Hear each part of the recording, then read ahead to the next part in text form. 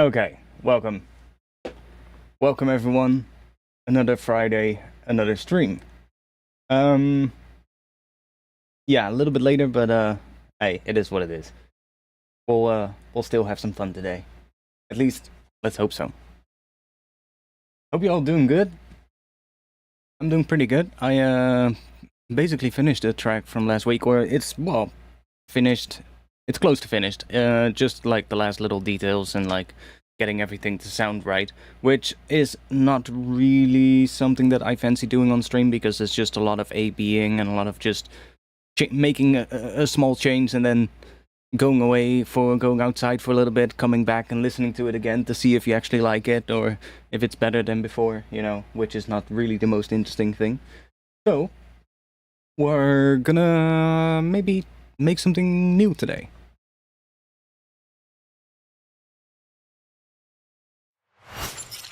So I hope you're all doing good. I actually didn't make music today and yesterday, not either. So I kind of feel like playing around for a bit today and seeing if we can make something cool. Yeah, I bought a new camera lens, so I went out to shoot some photos again yesterday. It's been a while since I went out, and I bought myself a new lens, so I thought, let's go out and shoot some photos. So today I've just been editing those photos and just been going through them and just checking if I like the lens or not. I can tell you I think I do like the lens, so should be good.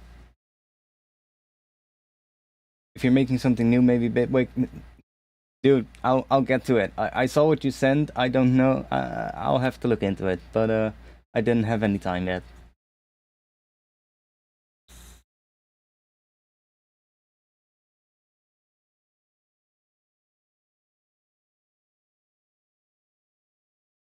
But yeah, I quite like the new camera lens. So I posted two photos already on Twitter and on the Discord, but I'll probably post some more in the upcoming weeks when I edit them. I'll probably go out a couple of times more in the coming weeks because now I kind of want to shoot more photos, right? So, but it was quite fun. I found some cool little places in the city. Some cool little. I found a little rooftop place that wasn't accessible first, but for some reason it was accessible now, so I was able to shoot some photos of the train tracks and all that kind of stuff. So kind of nice place, but it's weird because normally you shouldn't be able to go there. But I was there yesterday, and the gate was open, so I was like, okay, well, let me just go in. And that lens has an adjustable focal length. Yeah, it does. It's the Sigma 24-105 f4. I have my favorite lens that I use the most is up until now, then at least I can see how this new lens is going to be the one that I use most, but up until now the one that I used most was my Sigma 24-35, which is also, it is a zoom lens, right? But it's kind of like a wide angle zoom lens, so it has like 24 up to 35, which is kind of still wide angle ish. And 24 is wide angle on full frame, so of course you can go wider, right? You can get like a 14 or something, but 24 is most of the time enough.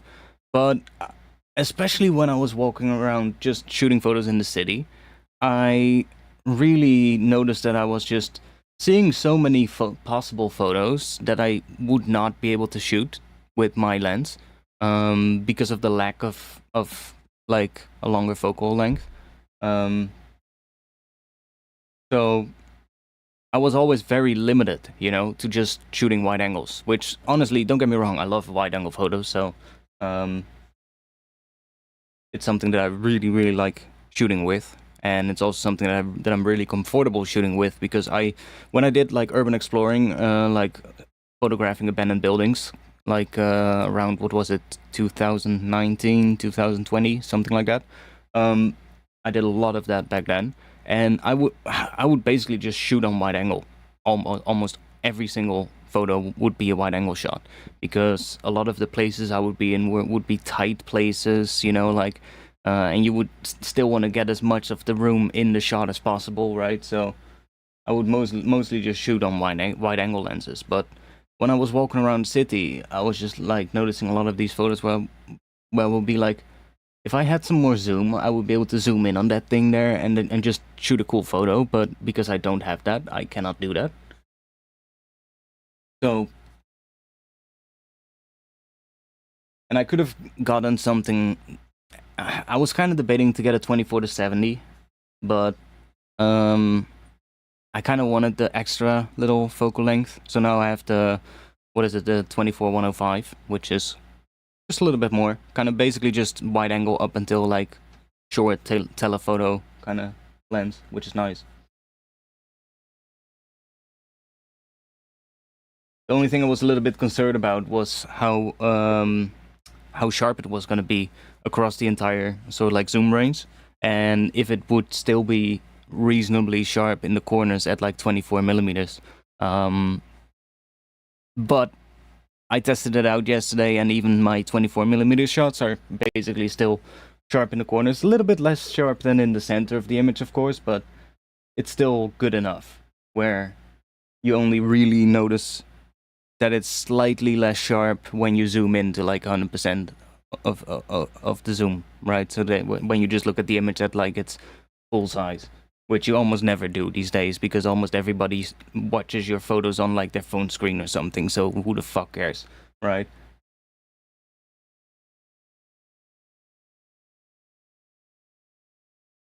But yeah, I'm quite happy actually. I guess I can. Let me just check real quick.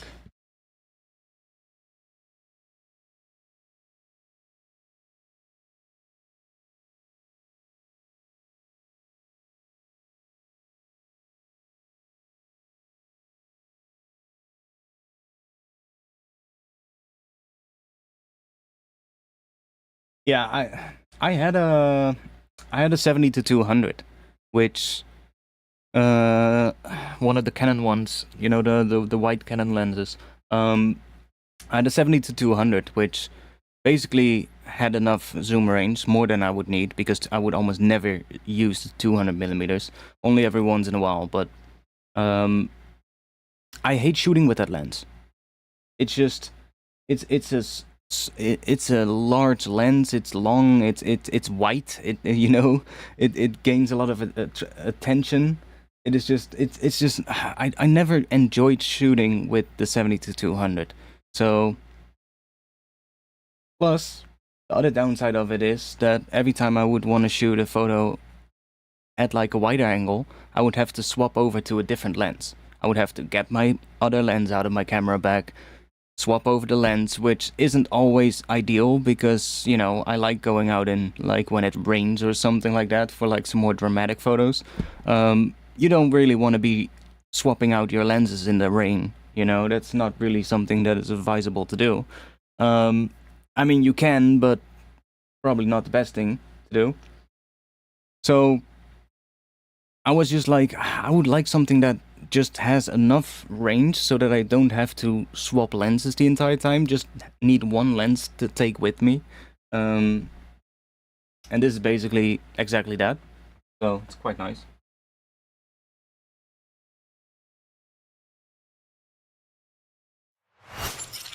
Yeah, I shot a couple of photos already.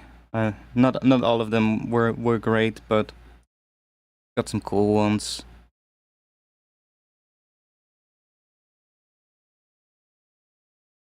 We got. I was just mostly testing it out to see how sharp it is. This one isn't exactly sharp, or oh wait, it's two.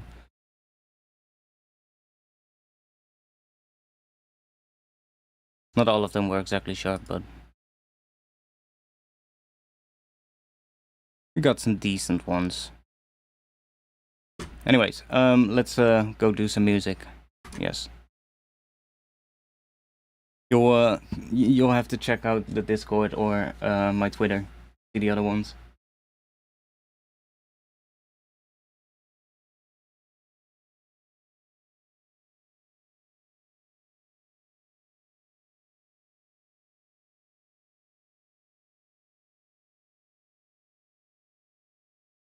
I don't know what we're gonna make today, but we're gonna see. I do have an idea of what I want to try out.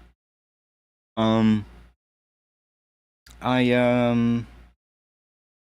was messing with some interesting skills earlier, and I found some cool things. Yeah, wait, I was talking about this in the Discord a little bit ago, a couple of days ago, and I said I remember saying I should probably explain that on stream because then it makes a bit more sense.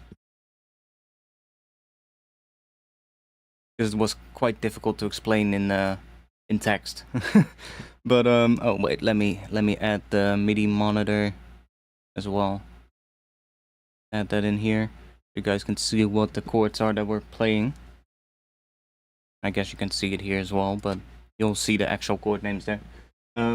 If we're playing chords, but I don't think we will.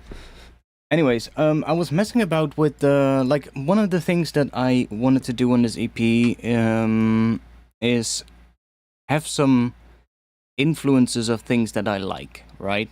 Because I talked about this before in a, I'm not sure which stream it was, but it was a couple of weeks ago, I think, where I really had to sort of like go back and think like, what do I like, and what do I want my music to sound like, right? Like I've a ton of tracks right now, but there were a couple of ones that really stood out from the whole bunch of tracks that I have that are like either finished or close to finished.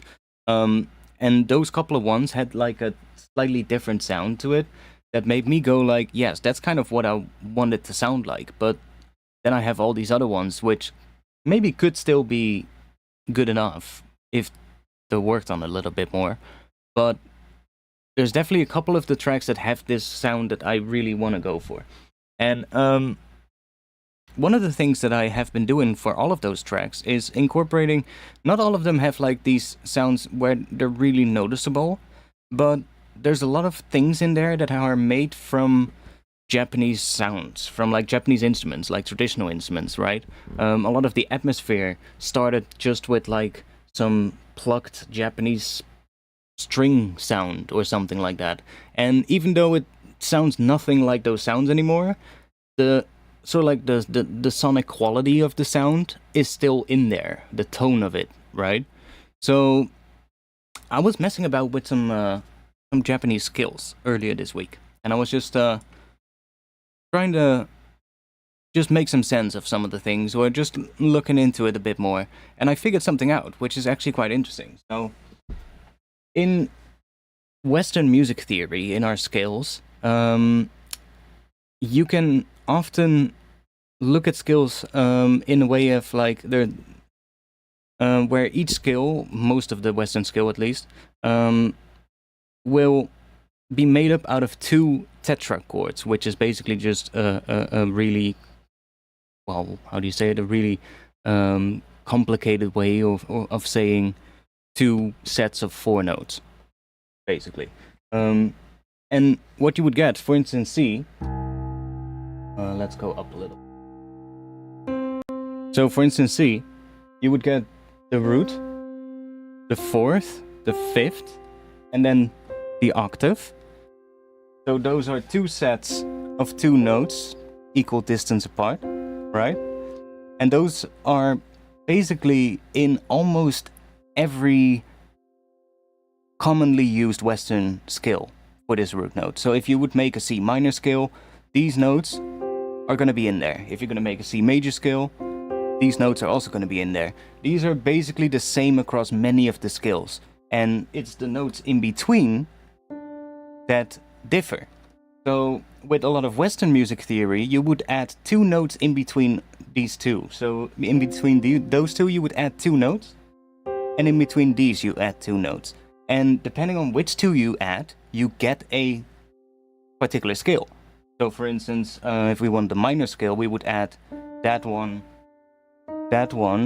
and then we would add that one. No, would add. I have two. I need more fingers.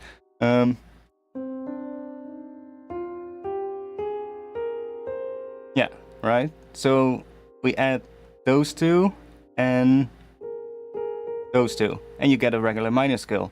But if we then move this up and what is it? That up? Then a major scale? No, that up as well. Then we get a major scale. So I guess, yeah, that's still one of the notes that I wasn't playing yet. So the root, the fourth, the fifth, and the octave are then always still there. And I believe there's more scales in Western music theory that also work. And you can do all kinds of combinations with notes that you add in between and arrive at different kinds of scales. Now, that is something that I guess I always knew, but I never really cared about because it's not really that important to know. But when I started trying to make sense of the Japanese scales, this actually suddenly made a lot of sense to me because I was suddenly thinking about those scales in this kind of way and something clicked. So if we have a Japanese scale, let's say on C as well, we can still do that same thing. Same exact notes, but now instead of adding 2 notes in between, we're just going to add 1 note. So I can add this one and that one, for instance, just to choose one. Now, if some of you are a little bit well known with music theory and you're looking right now, you're probably seeing that this is just a C minor pentatonic scale, right? But that's also a traditional Japanese scale. So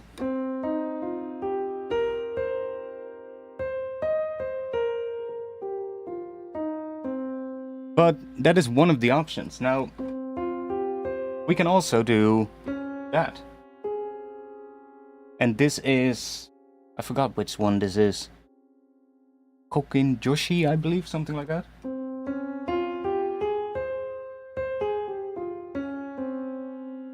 And you can do that for all these different options. You can do that. And you get another pentatonic scale, and all of these are used in traditional Japanese music. And also don't have to add the same interval in between. You can also do, for instance, this one here, and do the minor pentatonic interval here. So you get...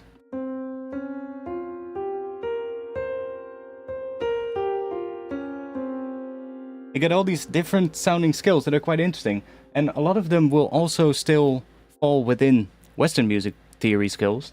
So I was now thinking, should we maybe try something with one of those skills? Now, there's also other options, by the way, because you don't have to do that. You can also do, for instance, you can also do...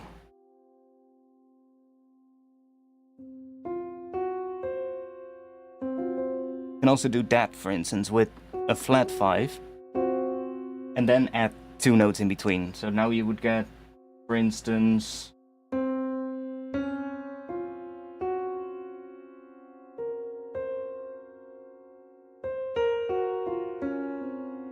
You get all these cool skills.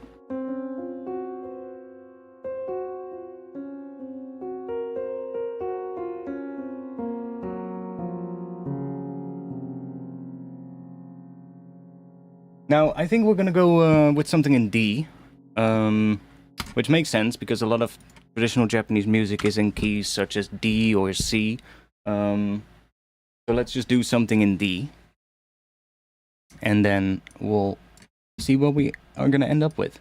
We're probably not gonna use a lot of like, we're probably not gonna use a lot of the traditional instruments like the way they're supposed to be used.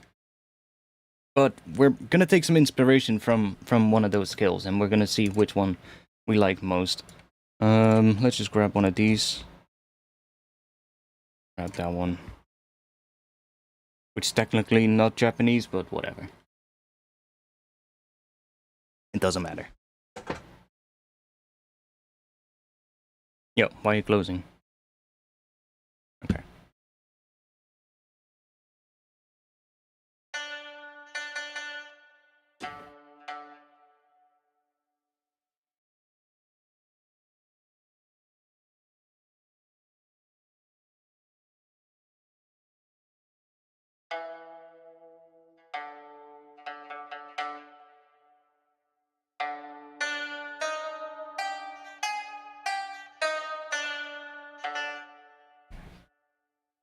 Grab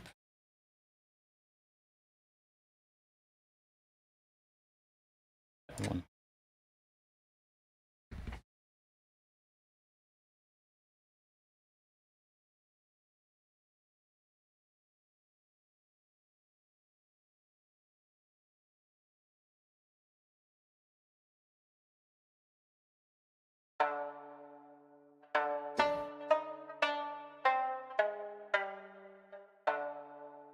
So which one are we gonna do?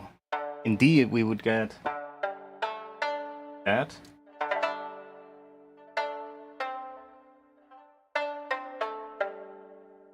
I like that one.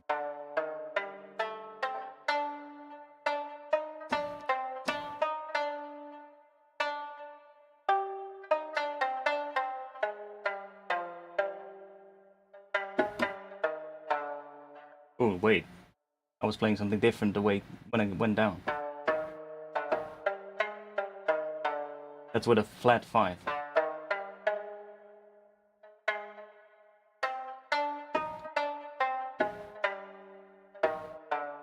That's really cool. So that's...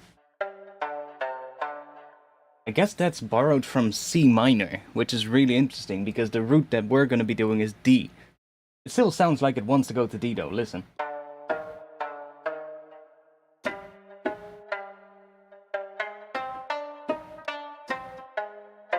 Oh.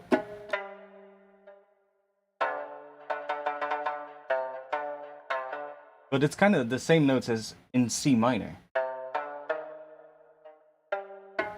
Because we have G and G sharp being the flat 6 of C, I guess.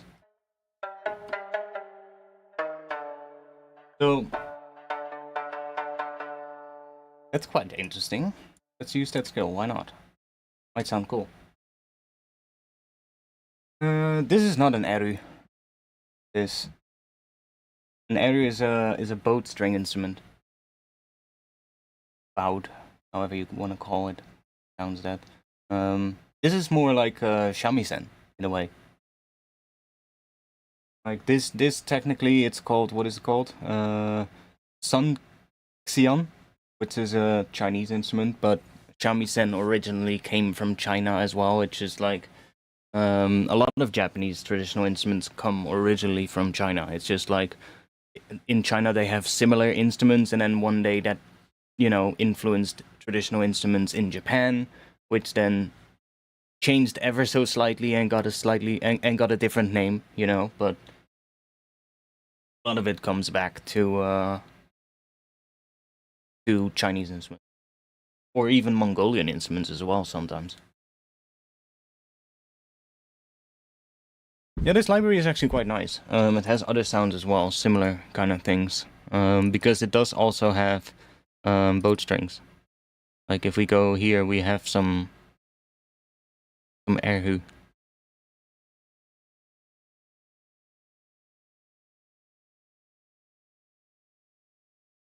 Which sounds completely different.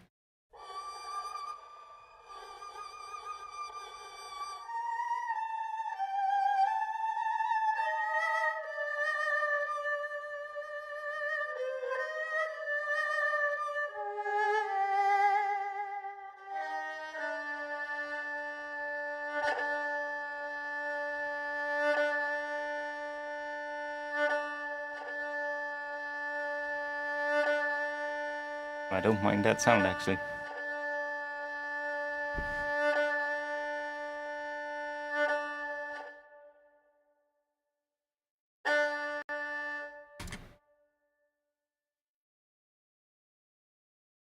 Turn that into an atmospheric thing. With those little changes in it, that could maybe be actually be pretty cool if we run that through some processing to get like, I guess make it some quite wet, quite a lot of reverb on it, but not that granular thing so that it becomes a fully sustained sound, but like some reverb so that we can still hear those little, how do you call those, ornamentations in the sound. Maybe we can do a little bit of beam on it and just drop that on here. I have not seen that library of 0G, so what is it?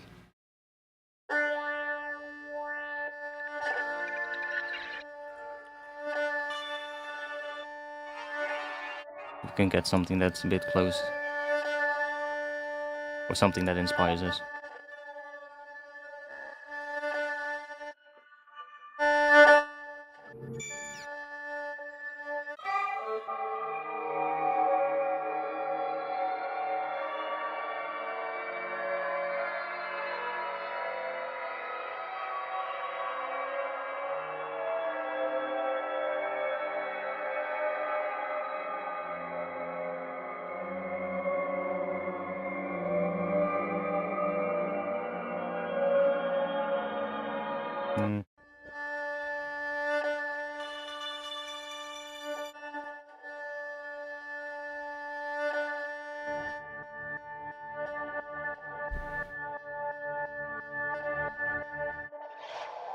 The designer of all sort of sounds, okay.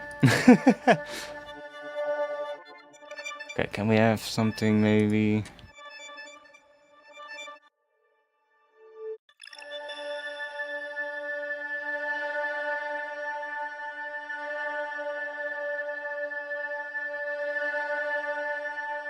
Sure. Chuck some more reverb on it.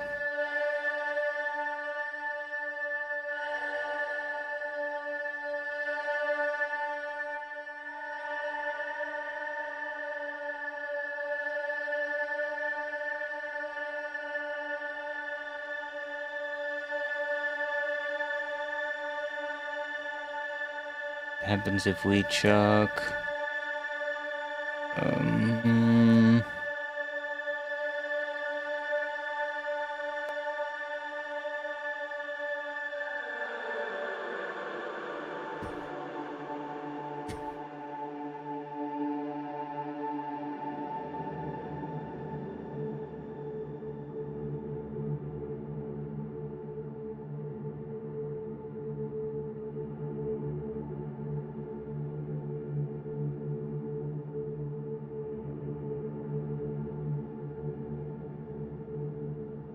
like that, but do this.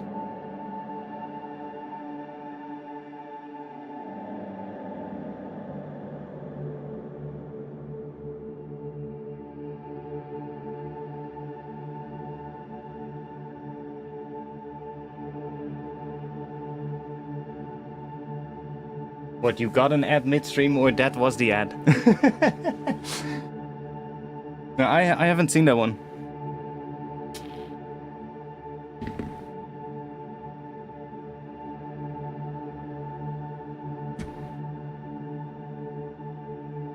I mean, 0G has been around for so long. I remember fucking seeing their name back in the day when sample libraries still came on fucking CDs. Like, they're absolutely ancient, but I mean, they've been around for a really long time for a reason, probably. I do still have some of the really old 0G packs, like the what was it called? Vocal Ecstasy, and some of those old packs from like the 90s.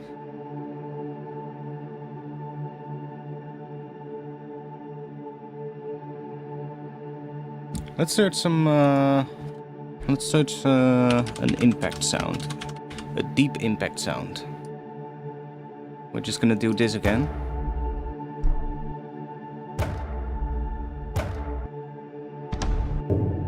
Something...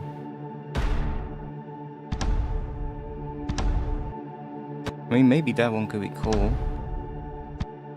I don't want exactly that sound, but I want something that is a bit of an impact sound, and then we'll do the similarity search.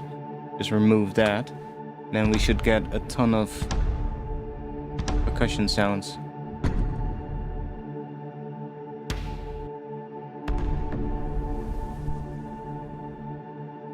Let's also do a little...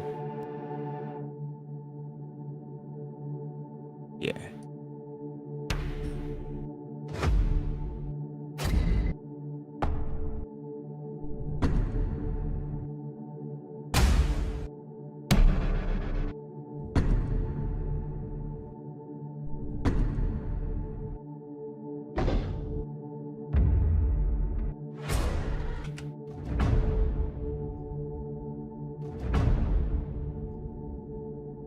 Okay, maybe make that one work.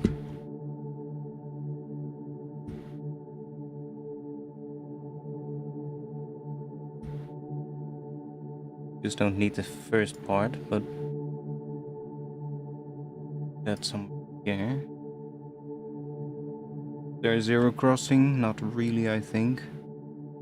Maybe this. Oh yeah, there's one right there. Put it right there.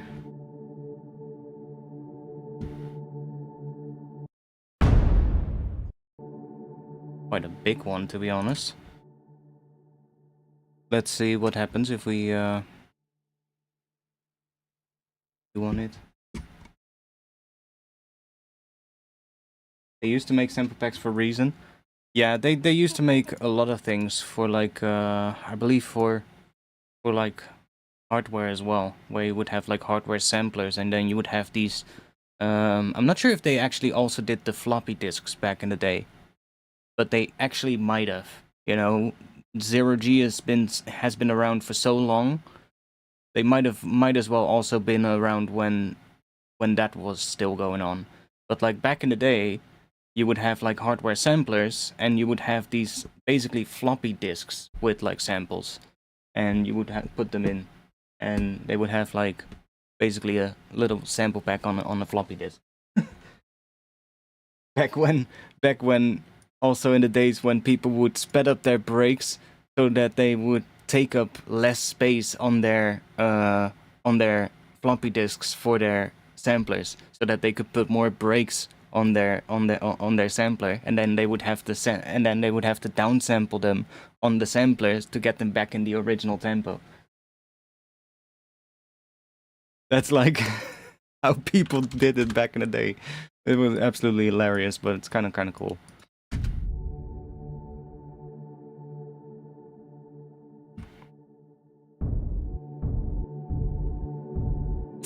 Kind of want to have a better one than this. Let's just search for something else. Let's start from a different sound, because I think that one gives us... Oh, you know what? Maybe that'll actually sound good. I mean, kind of looks like it's around the key of D as well, so... Sure.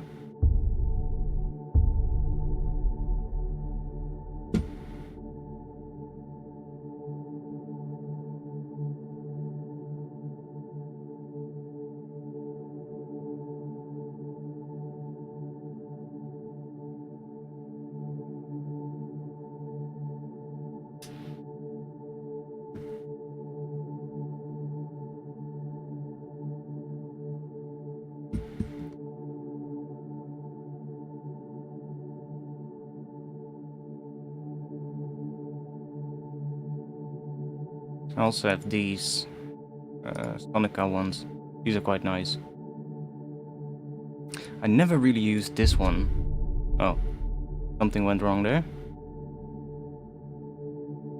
Oh, yeah, I think I removed it. Or I moved it to a different place. Well, it still loads up, but it doesn't load the samples. Yeah, I'm not gonna fix that right now. We'll just grab another one. I think because my hard drive for my contact libraries was getting full, so I moved it. But this is still in the same spot, obviously. This is just a quick load menu. We'll grab this one, see what we can do with that. I have like a backup hard drive for my old contact libraries that I never use, but I guess I decided to move that one as well in the process of freeing up some space. No big deal. Let's see if we can make like a layer or something out of this.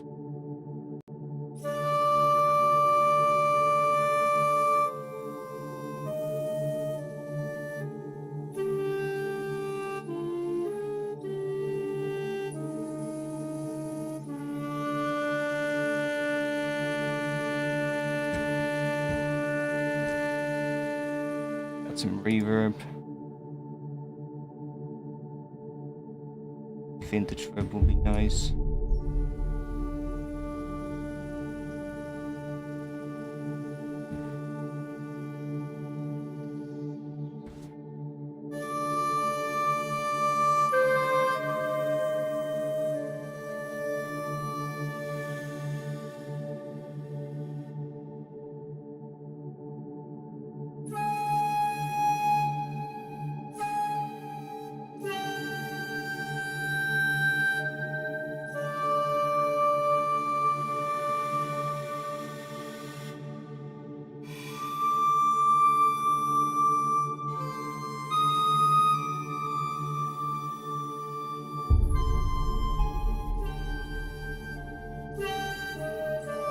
So, sensitive for the velocities, this one.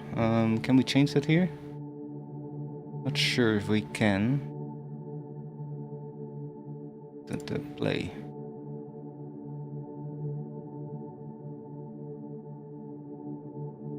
I think that's the module depth. Velocity control. And we can curve it.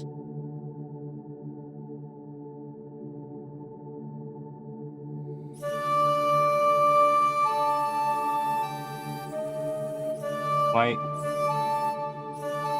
Oh no, it is legato.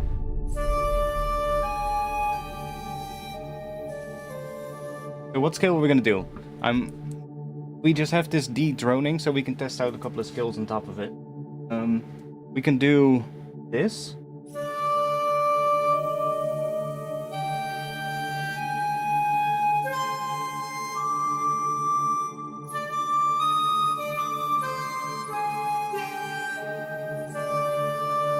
Can do that, or we can do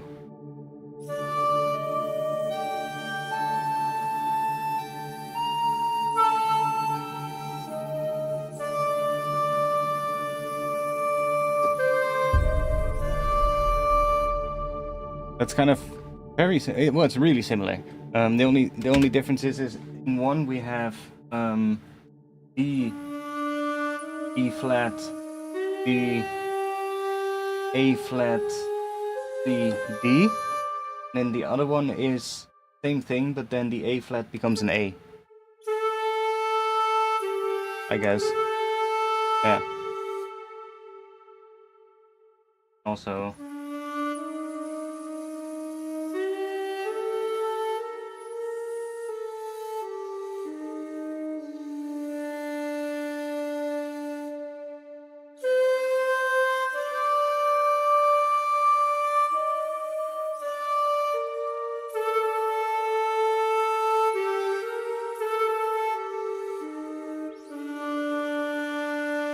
Although I do kind of like the one with the, what was it again?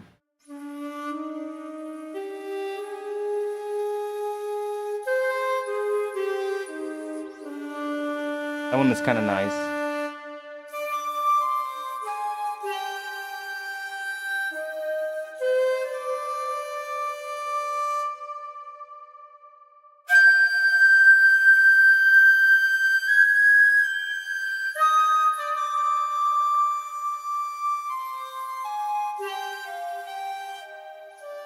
Yeah, cool. Let's I guess try that scale. Let's make some more atmosphere layer out of this thing or something.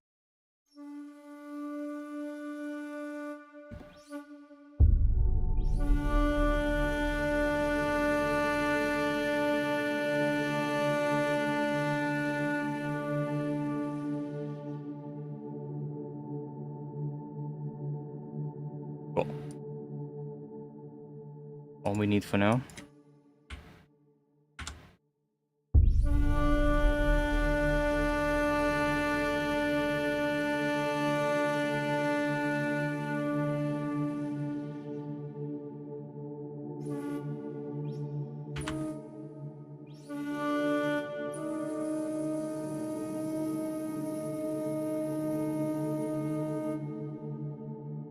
Let's do a little that. Do you use the new skill according to... I mean, I don't really do it. I should probably set it to whatever skill we're using. But that's the thing. The skill that we're using is not really in here, I think. Oh wait, maybe it is. Kumoy. Did that one. See? No. See? I believe those are wrong as well. The ones in Ableton. I'm not sure if these are actually correct. Because that's the issue. A lot of those skills, all across the internet, you'll find like a ton of different explanations for the same skill. And also, a lot of these in here are not even technically skills, but tuning systems, I believe. Or at least the Japanese ones. Like, well, I mean, this is a skill. That Iwato, I'm not sure that could actually be a tuning system. for Kodo, I believe. Same with Insen and Kumoi. I suppose they mean Kumoyoshi with that. That's one of the skills as well. But when I get this, I see D because I select D, so I get D, E, F, A, B. But that's not what I would expect. Let me check real quick.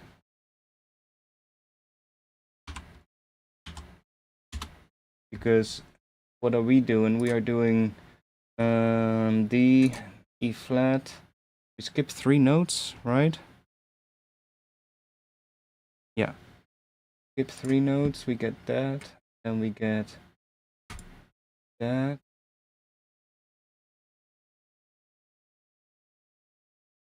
This. Okay, so this is Iwato. That's Iwato. Does that actually, is that correct with what we're getting here? Okay, so yeah, that is what we were playing. So that's Iwato. So that does kind of still, well, it is in there at least. And it seems to be correct, that one. But Kumoi, I guess it's not the one that I... Is that the same one? Because I thought Kumoyoshi was just that and that. Oh, that's Hon Kumoyoshi. I guess that's another different one. That's Kokenyoshi. See, so if I do this real quick, this is basically that same thing as what I showed earlier, where you have one note, the root, the fourth, the fifth, and then another root making the octave. So you have those 2 clusters of 2 notes, or those 4 notes in total, basically. And then you can add anything of these ones and of these ones here to get like another variation of a traditional Japanese scale. So that and that, get Honkumoyoshi. That and that, you get Scottish pentatonic, but that's also known as Ritsu, which is, or one of these names, right? So you can go do that, and you get the minor pentatonic. But minor pentatonic is also known as where are you? Minyo in Japanese. So, and then we have this one as well. That's the Ionian pentatonic. Not sure if that's also in Japanese music. Probably it is. I guess that is a Japanese name for sure. Ryukyu. So, see, so that's the common ones, and then you have the options where you don't have the same intervals in these 2 sections. So you would do maybe that and that. And you get an altered pentatonic, that and that. You get Kokenyoshi. See, so you get all these different options. And a lot of them are traditional Japanese scales. That's an Indian scale. So, but what we were doing was a flat 5. So we were doing that. And then we were doing that, and then that, which is Iwato. So I guess the one that they're... This one, Kumoi, is different. I guess Kumoi is just another one that I've never really used.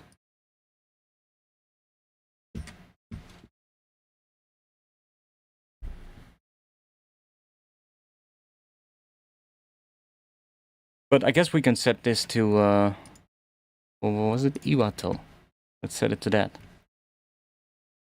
Not that I really care, because I know what notes it is. So I don't really need this highlight feature. But whatever, it's there, so might as well use it. I'm not sure if these are now correct. I think they are now, yeah. We have to do that separately for these real quick. That, and this one as well, yeah.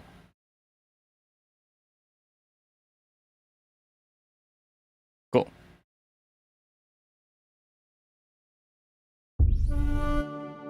Yeah, I'm not sure if you can add more skills in Ableton. I don't think you can.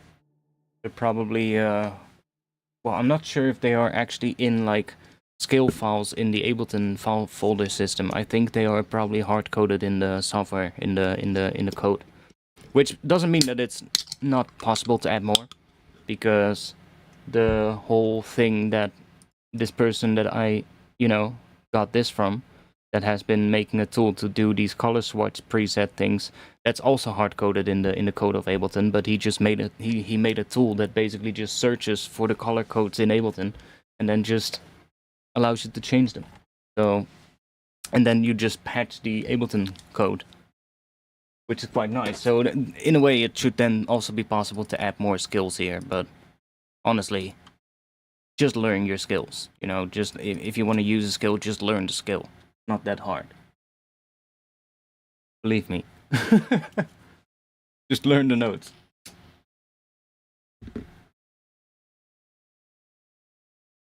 Will probably help you a lot more as well.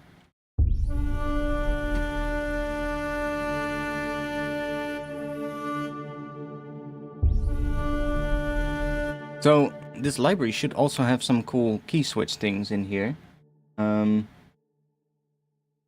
Like, there's these key trigger connections. I believe you can switch the key switch sort of like halfway through the note. So let's see, that is D, C, then we go 1, 2, 3 octaves down. That's where the key switches start. So let's do that. That's where the key switches start, right? Oh no, another octave down. Right, so now we can also let's have a little listen, because that sounds almost the same if you ask me. Oh yeah, see?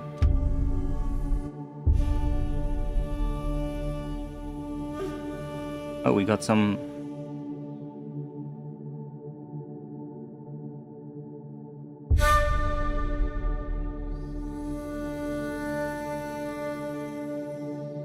But I believe we can also change mid note. So if I, for instance, do, can I then add this one here? Did that change?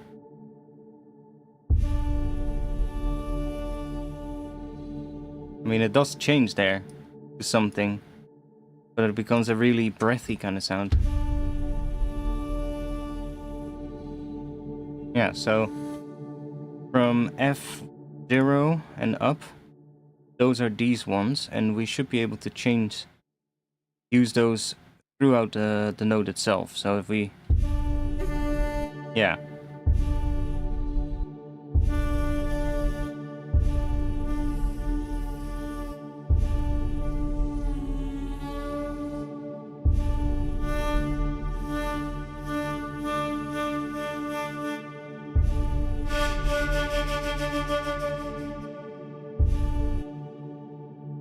So if we,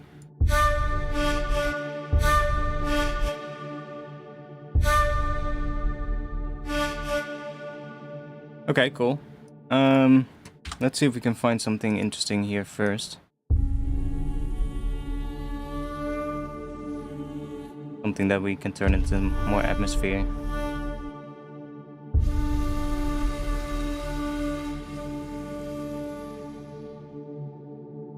Let's just do that one here.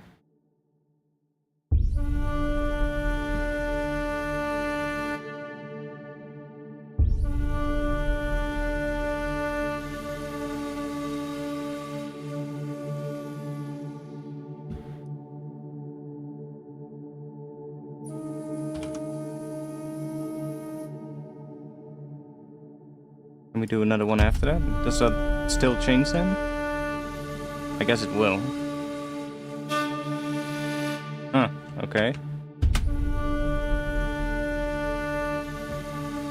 Doesn't really matter probably, because we're gonna reverb the fuck out of this sound, but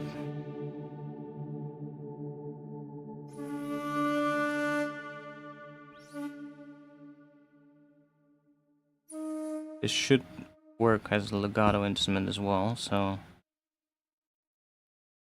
chuck that there. And then maybe, I don't know, we'll have to find something for this one, I guess.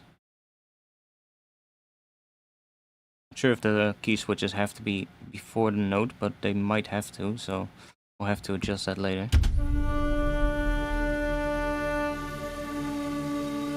And we're gonna put a ton of processing on this, see if we can turn in some cool atmosphere.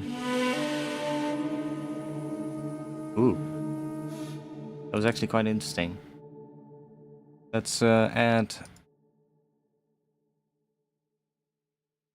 DC control. So that we have some mod wheel as well. Because I wanna... This first part is not as important. Oh. That can just do something like that. It's not too important.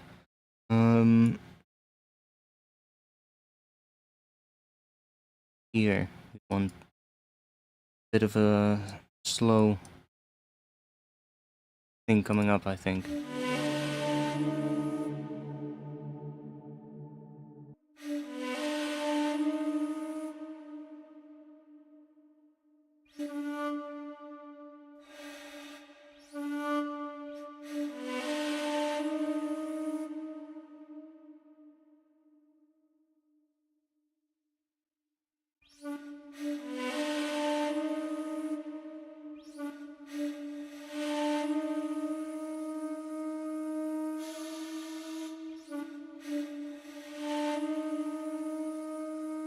Not sure why there's a little thing at the start, but... Oh, that's just in that... I think it's fine. We can mess with that.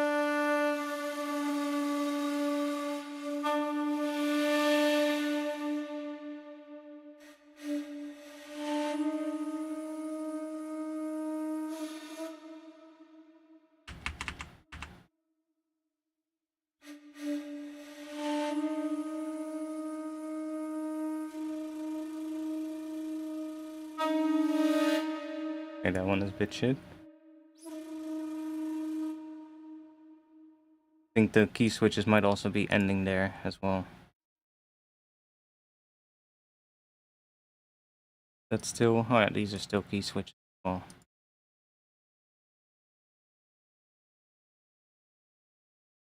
Go down.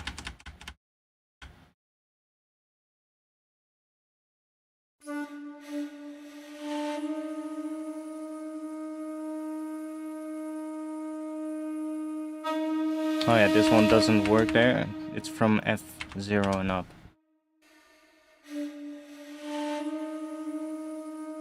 I like that change. That one is shit, but...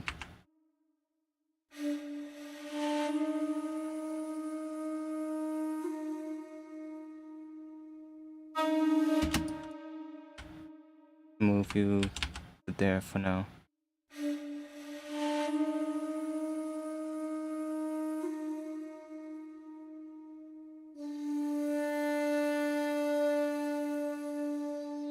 That might be cool.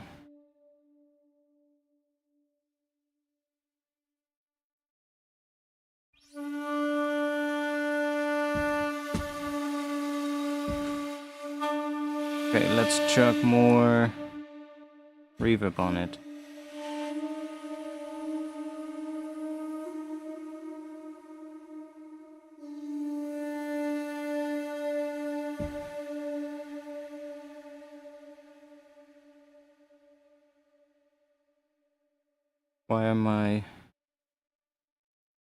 Why is my browser...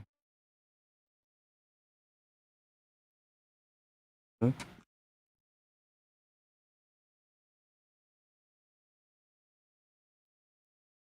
Where's the delay tag?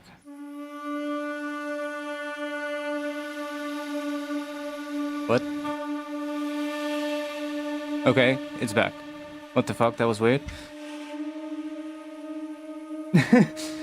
My tags were all weird, but now they're back. Okay. Whatever. Let's just add a bit of delay as well.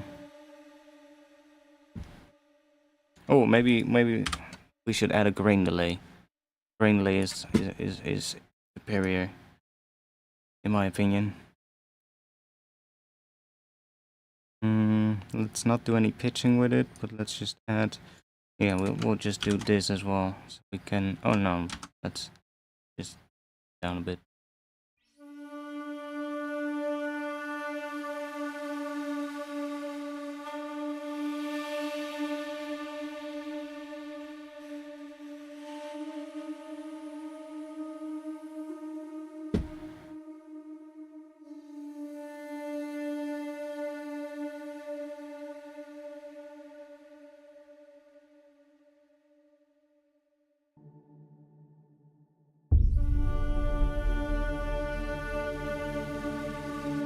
Okay, let's give ourselves something to add a little bit of pace, a little bit of tempo. We'll just grab a hi-hat.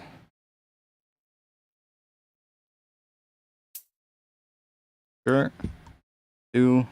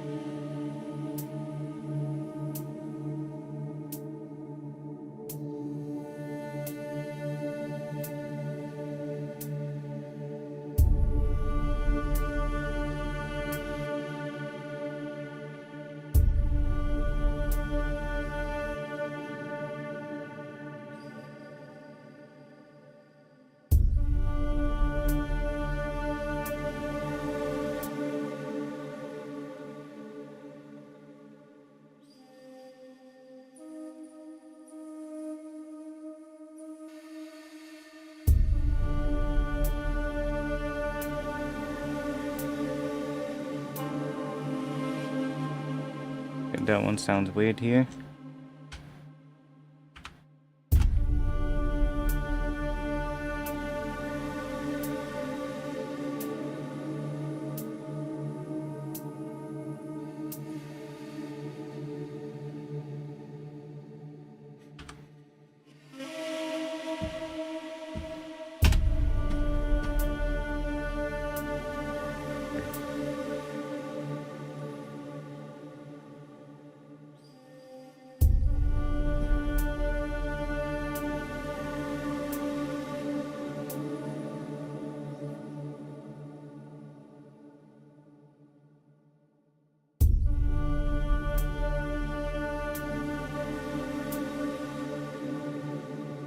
We have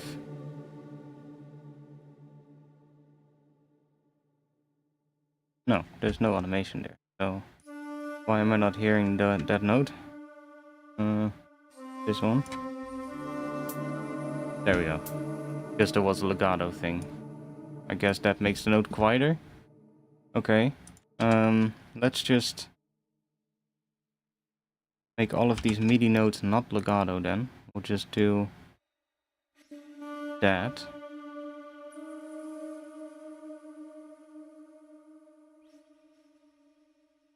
Then if we have to, we can always make it legato.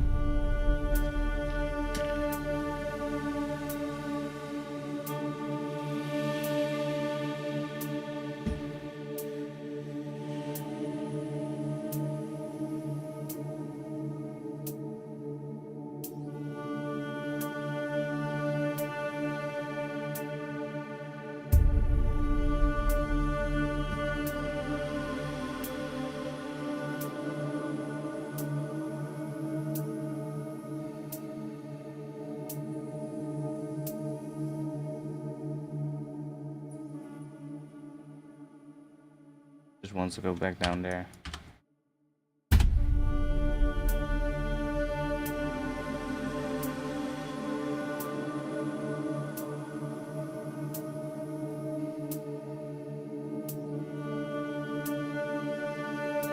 Probably with a different thing though, but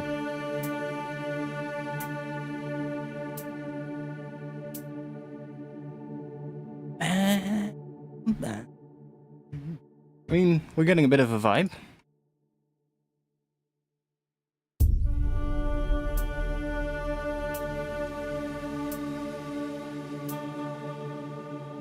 Add some more stuff. Let's stick with the Japanese sounds because it sounds kind of cool. We're probably gonna process it a lot more, but let's add the Tsugaru shamisen. I love this instrument. This instrument sounds so fucking great. It's kind of similar to that one that I had earlier, that Son Xian. But this is I guess the Japanese version. Such a nice instrument. Let's do D. And I guess we can change that. Cannot, but do we get... Guess we can go with that. Does it matter for this one? I don't think it does. It's just that what are the open strings? I guess we're gonna set that to that then, so that D, G, and D are the open strings, because that makes sense with... Yeah.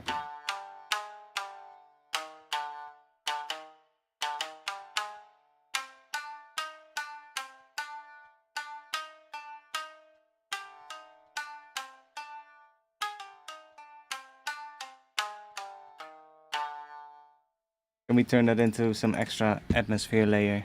Tonal kind of layer? We probably can. Just do...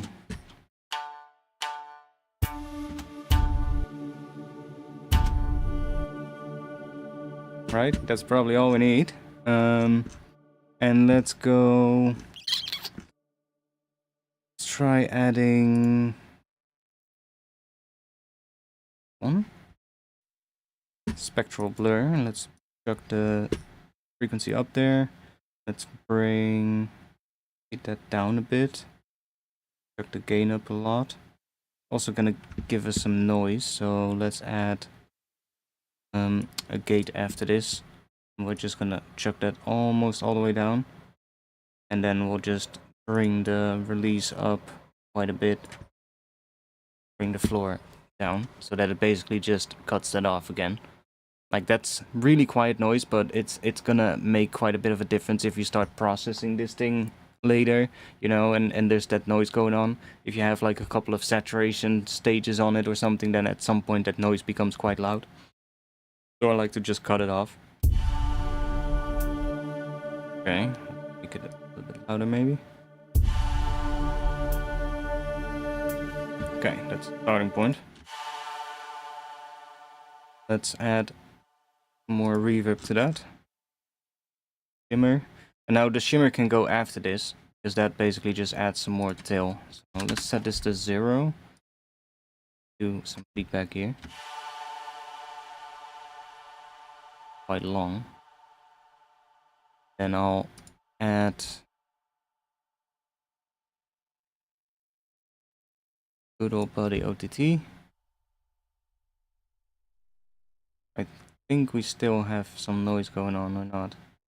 It's just sub, so coming from here. Just up a little bit more.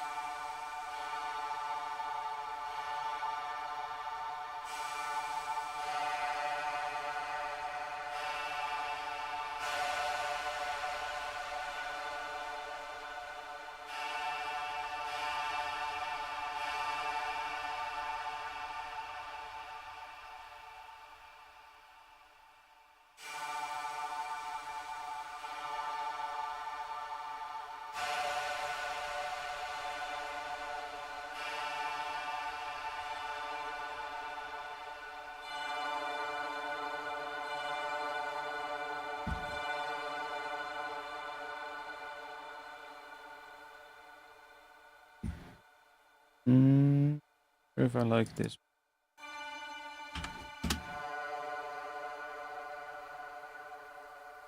More reverb. Sure. Sure, that'll work.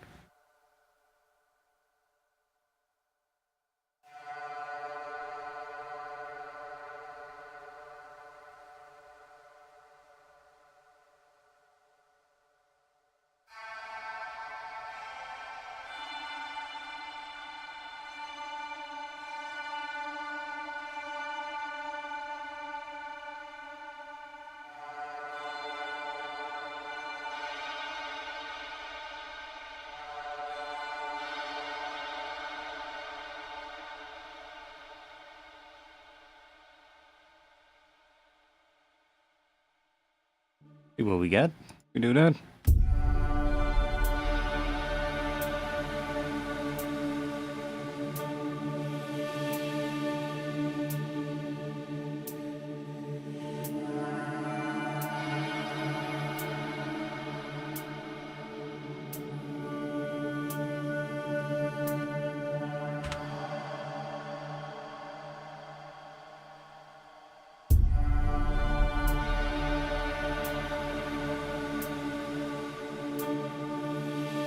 We also have that start there. We can probably get that out. Let's do there, then here. What are we looking at? Frame delay? No. We want there. Oh, what was it again? What was it in here?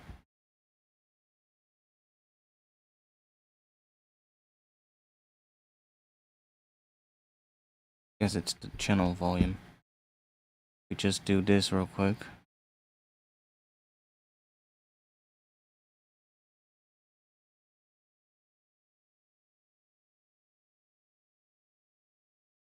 That works. I think it does.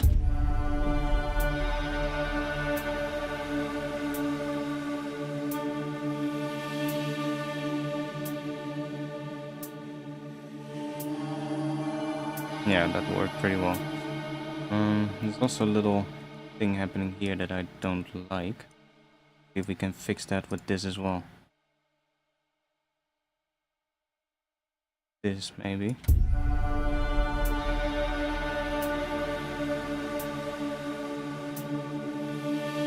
A little better.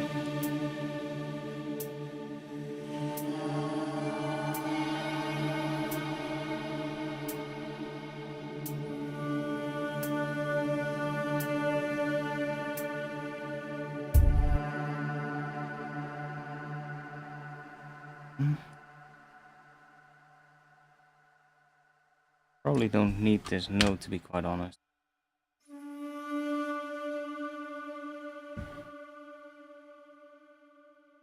Still have that as well, so we just extend that one note.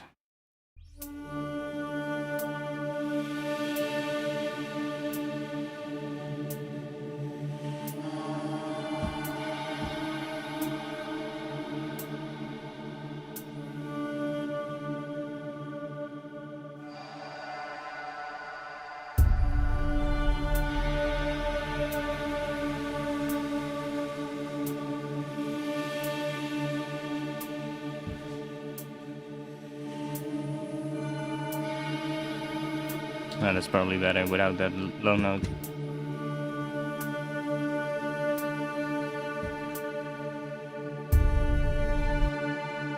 Okay, so what happened? We have here that. Yeah, that's the piece that extends. So I kind of want this to come up slowly. Yes.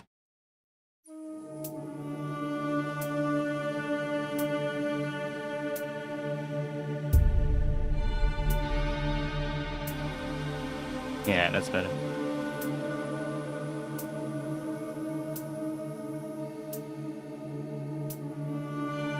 Then here, just that. this.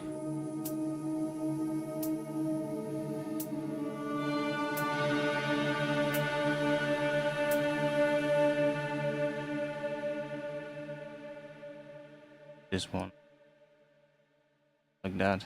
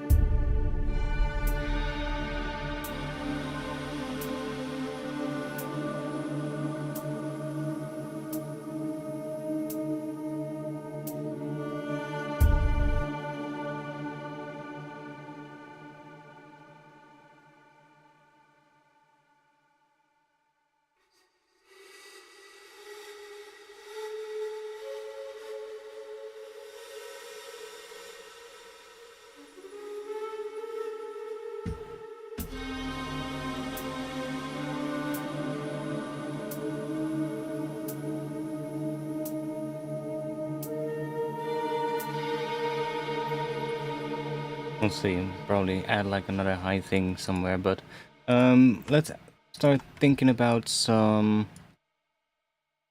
We do drums? We add a little bit of a bass, maybe, like a res bass, something. I mean, we can just try the res out real quick. Int. To Serum, where are you? There.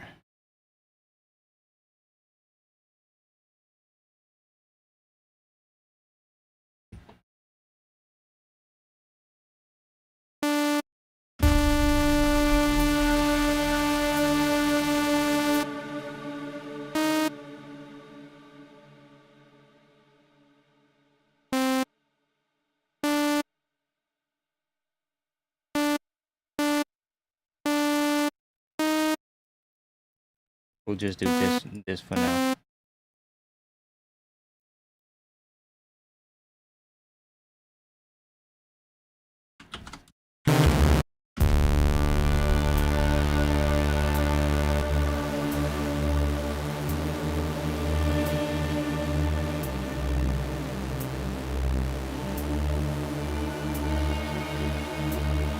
Okay, let's leave it.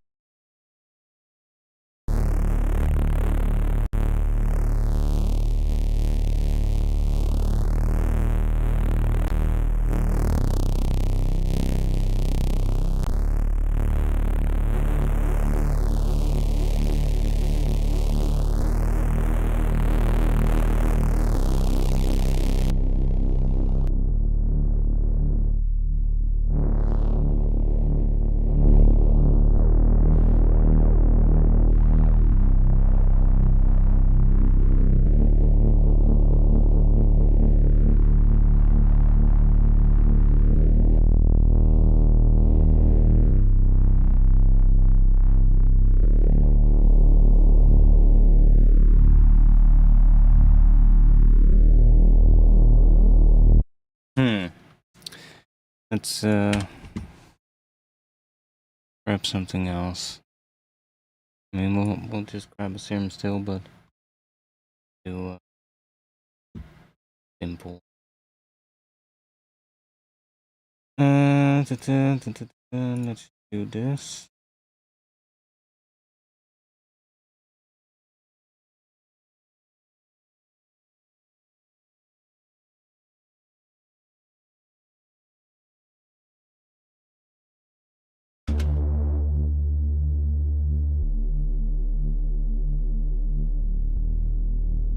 Yeah.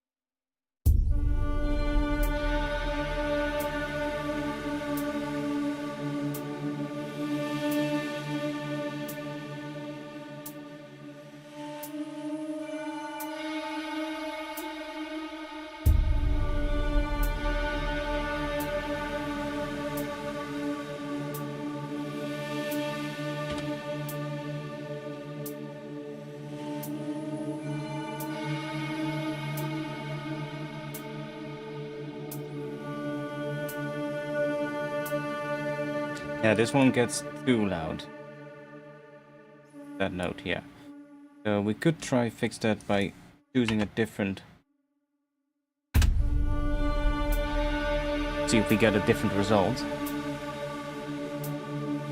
I do like the sound of that shakuhachi flute, what it does for the intro.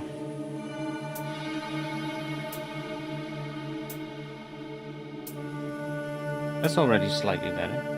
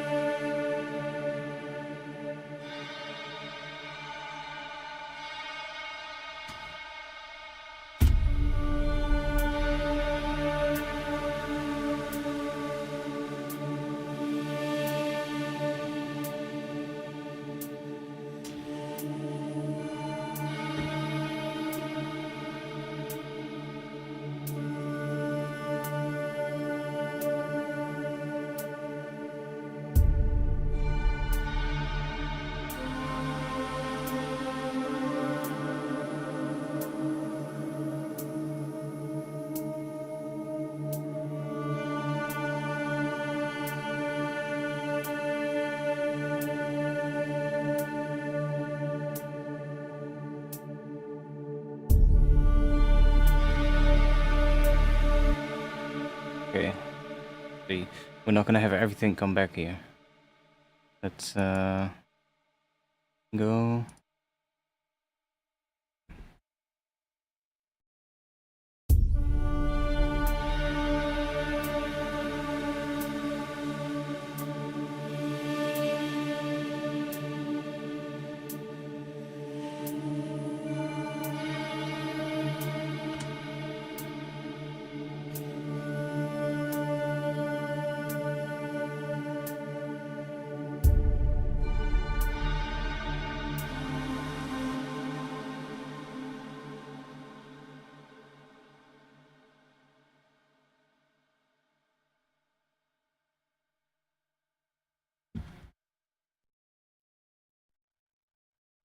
I guess we can.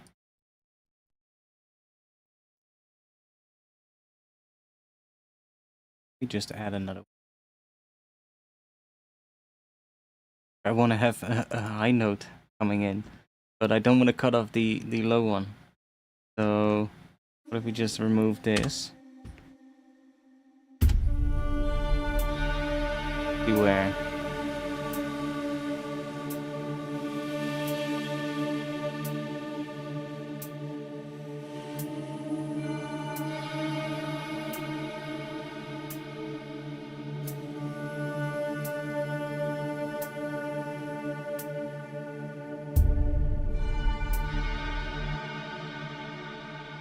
Right here on the where it goes to the second half, I guess.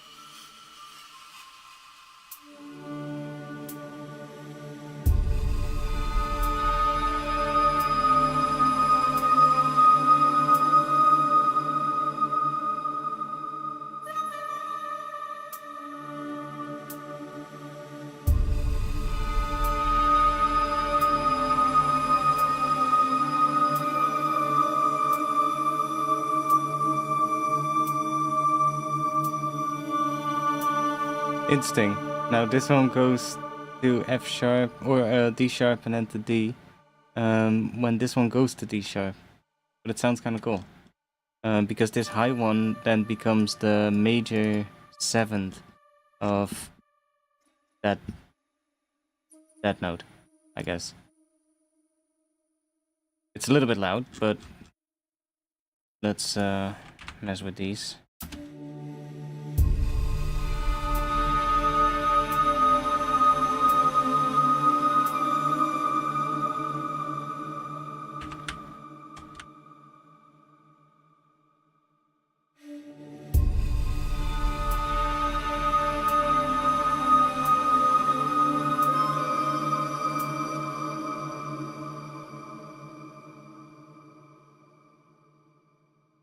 Also, probably a bit of that maybe.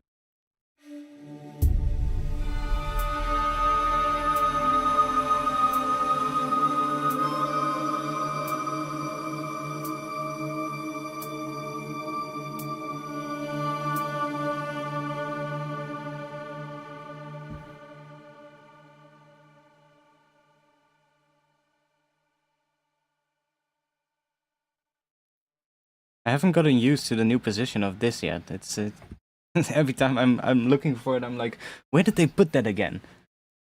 Because it used to be at the bottom, right? Right here at the side, and now it's suddenly here at the top. But I'll get used to it. But no,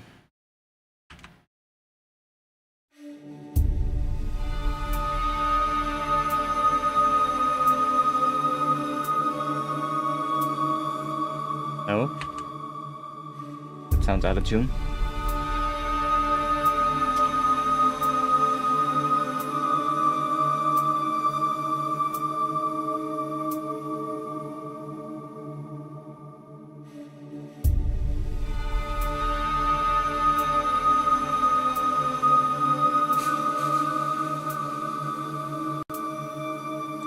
Interesting. Happens if we put that here.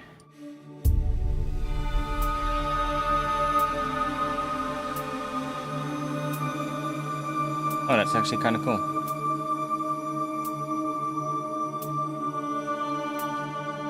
So let's get rid of that. Can we also pitch bend this? I guess we can.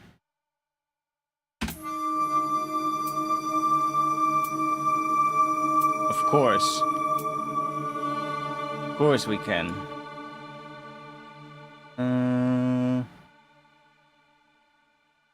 That a bit.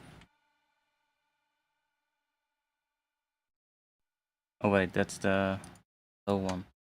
I'll change that one. That.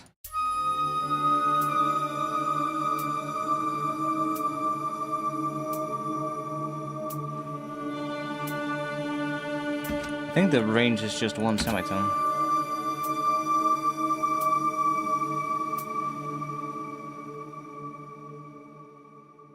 Does it actually have a range control in here? Right have? Yeah. 50 cent down and 50 cent up. Okay, cool. So we can just do the full range bend, and we get that sound. Maybe we'll a little bit quieter.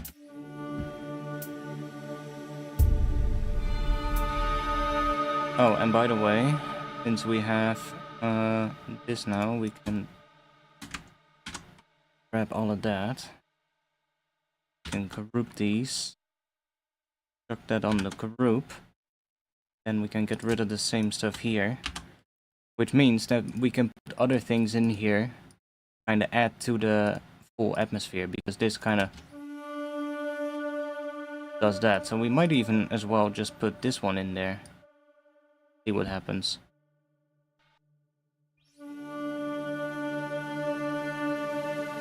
Now that entire thing has the same processing on it. I mean, this still has some more on it, but why not?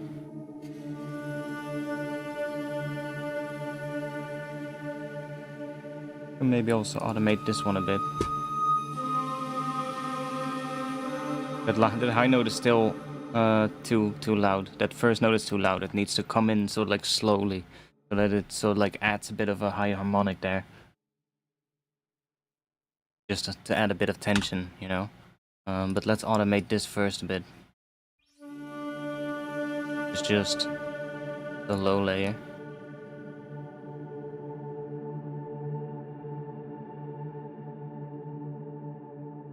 Might as well do that. That.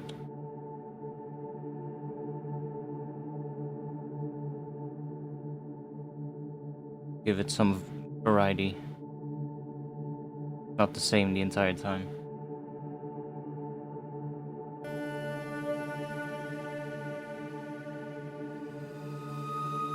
Or we can have it increase over time. That might actually be better.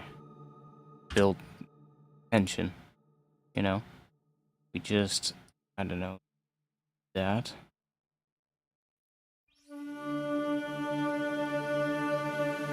Maybe even up until there.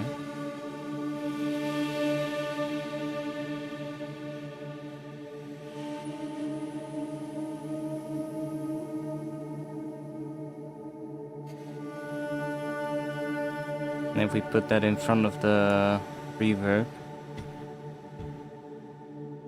we should hear that it just... Well, then it should have a bit more of a smoother transition.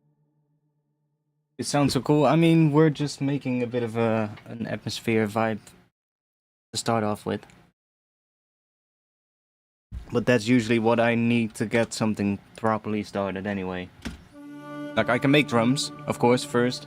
I can make bass first, but then always I get to the point, cool, now I need to put this into context. Okay, now I need a vibe.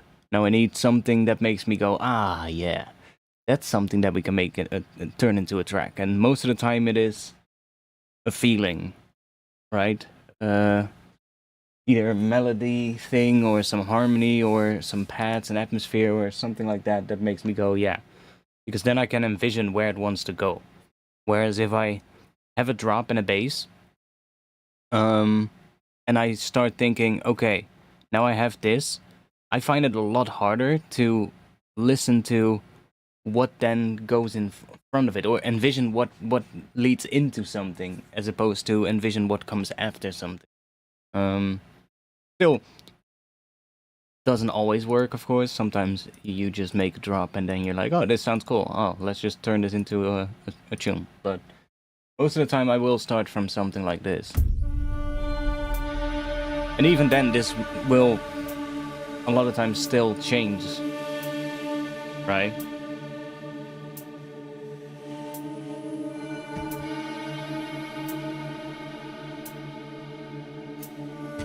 Okay, this one probably wants to come in a little bit slower.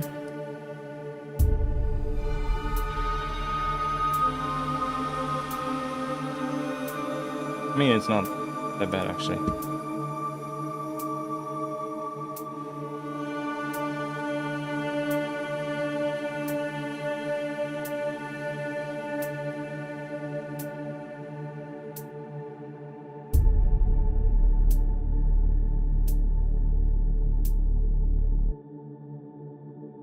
I'm hearing something else.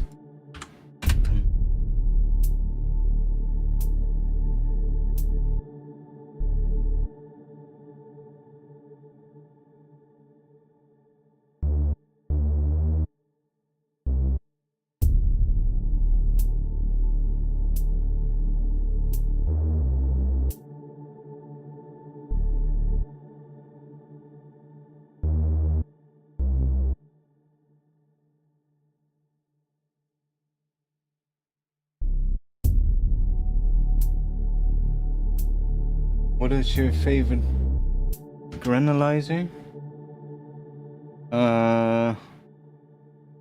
Depending on what you mean. Like, there's a ton of good ones, but like for granular synth, I'm kind of torn between current and pigment for that.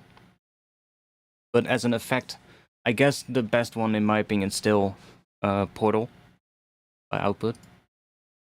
For me, at least, for what I like to do. But then again, Ableton's Granulator 3 is really nice as well. So there's a ton of options. I mean, in the end, they all do similar things. It's not as much about the granular tool, it's more about what you do with it and what you put into it. The material you put into the granular synth matters a lot more than the granular synth itself, let me tell you. Because they all kind of do the same thing, it's just they might sound slightly different, or they might have a few features here and there that another one doesn't have, but most of the stuff in a granular synth or in a granular effect is very, very similar. It's, for me, the reason why I like those is mostly just because of the interface, and because it's a pleasing interface to work with.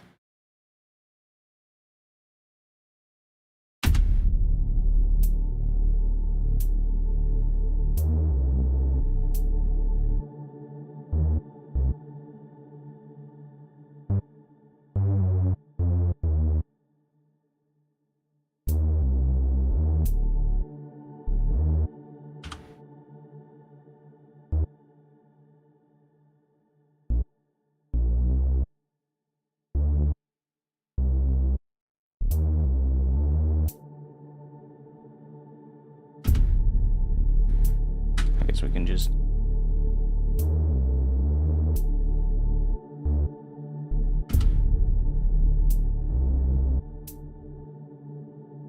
make auto, this one as well, that one as well.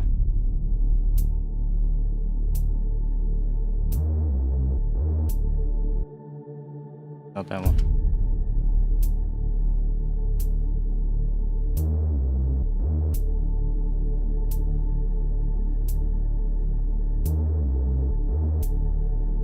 Okay, I guess we want to have some drums.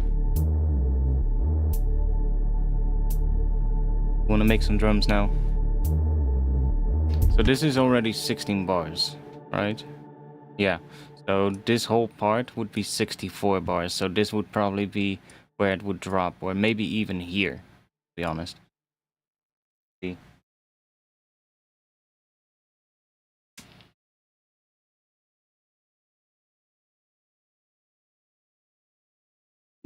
There is no algorithms in granular synthesis.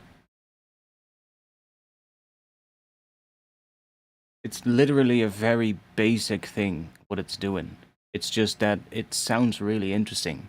But at the core of it, it's a very basic thing. It's literally nothing more than taking the incoming audio, chopping it up into very short bits, depending on the speed that you set in the granular tool. And then every one of those pieces has a volume envelope. And that volume envelope can have a whole variety of different shapes. And then depending on what the speed and length of those two are, you get either really choppy sounds where there's like pieces of silence in between every little piece, which can sound really cool. That's one of the characteristics of granular synths. But then also when you start making the pieces longer than the space in between them so that they start overlapping, that's when you get really atmospheric kind of stuff. All of the granular tools do that. And it's literally the same thing across every single one of them. The things that make the tools interesting are how much randomization it does it give you to all the different settings of a granular synth, the effects that are in it, so that you can take whatever it makes to a whole new level. That's what makes them interesting. It's not really the technique itself. Granular synthesis really is very basic when you think about it. You can take a sampler, like literally an Ableton sampler, and make a granular patch if you know what you're doing. You just need something to generate, like, if... Sorry for the tangent, we're getting distracted, but this is actually kind of interesting. I never really tried this, but if we take a sampler, and if we take... let's take the... Where's the shakuhachi flute? Let's take Mr. Fluty Flute. And, is that a D note? Yeah, it's a D note. Cool. We want Mr. Fluty Flute. And let's just put him here. And we're gonna freeze and flatten that.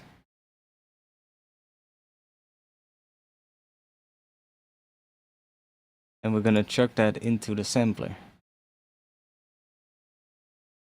So that's in the key of D. Put that on D. So... Right. So if I now chuck an arpeggiator in front of this, so that it takes the MIDI notes that I'm playing, and it does that, and then I just, the gate here becomes our length. Okay, so we can have up to 200% length. And if we want more, I guess we can chuck a note length device on here. That's maybe even better. That we can change the speed of the grains. And then we would have the rate, which is this. So let's unsync it. We have the rate of the grains, and then the position. So we would have the sample start position. Now we get clicks as well. That's just because we don't have any crossfade, or because there's no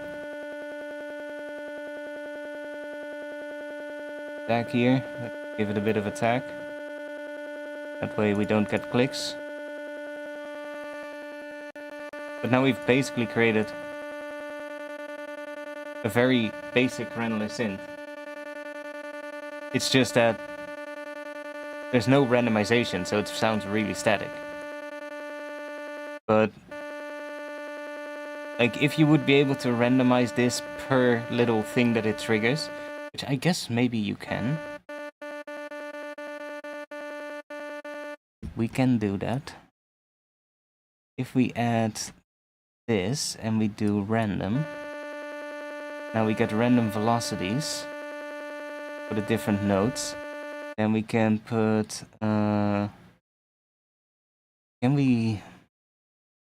we can take an expression control, and we can take the velocity, and we can map that to, let's say sample start.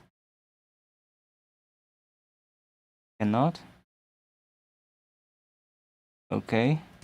Oh wait, we don't need this. We can do it in here. We can do modulation, or MIDI, velocity, sample, offset, I guess. Then we need to give that a bit of a range. Okay, so now we get a little bit of randomization. So you can kind of still make a granular thing in here if you put enough time into it, at least. You know, it's gonna take a lot of time, but... And that's why granular synths are probably better. Because something like this would be so much easier in a granular synth. Because if we just take current...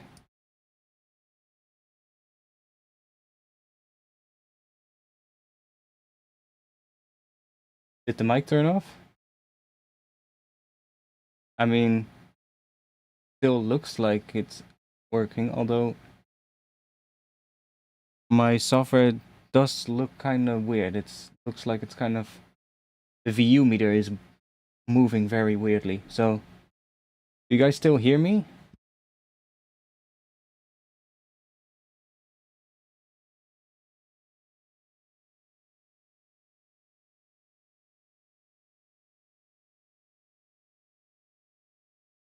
Yo.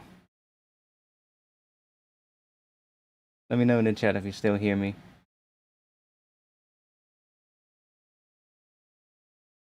Yes? Okay. Then it just looks weird on my end in the streaming software, but it looks like the meter is moving very slowly.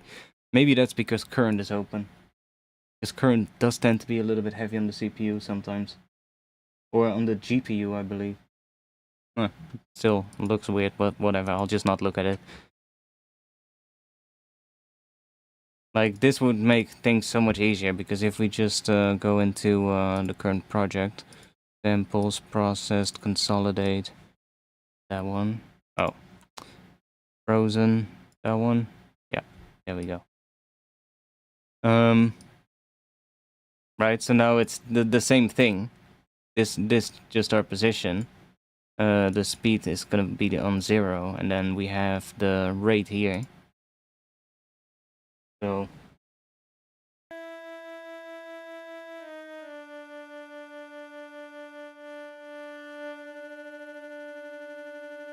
then you have that volume shape.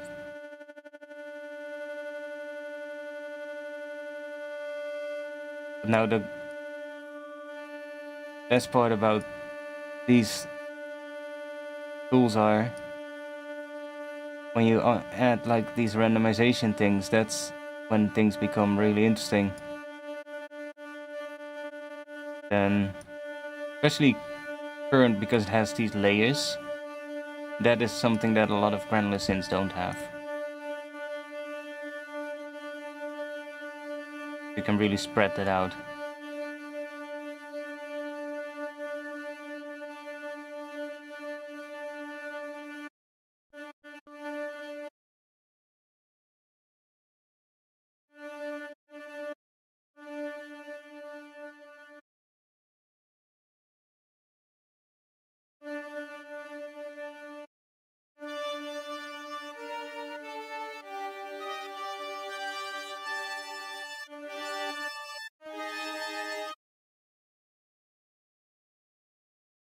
My mic is not off. The fuck are you talking about? People are saying they still hear me.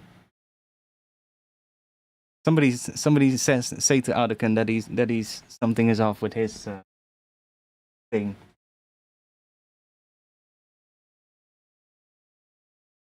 Because I don't know. You guys are saying that you hear me, but he says he doesn't hear me. What the hell?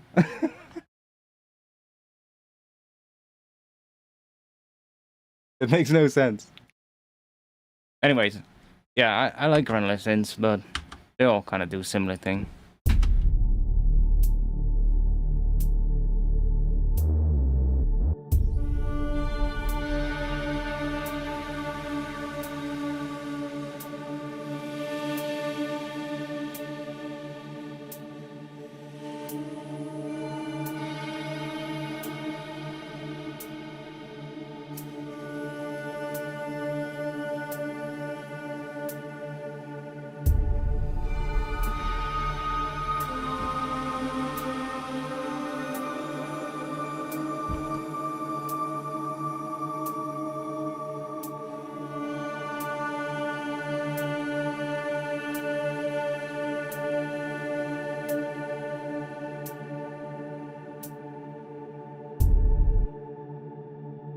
So I kind of want to do some drums, I guess.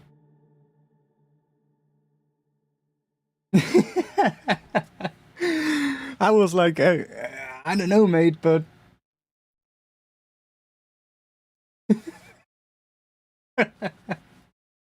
I was already thinking, like, maybe if I play the audio in Ableton, maybe he realizes that it's not me, but it's speakers. But good to have you back, mate. Good to have you back.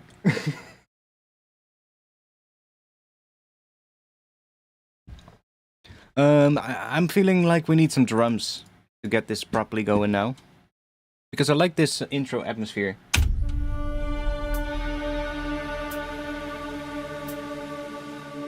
I do feel like we want to have something coming up at the end here. Let's see, what can we resample?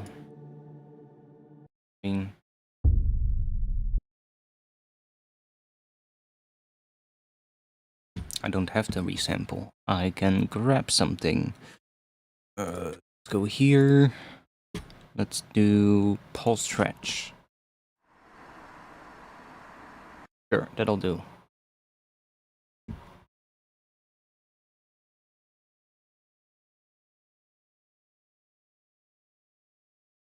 Pulse really long, but Ableton is gonna freak out probably after a little bit, but it's gonna be just fine. Just want to have a piece. It's gonna keep turning the piece off now because it's still analyzing the long sample, but whatever.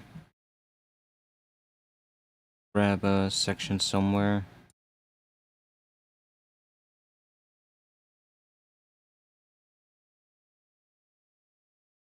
Little reverse thing. Even that long, but it really comes in over time slowly. Towards the end it becomes quite loud there. Now we just need this thing to finish. That works too.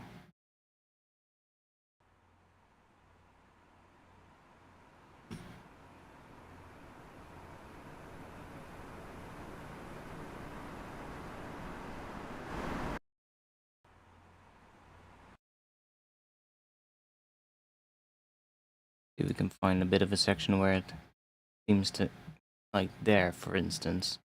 Looks like there is some kind of a, yeah, see a little bit of a volume rise already happening. We'll use that so that it maybe also already helps with adding a bit of tension there.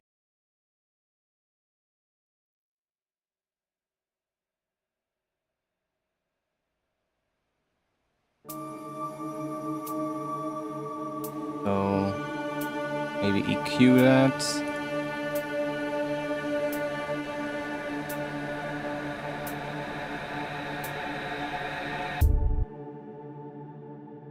Actually worked pretty well.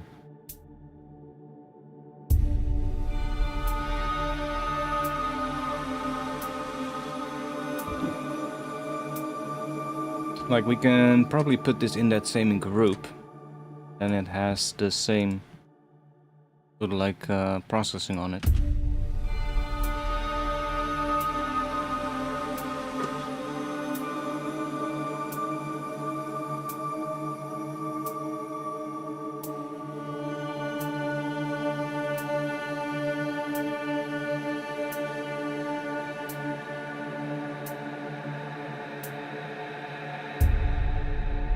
Yeah, that works.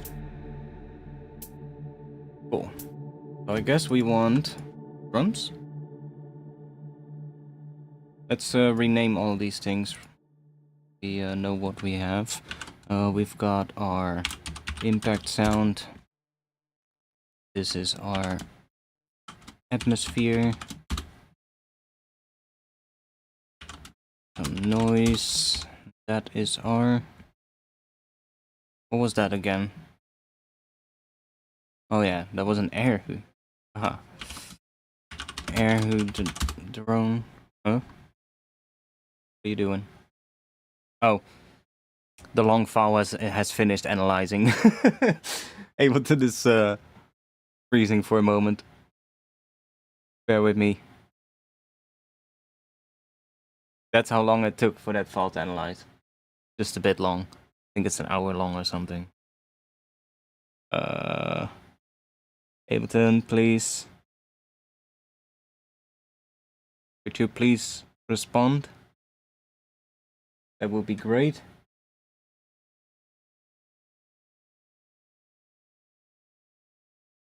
There we go. Save. Did you see SoundCloud change their logo color for the new... No? I did not.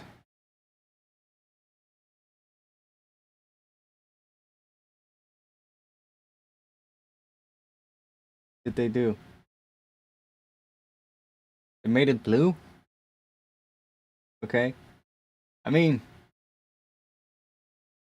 It fits my SoundCloud though. if anything.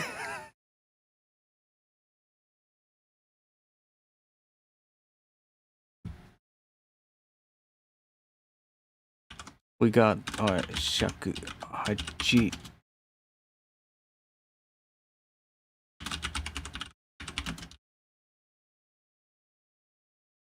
And this is...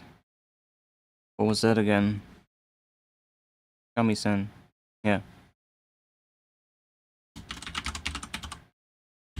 Let's just call them that. What happens if we put that in this group as well? Might become really too much, but...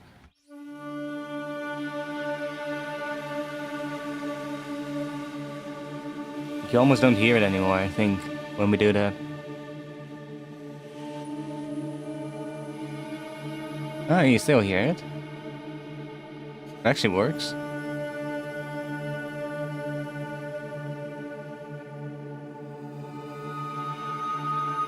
Might want to be a little bit louder going into there, because the flute is quite loud.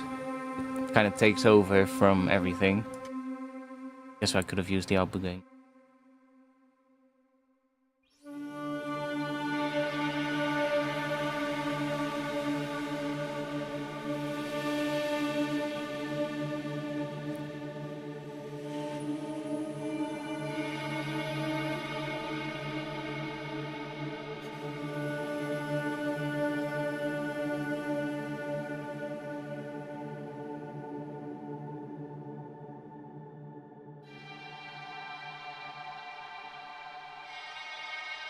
Yeah. And then...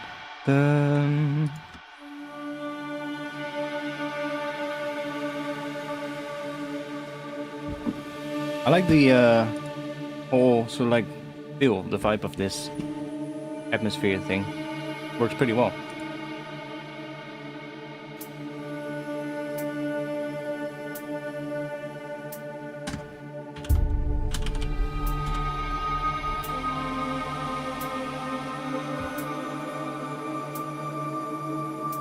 But it's time for drums.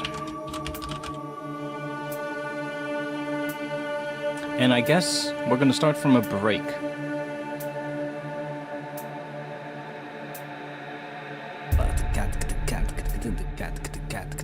Yeah, I think that's the pattern that it wants. The nice pattern like that. So let's find some break. Let's go into the drums. Let's do racks. Let's take maybe use the JBK drums pack again, which we also used last time, but there's so many fucking breaks in this pack that we can keep using this one for the coming 10 years and still have a different break to use every time we start a track. So, well, maybe not 10 years, but because not all of them sound as good. See if we can find one that makes us go, oh yeah, let's actually go to this folder. See what we get.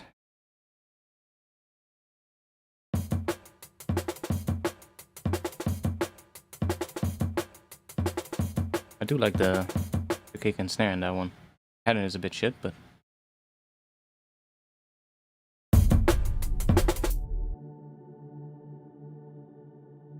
But like if it was more...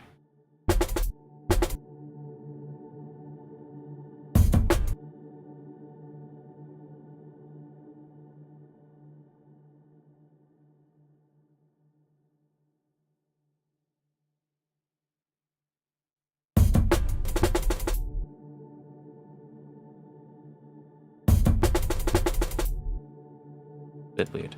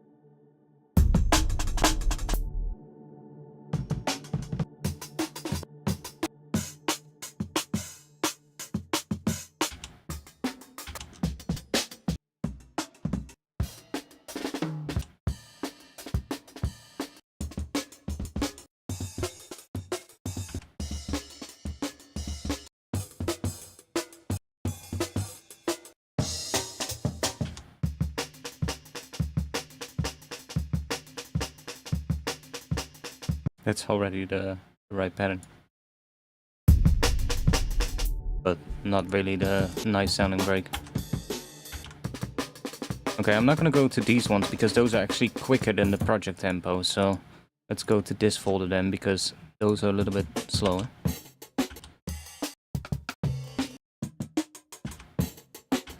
I forgot which one we used last time, but...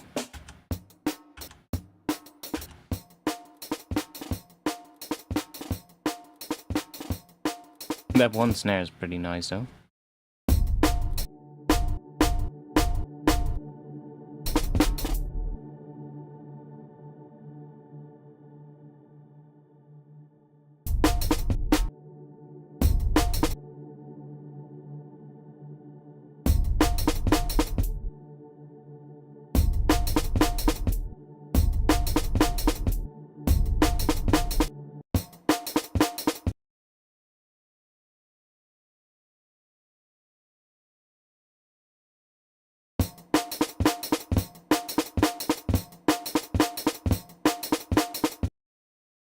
That one might actually be cool.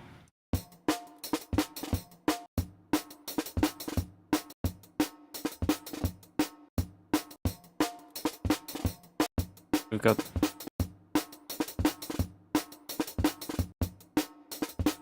those are literally almost the same. That one is kind of cool.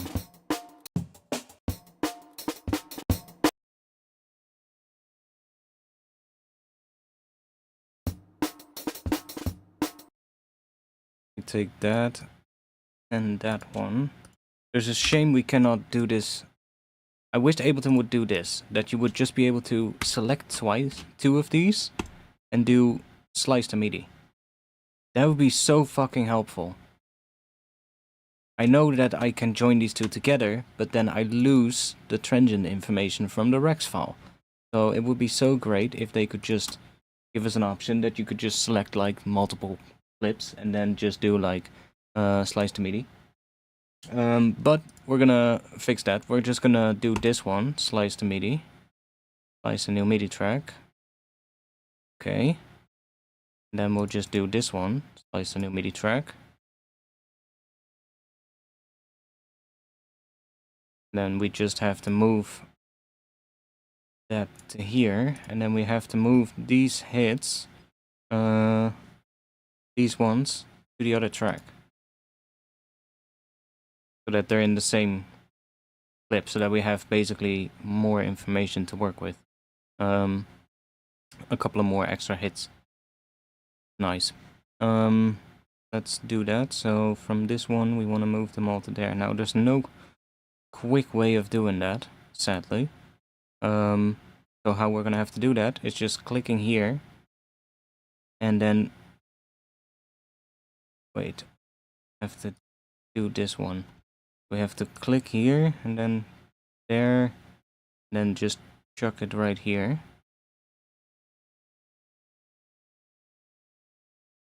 And that's... we're gonna have to do that 12 times. So bear with me.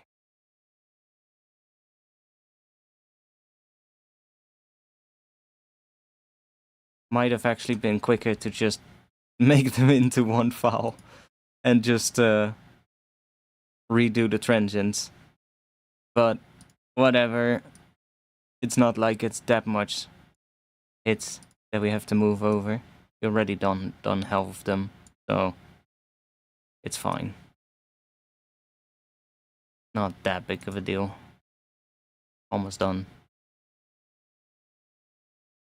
Now at least I know that they are in exactly the right spot. Cannot select multiple here, that's the issue. Like, I know we can select multiple in the list on the side here, but then if we move them... oh, wait. Actually, there might have been a way to do it, but I'm not gonna do it now, but... like, if we had these ones, for instance, can we... yeah, see, we can move it to there. So we could have just grabbed the entire list and then moved it to the first empty slot, and it probably would have done... oh.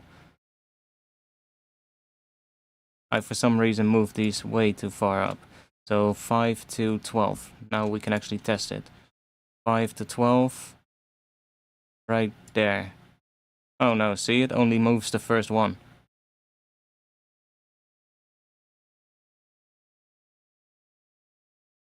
Huh?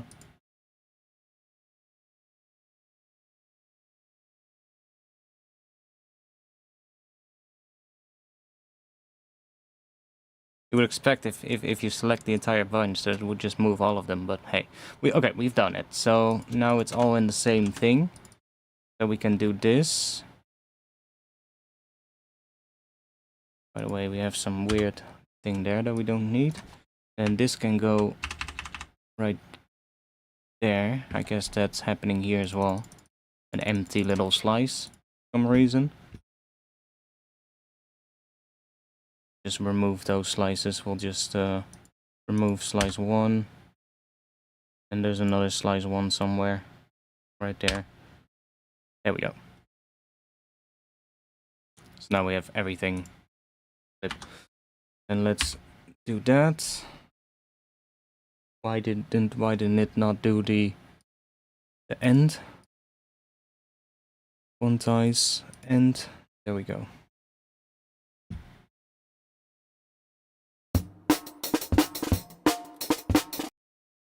Cool. So now we can basically make oh wait. Yeah. Now we can just make a pattern.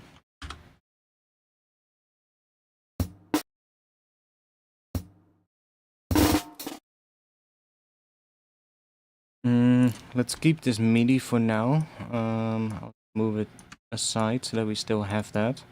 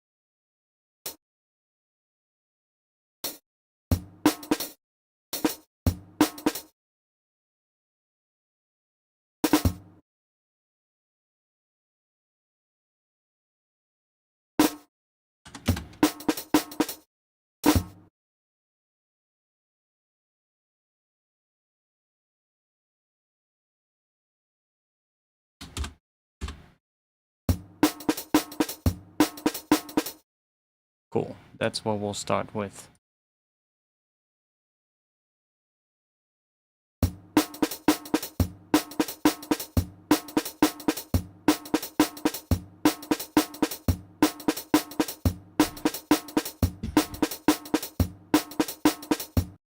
Oh, I now have to check. I don't think all of these are going to be mapped.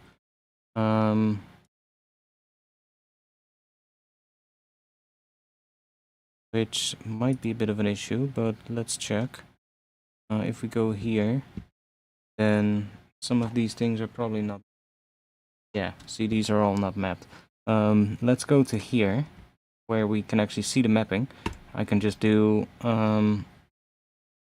map to all siblings for these. Map to all siblings. There you go. There you go. And then these ones. Well, and then there's probably something here. Yeah. That one, and that one. That was it, I think. Yeah. So now all of these are mapped to the other slices as well, so that I can just bring the sustain down. And maybe bring the... Oh wait, the slopes. We haven't done that yet. To click here and then we get these.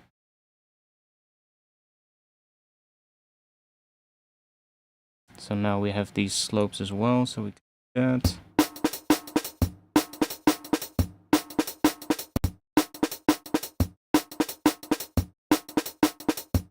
That's been pretty short. Okay, let's see if we can make this pattern interesting.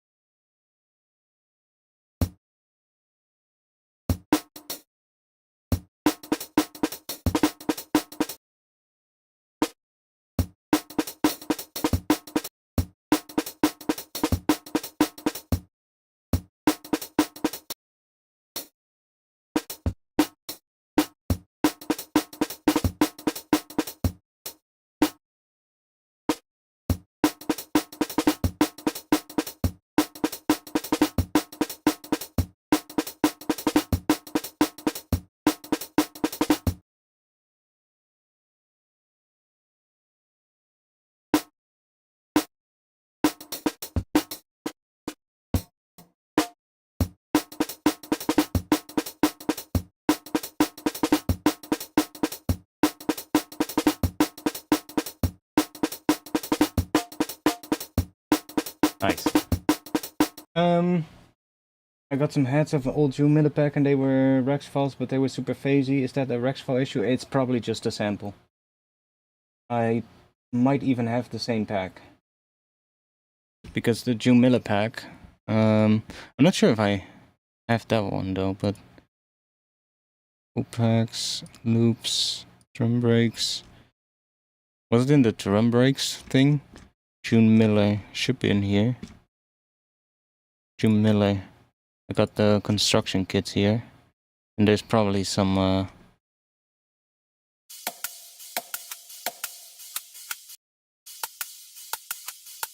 it's probably one of these.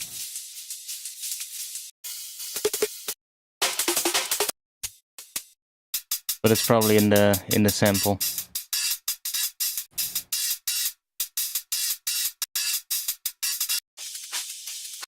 Because the Rex file wouldn't do that. But these are not the Rex, by the way. I'm in a folder, but those are not the Rex. Jim Miller drum kits. Oh.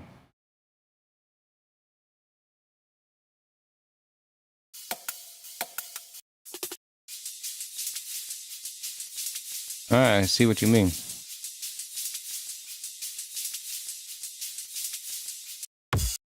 But all of them?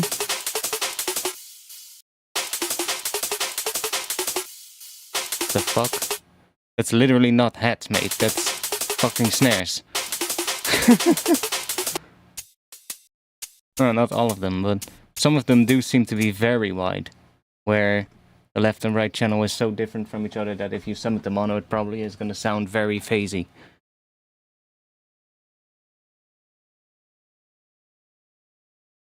Which packs are these breaks in? These breaks are, the one that I'm using in this, are from the Loopmasters pack Original Jungle Breaks 2. There's also Jungle Breaks 1, which you might have heard already those breaks. Like these are very well. There's a lot of breaks in here, but there's also a lot of ones that you've probably heard in tracks.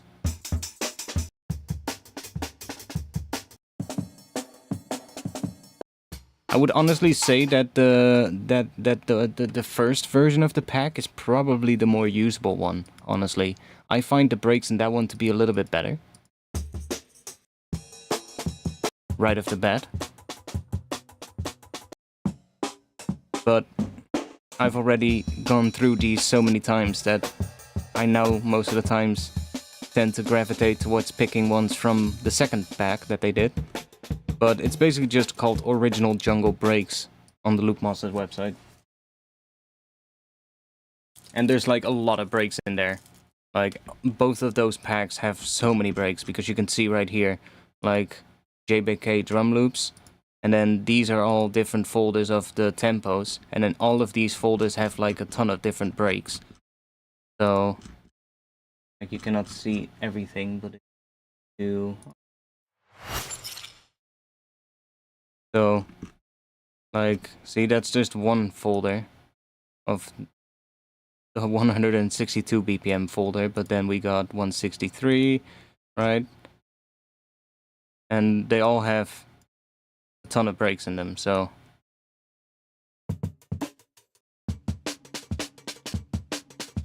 But they're all pretty good.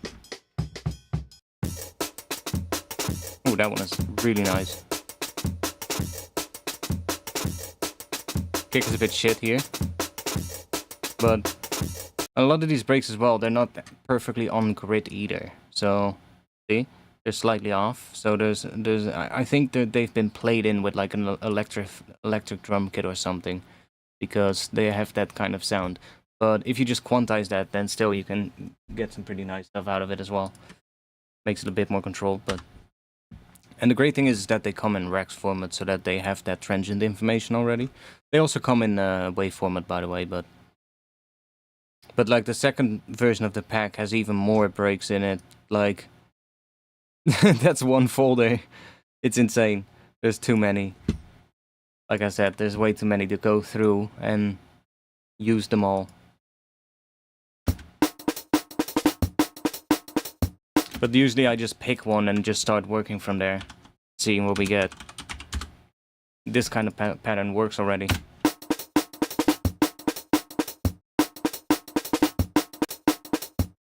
Oh, let's not put it on there. Let's put it on entire group. Now, one thing that I might want to do is this one, this slice number 4, the second slice number 4. I'm not gonna fucking bother renaming all of these, by the way. I don't give a fucking shit. Let's do slice 4.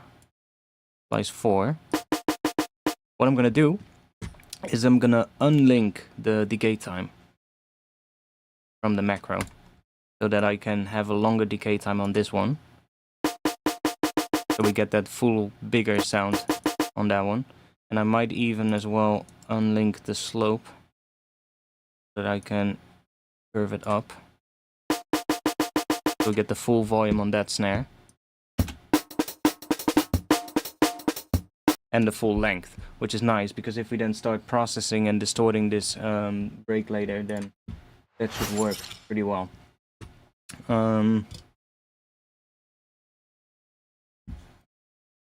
Let's see. And now we can also shorten the rest of the break even more if we want to, without affecting that one snare.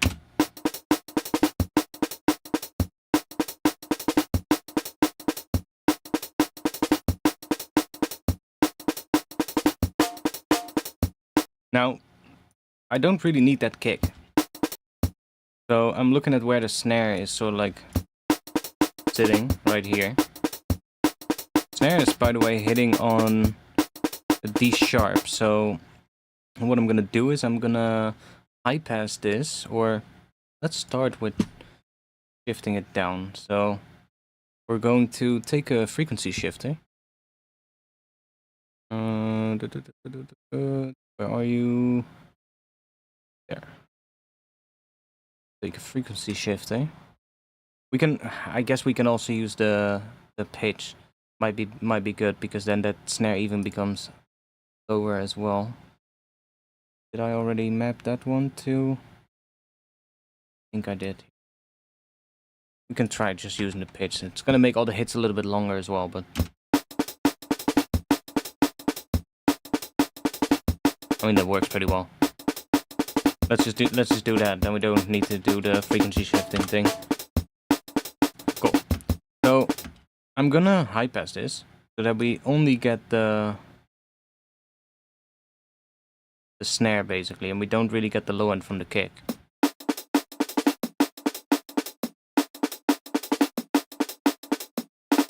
And I think we can.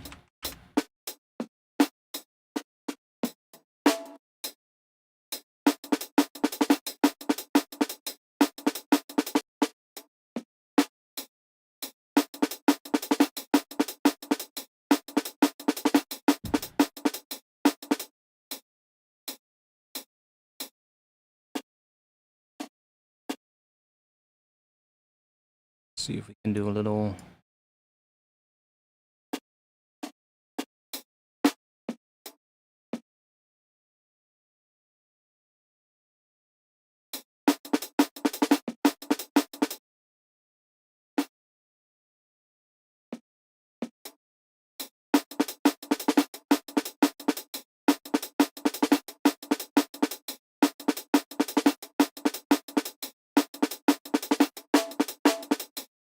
Sure, that'll do for now.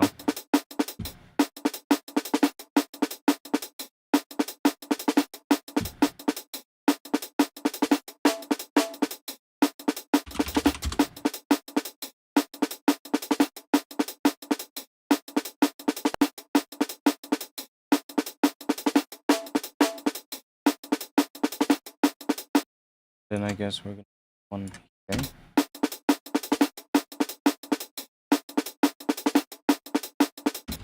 Cool, let's find a kick. I mean, we can make one, but I kinda fancy maybe using something.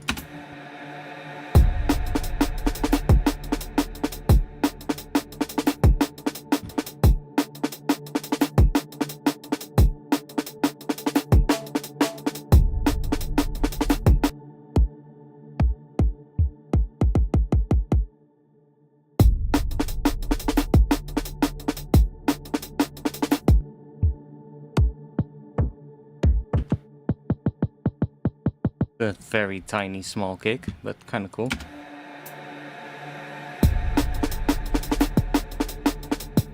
Nah.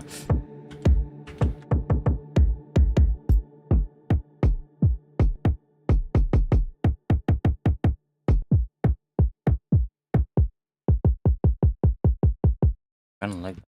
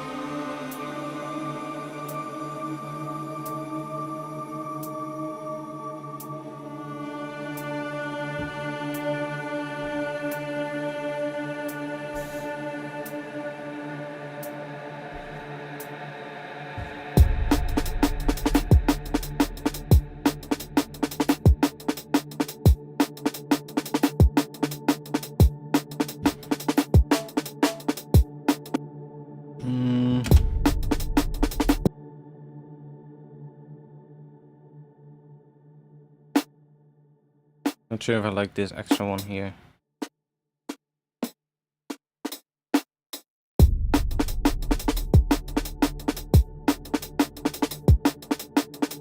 Might just go for something like that.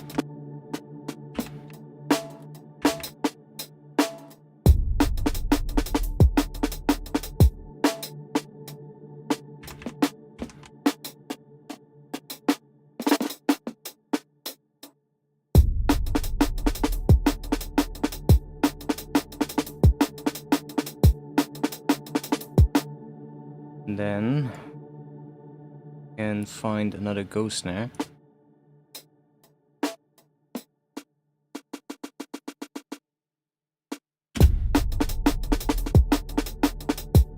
See, we probably want to have something like that.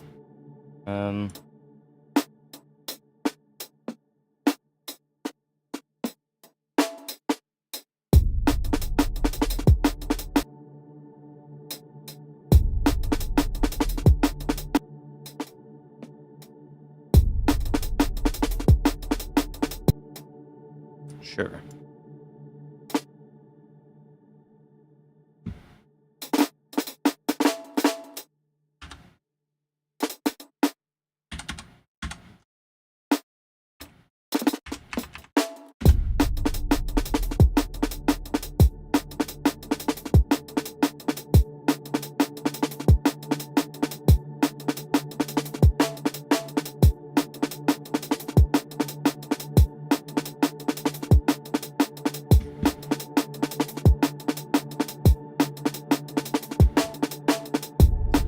I mean, it kind of wants another hi-hat layer, something that ties the whole thing together, because we now have different hi-hat sample here and that hi-hats in the break, but together they don't really form a full sort of like nice pattern. So let's just add some hats on top.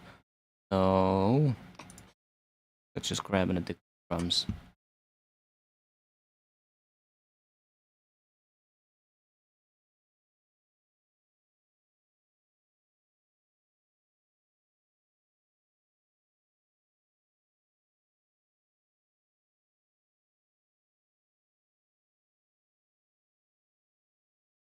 Start with a very simple pattern. Let's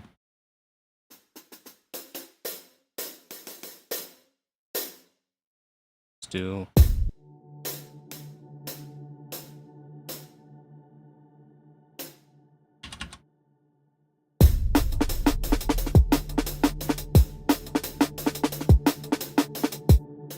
and then grab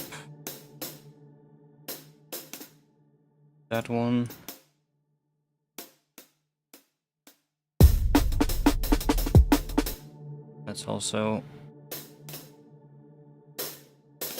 Let's work on these velocities first.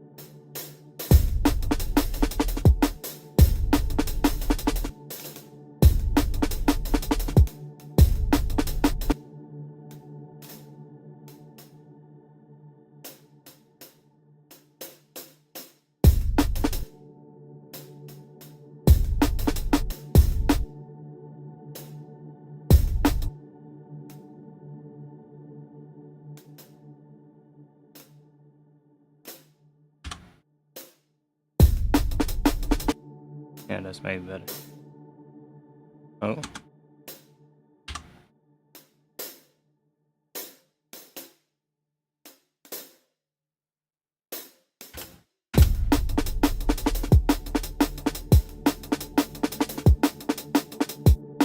Yeah, that's better.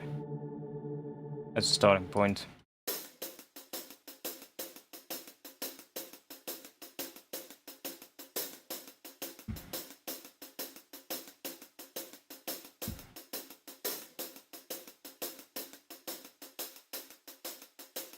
Let's do that. Here. High-end boost there.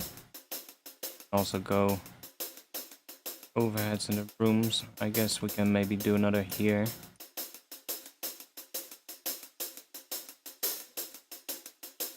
Might be wise to not do as much here, because that already does the same thing, and then we also bring up the width a bit, which is nice. I might want to maybe decrease these a little bit, so that they're not the full width. And then I guess now what would be good, we can probably check the different hi-hat samples, because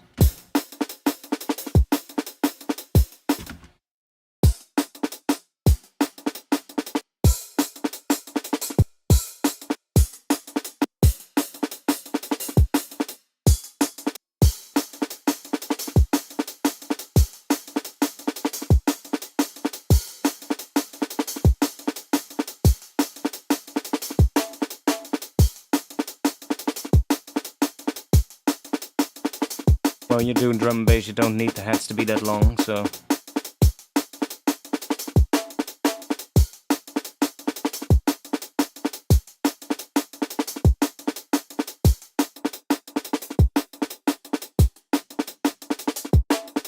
like that.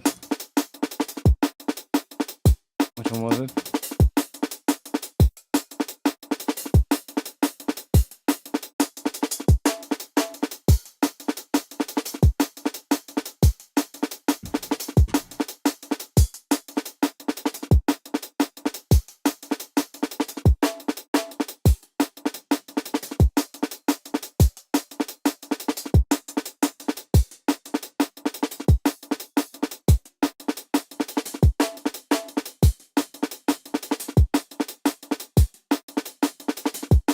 That one is also quite nice.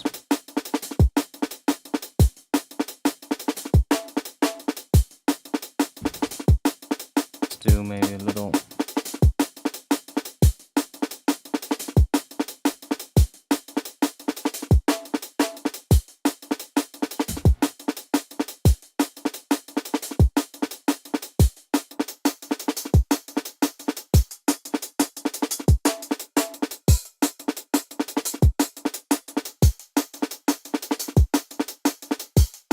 Okay. Let's see, so...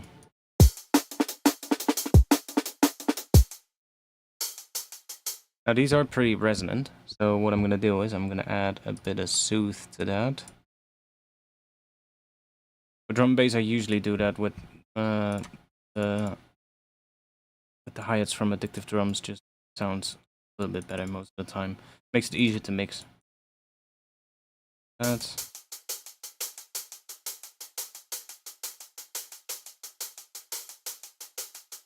so... just go into more like that.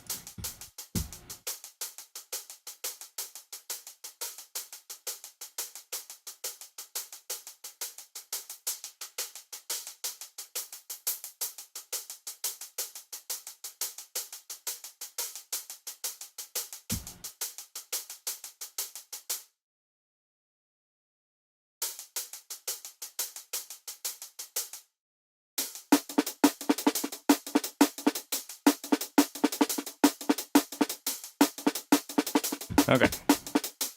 Let's see. Let's go and guess we can this.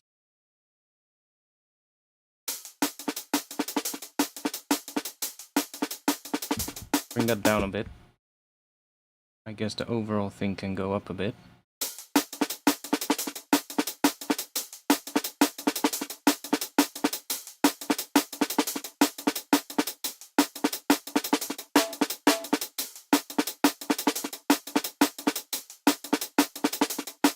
Better.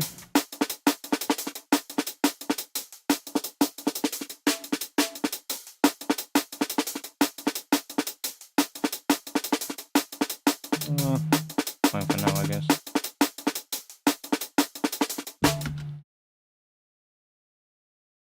I was like, what the fuck am I hearing? But there's a huge playing drone sound coming from outside. I need to go grab myself a drink downstairs. I'll just play this while I'm gone. I need to run downstairs real quick because I have nothing here for a moment. I'll be back in just a little bit. You guys will listen to this intro piece with then the drums that come after it. Fuck it. I'll turn the res on as well. Why not? I'll be back in just a little bit. One moment.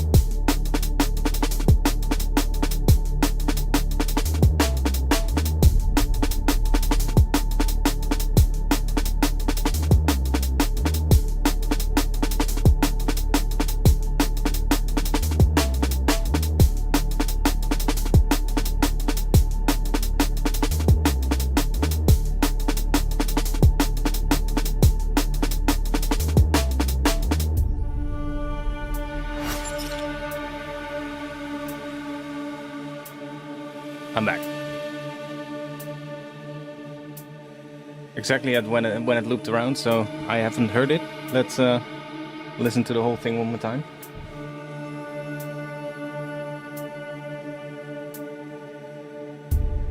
By the way, chat, where are you watching from today? I mean, I know most of the familiar names here, but I see 24 viewers, so where are you all watching from today?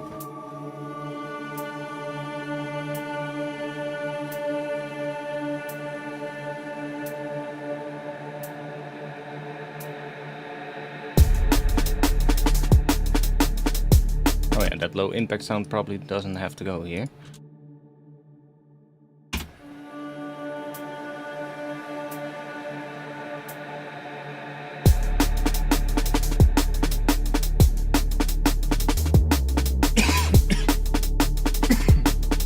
Like, I'm actually hearing something else coming in after this, which is not drums. But we can still use these drums though.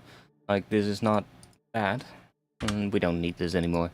But I probably think these drums are gonna come in later.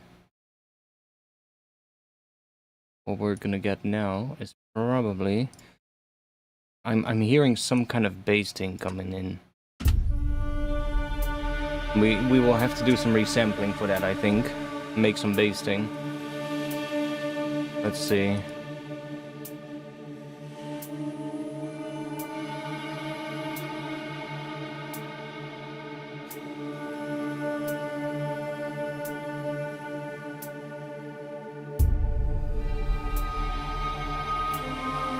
East coast of the UK. Oh yeah, basically my neighbor then. Because I'm on the west coast of the Netherlands.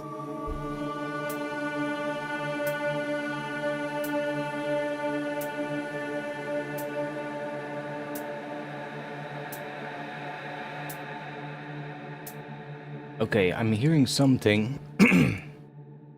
And we're gonna make something and probably gonna do a whole bunch of fucking weird resampling on it to see if we can get it to sound nice, but let's start with a basic patch. So let's use Faceplant. So I'm hearing a bit of a... Let's see.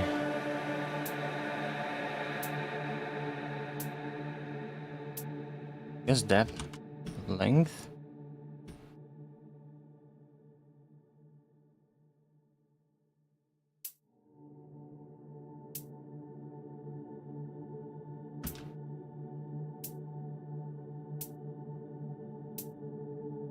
That pattern. No, you can't do that. Close down. Close.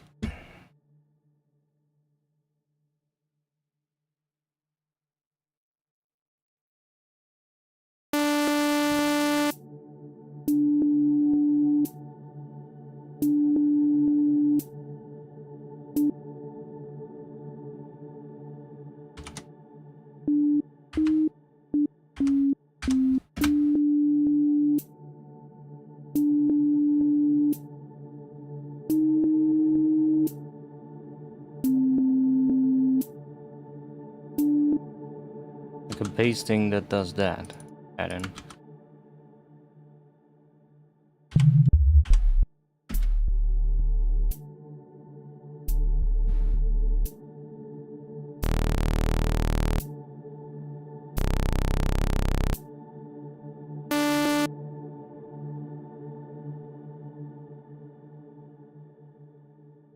But I'm hearing some kind of a weird kind of thing, so let's see if we can make something like that.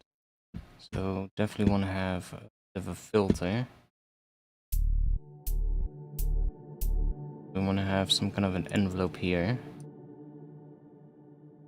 Want to have that, I guess, go like that. Then on here.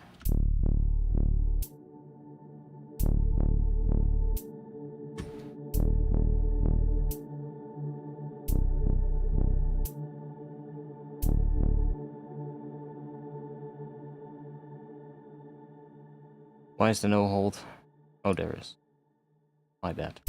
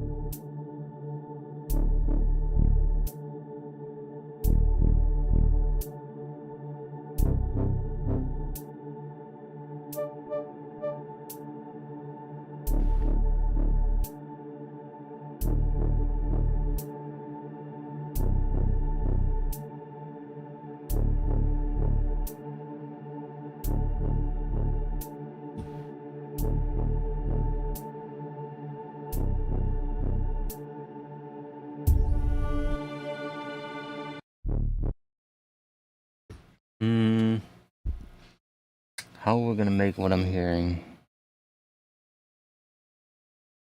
I guess we just need to fucking resample the hell out of some bass, so that we get all kinds of weird modulations. Then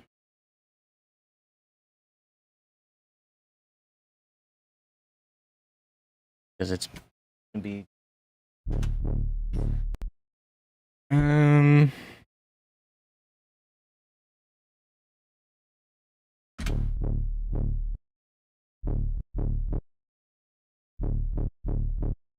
might use serum because a little bit more.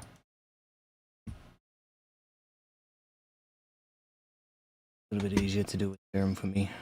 Let's do maybe that.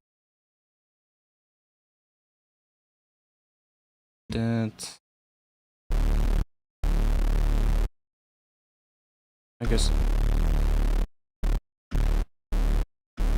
mess with that later.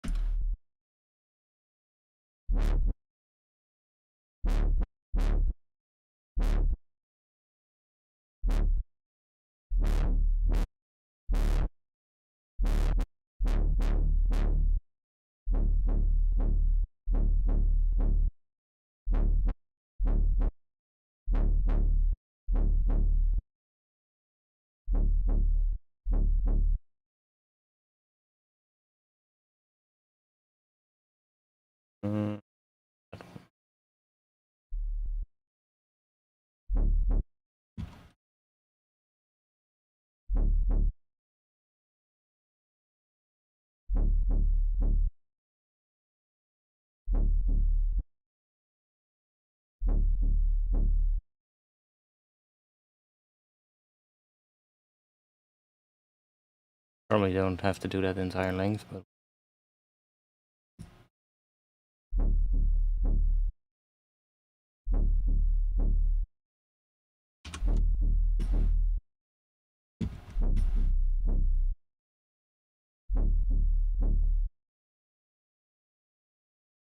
want to have some stuff happening here. Can maybe do that.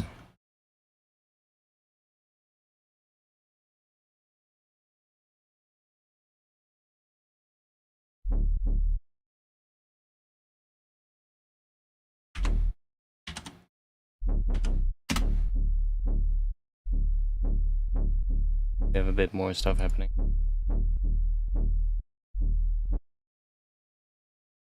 Just I don't know.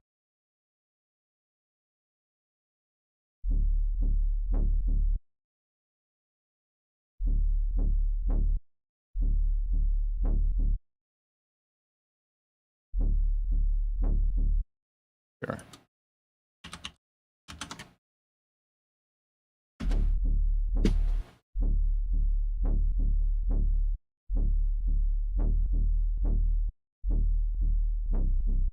Ferry to Hoek van the ferry to Hoek van Holland. I mean, yeah, that's basically Rotterdam. It's basically just a part of Rotterdam.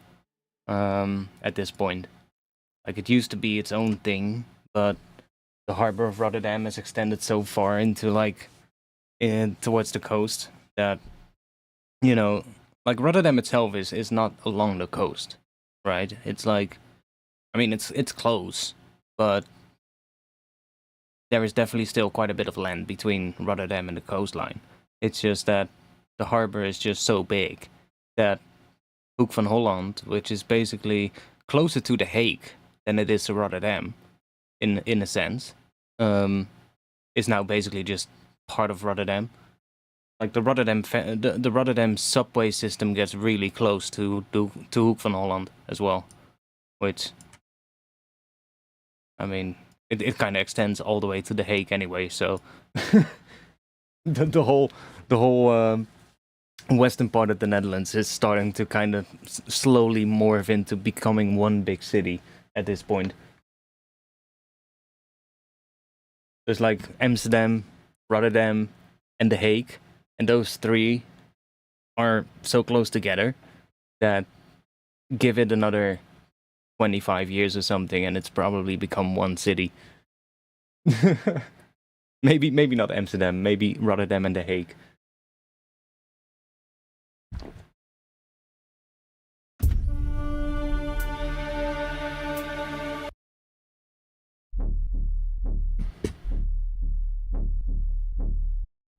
Okay.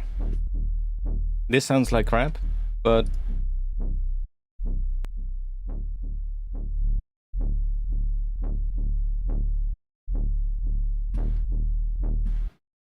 let's just start playing with it, seeing what we get.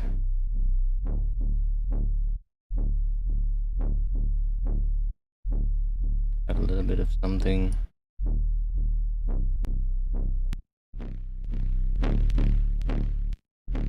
Don't like what that does.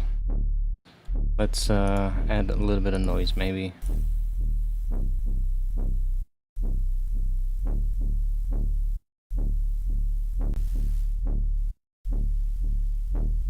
Just subtly, and then we'll start processing that. Yeah, I mean, the Netherlands is pretty small to begin with, but the area where I live is like... there is no space here. There's basically farmland with like... which isn't most of the time even farmland, it's most of the time just like... greenhouses. So... they're already like optimizing the use there in terms of space. I guess the only thing we can do there is just like make vertically stacked greenhouses or something. But then and everything that's left is just basically just cities, and then there's like a couple of like little towns in between still, like surrounding The Hague and Rotterdam. There's like some smaller towns, but those are like slowly also becoming part of the bigger city of Rotterdam and The Hague. There's a couple that are like the one that I live in, like you can clearly see it as well when you look up the so like the city boundaries of Rotterdam. The village where I live in is basically, if I leave the, let's see, which direction is that? I guess if I go north from where I live, I'm gonna be in Rotterdam. If I go south from where I live, I'm also in Rotterdam. But I don't live in Rotterdam myself. I live in a village just outside of Rotterdam. But like the village south of me, they've already become part of Rotterdam. And north of me is where Rotterdam is. But my village has just been like, no, we don't want to become part of Rotterdam. But that's only a matter of time, I think.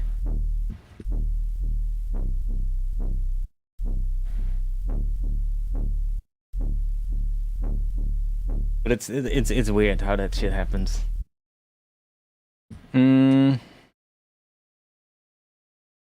What can we do to this one? Let's do...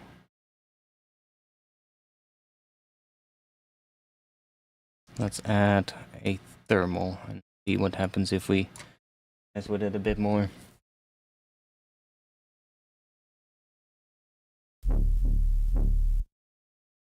Guess that noise will then probably start doing some stuff. Go to here.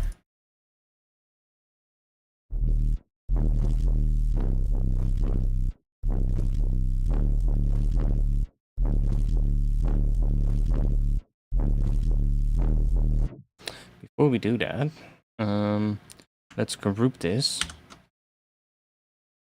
And let's grab another serum.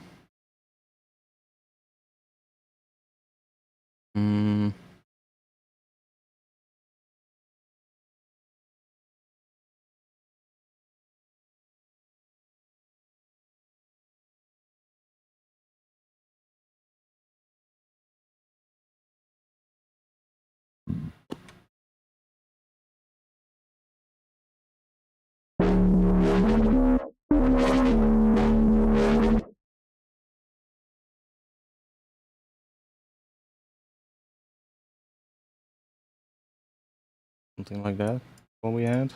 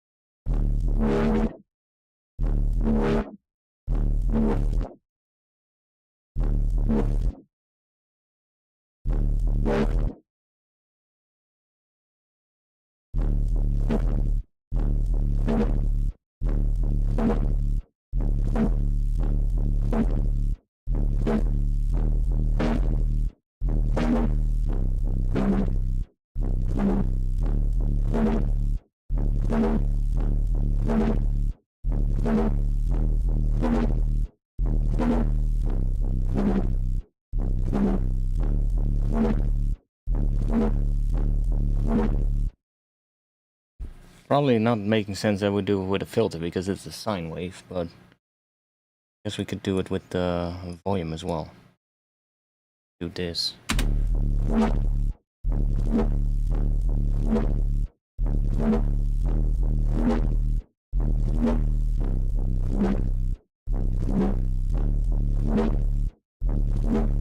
It kind of worked with the filter, honestly.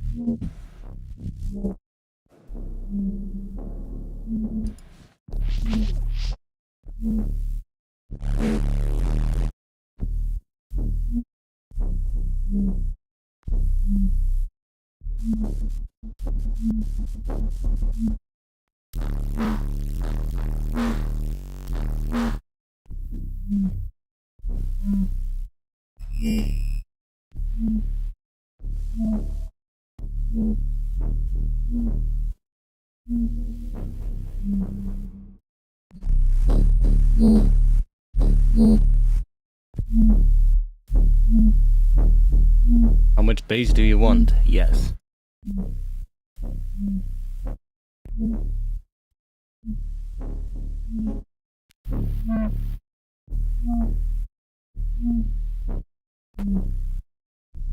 I honestly think the first one still works best.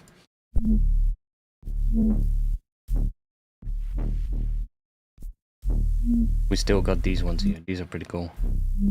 Most of the time.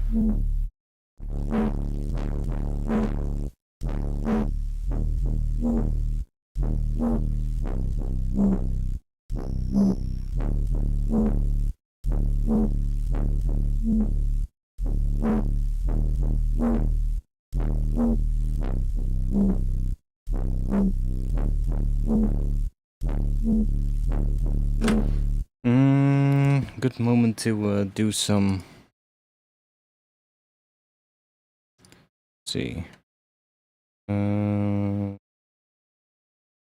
Grab this one.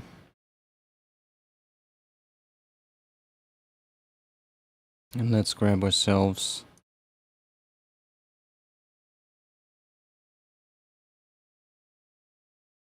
I guess we don't need that second one then.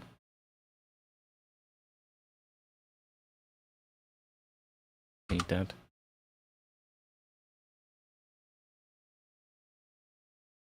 Why are there LFO modulators here? Oh yeah, I know. Anyways, these are moving about.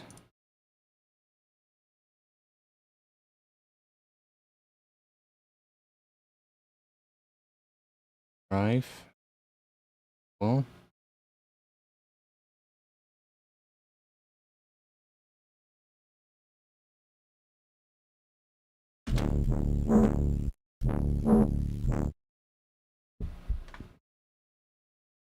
I do like this preset, but there's one thing in here in that this or space section that I don't like, which is like a bit crusher or something.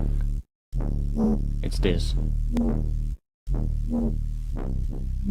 There we go. It's much better.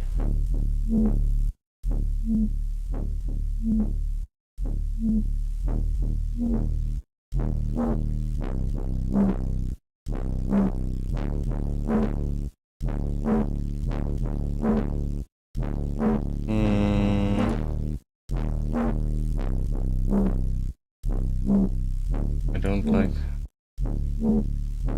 one thing. Let's see.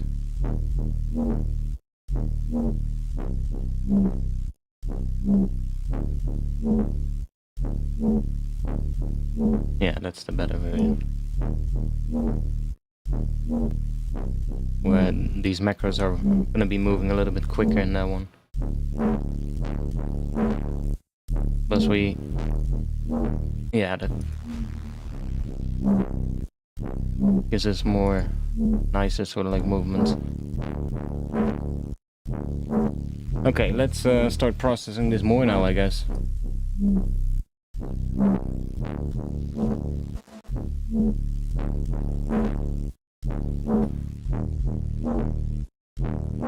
We can grab.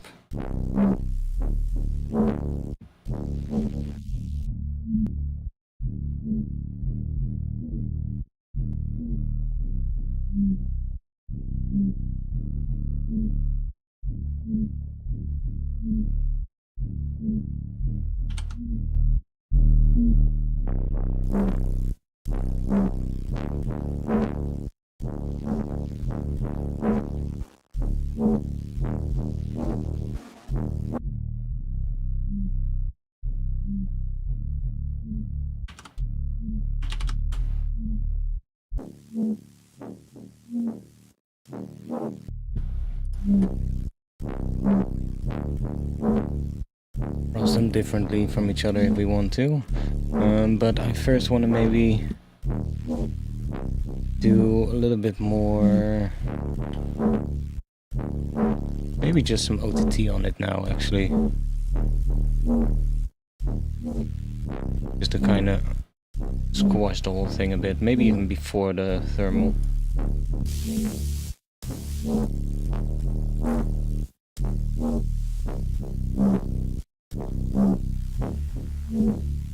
Or after it.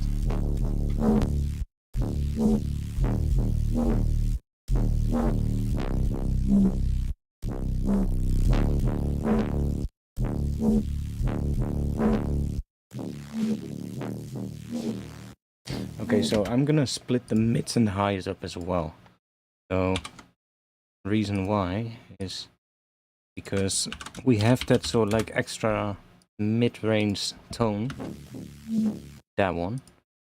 We can separate that one by doing this. Here we get that whoop in its own sort of like band.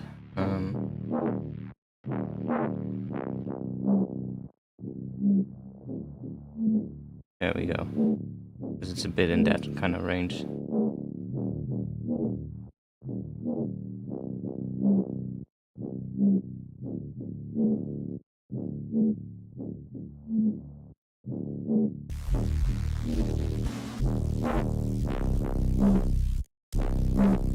Now, obviously, you hear parts of it in this one as well, and here as well, but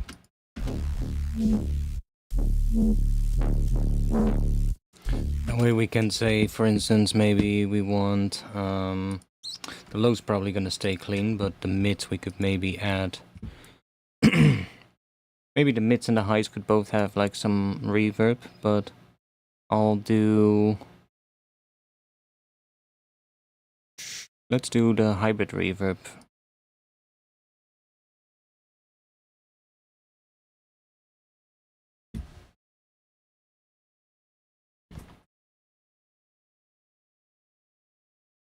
That's a lot of detail. Damn. Wait, what?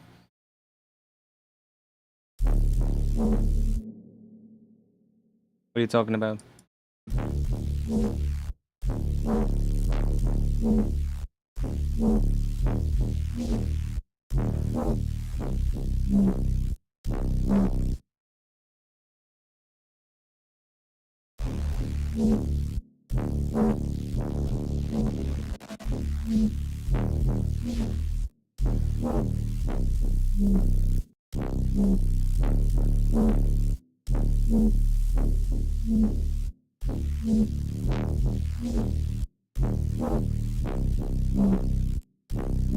You mean in this thing? I mean, it's not really... I mean, yeah, I guess it's a respace, but... I'm just making some stuff and seeing what we get. I kind of like where it's going, so...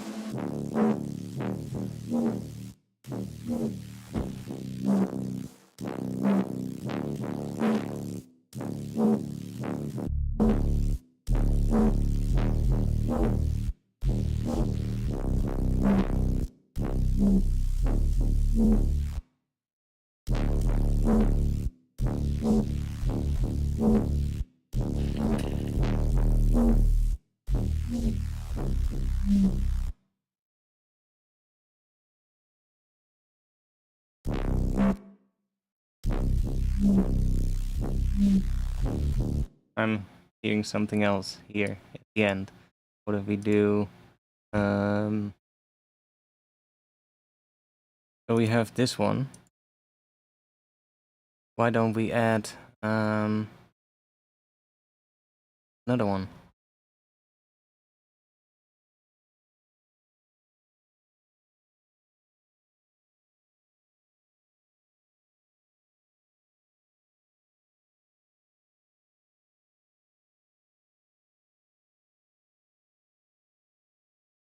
Seven, maybe?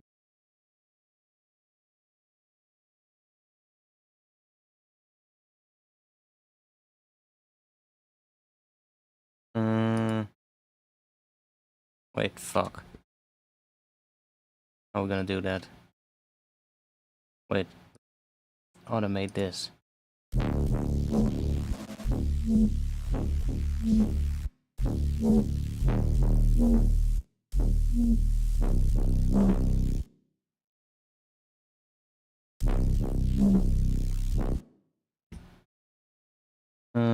Dun, dun, dun.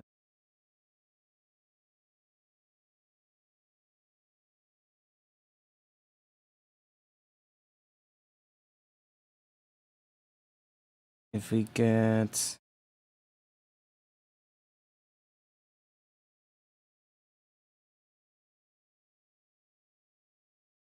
Just do this.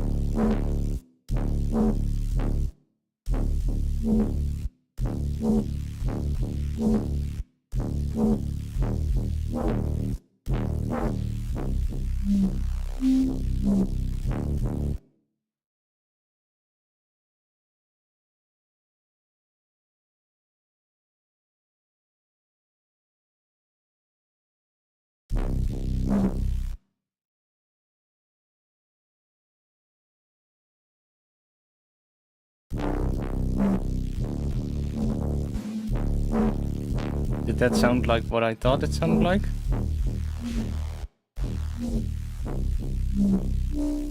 Oh, yeah.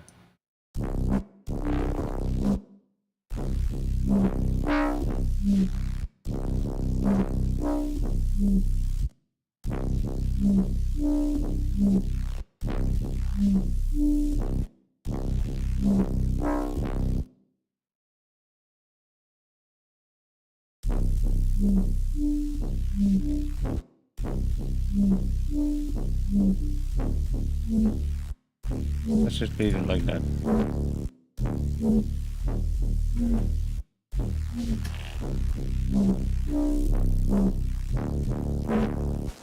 Now, another thing that I notice is that we are getting a lot of width at the moment. So let's go to the low band. Oh, that's the high band. We should probably put the low band at the bottom and the high band at the top.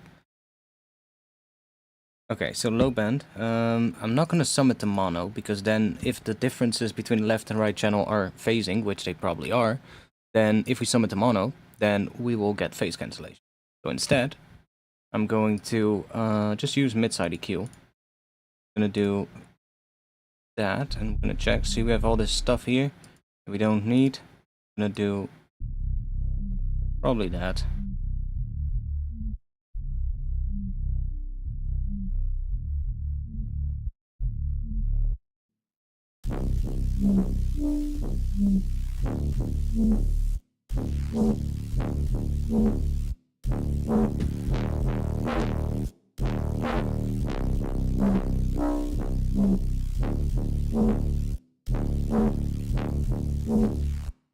Let's go and do some stuff to this. By the way, we are just duplicate that so that we have the automation also, the other sections. And then maybe we'll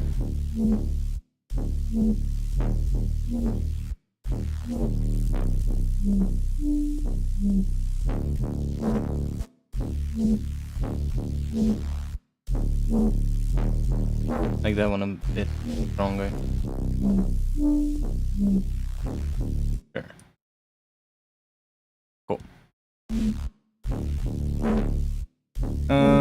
What else can we throw in here to make things more interesting? I think what could be cool if we just chuck in some more effects here. So let's just go and grab phaser maybe, which probably could be cool on both the mids and the highs, but guess we can just chuck that in somewhere here, maybe at the front. Although I like to keep the lows without phaser though.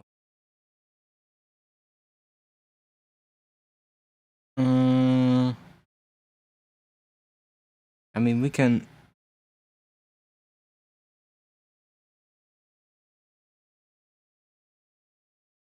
If we group this,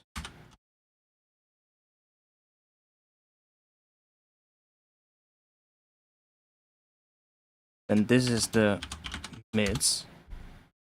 That is consisting of the highs and the mid. Just don't see the frequencies anymore here, which is a bit of a shame. But if we group this, we cannot group that, of course. Fuck. I mean, if we do this, and then we group it, aye, we can see them, and then we just mute this chain. There we go. Fucking fixed it.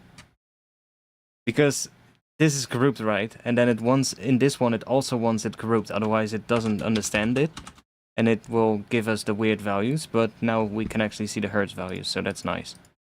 We do that. Just have to, this is just empty, not use. There we go. See? Just don't look at that. That's just, I'll even give it a different color. There we go. Don't use. Okay. So now we can still see that, but then I can put the thermal and the OTT. Let's put that in front of here. That's kind of doing that, and then we might get a bit of a less low end now, but let's see. It's not that bad actually, because the sub is just sub, right? So we can just make that a bit louder, and it should still be relatively the same. I can maybe say like, okay, the lows be nice to maybe have that thermal on there as well, so I'll just do that. But honestly, that does more worse than that does good, so just do that. So the sub is nice and clean. Then we'll just increase the gain a bit of the sub. Drop it up a bit.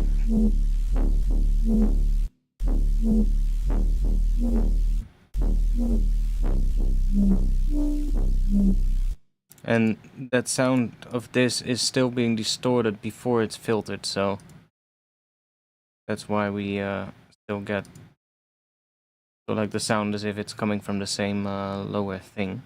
So now let's see. We wanted a phaser. Put that in front of here. Actually, I'm kind of tempted to do the thermal before everything, because it was kind of nice. Not that bad, actually. Let's do that. Then and have that OTT in front of it as well. We'll just do more distortion here probably. Make sure that these are moving around. Yeah, that's kind of nice. So and we don't need this volume boost for now. Then here, let's map a whole bunch of things. So we're just gonna go with the notches. Yeah, sure. Map U. I mean, that's all gonna appear here, right? Yeah. So open some of these up. Do that. Let's do the center frequency, the spread, the blend. Sure. Let's do that. Rate, mount, feedback. I guess the dry wet as well. So all of that is gonna be modulated. And then let's add another one. This time a flanger. Let's do the same thing. So we'll just do. We can put the frequency on the same frequency as this one, so that we get the same like speed on that. The amount, feedback, by wet. This time, I guess we'll do that as well. Okay, there we go. And then now we're just gonna map these to macros. So we're just gonna say that. Oh wait, that's the frequency of the. I don't want that one. Fuck. Now the crossover frequency between the two is moving about. Wait, I can just. Uh-oh. Uh-oh. One moment, everyone. Yeah, Ableton just crashed.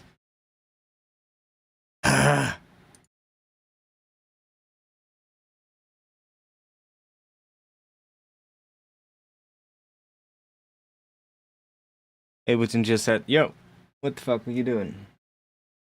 I hope you save. Well, we did already save, yeah.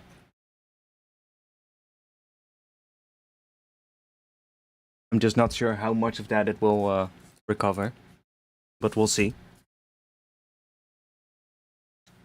We weren't on a blank project, so we did already save.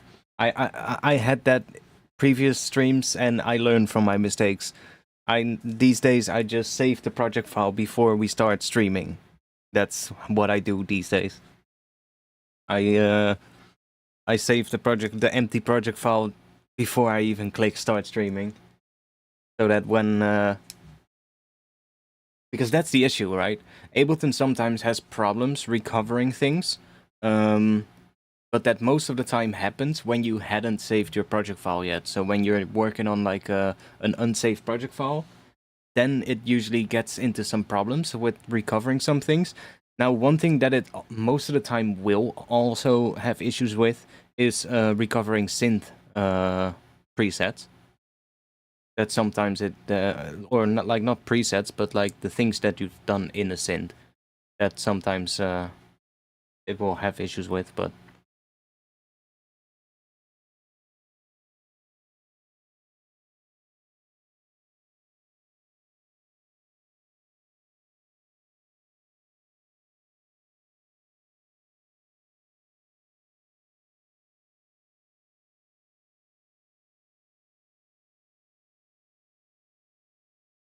Okay. Is it loading the project file? Yes, it is. I thought it was freaking out, but no, it's not. Let me check how much we've lost. It looks like we've not lost anything, but let's see.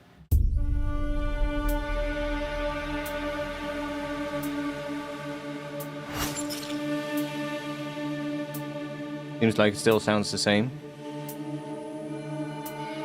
We do have an automation thing that's turned off, and I can click it, but it doesn't go away. So what we're gonna do is we're gonna do a little save as. We'll just do version 1.1. We'll just reload the project real quick. Bye. And then this will go away. Something is stuck. That's one thing that usually happens when Ableton crashes and it recovers the stuff. Then sometimes that automation thing gets stuck.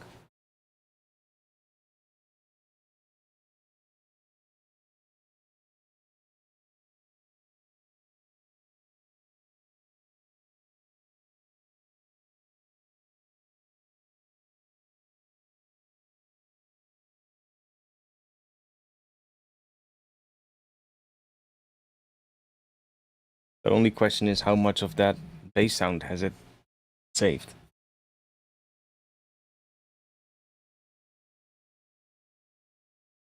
We're gonna see that now.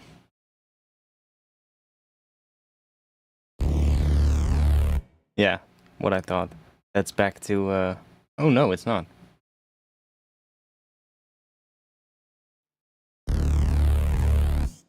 But something is off.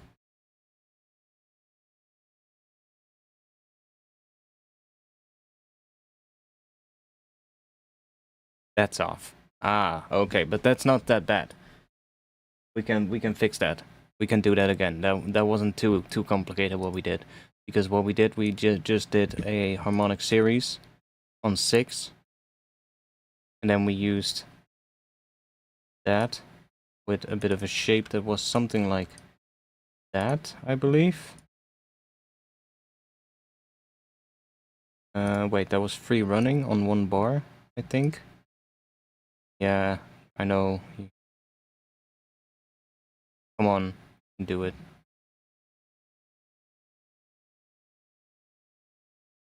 And that was controlling that.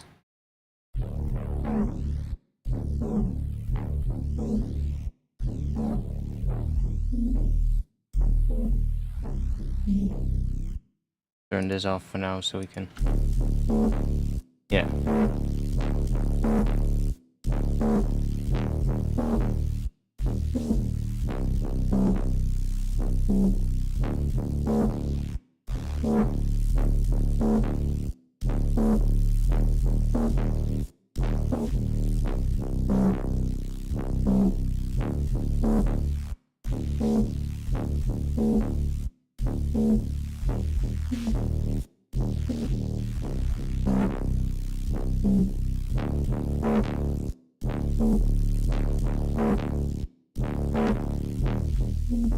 Okay, and then we had another one.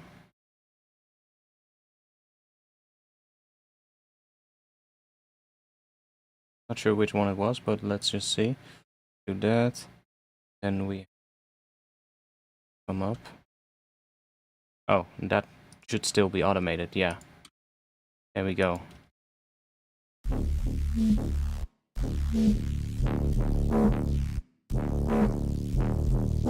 We have the right pitch.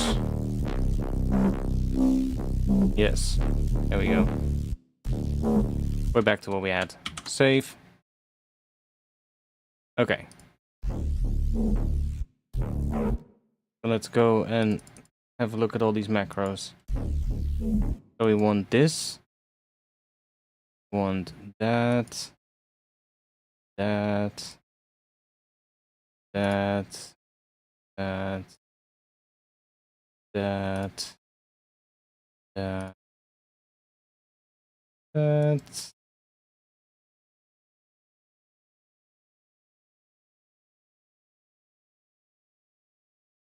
There again.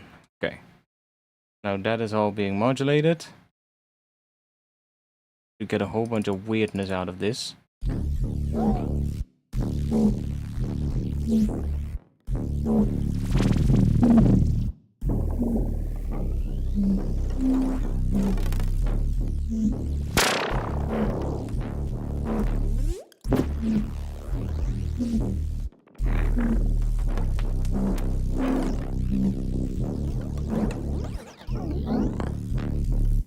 Right. So let's see if we can maybe set some of these ranges a little. So what do we got? We got dry wet. Let's make those go up to like maybe 60%. Something like that. Feedback maybe 70. And then we have this modulation frequency.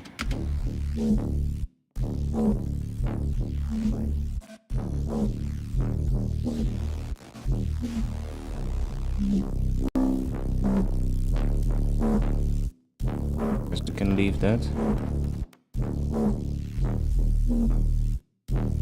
Guess 16 is more than enough.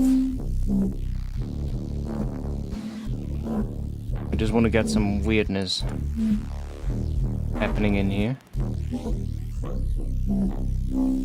Definitely doing. And let's add a chorus as well. Let's can go to the mod frequency as well. And we'll just here, grab there. And yeah, we're running out of macros, so we'll just pick one. Let's see what we got. We got the chorus, dry wet. Let's do 60 as well. Feedback 70. And then the rate goes up to 15. Let's do 15 on these as well, so that the rate is always the same. Where was the rate on the other one? Modulation frequency, there we go, 15. So that they're all going from 0.1 to 15.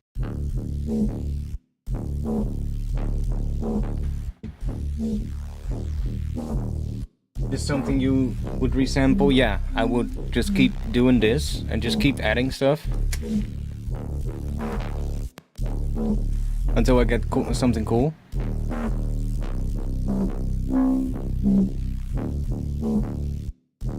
And then you just resample it, I guess.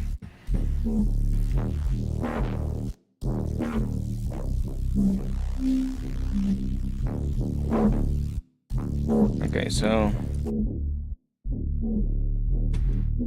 let's do, I don't know, maybe add EQ here.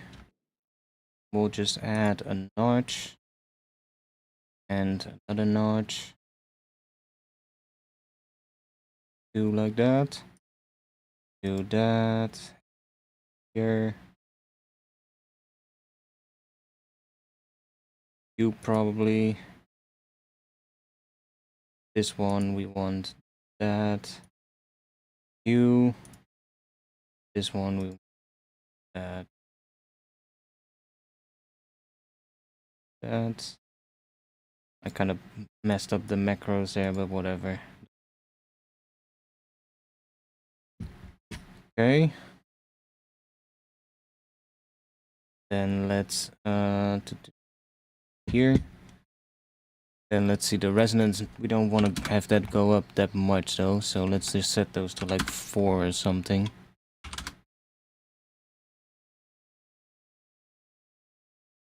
Wait, the notches are 2 and 3, so 2 and 3 can be a little bit higher. Let's do those up to 6. Okay, cool. And then we can just grab these and just map those to the macros here.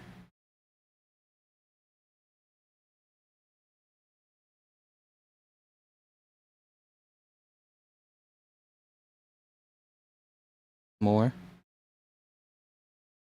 Just want to have much stuff moving about as we can, but in a controlled way.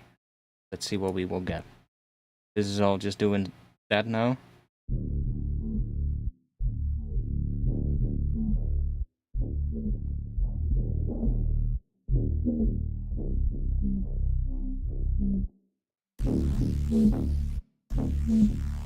Now I kind of want to have another one on here, but if I copy this one, we're gonna have this. Sorry, I just muted my mic. If I copy this one, we're gonna have the same movement on that, so that I don't really want that. So I guess we're gonna have to do it one more time.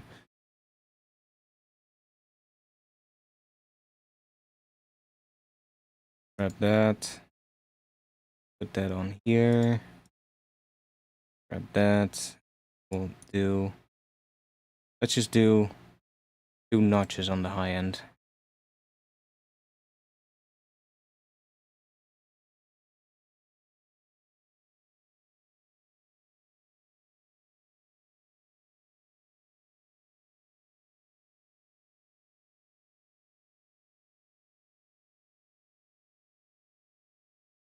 Then we just want to make sure that we set those ranges here. Let's do 6 and 6.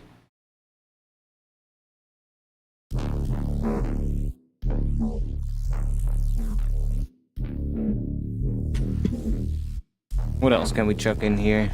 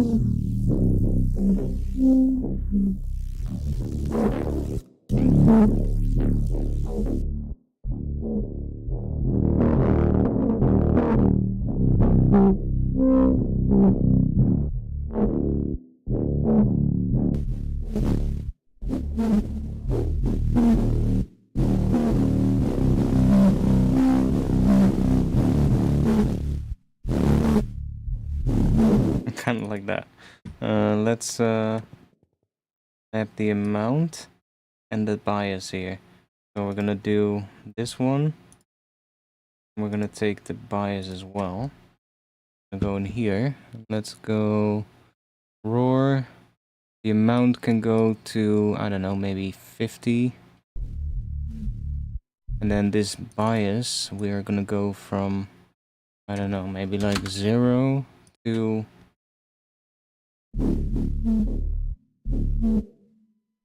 check.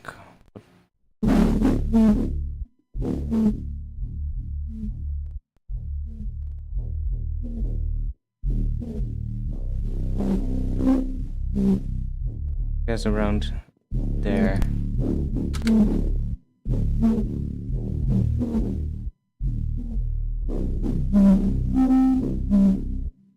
Cool, and then maybe we'll chuck the dry wet on the macro as well, so that's also moving around.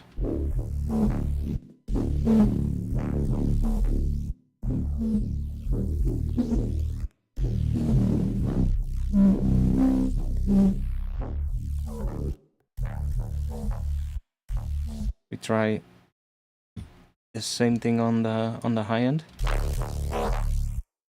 If we can get something cool there as well.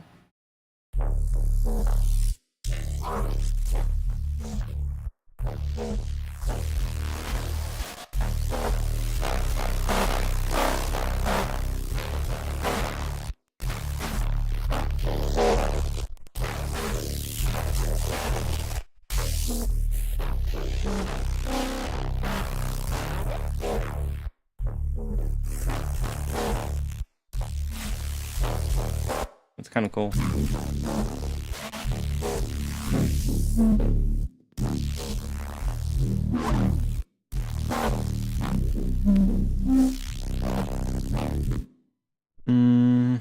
Can we... yeah, we can. We can move this around. And close that. Move that there.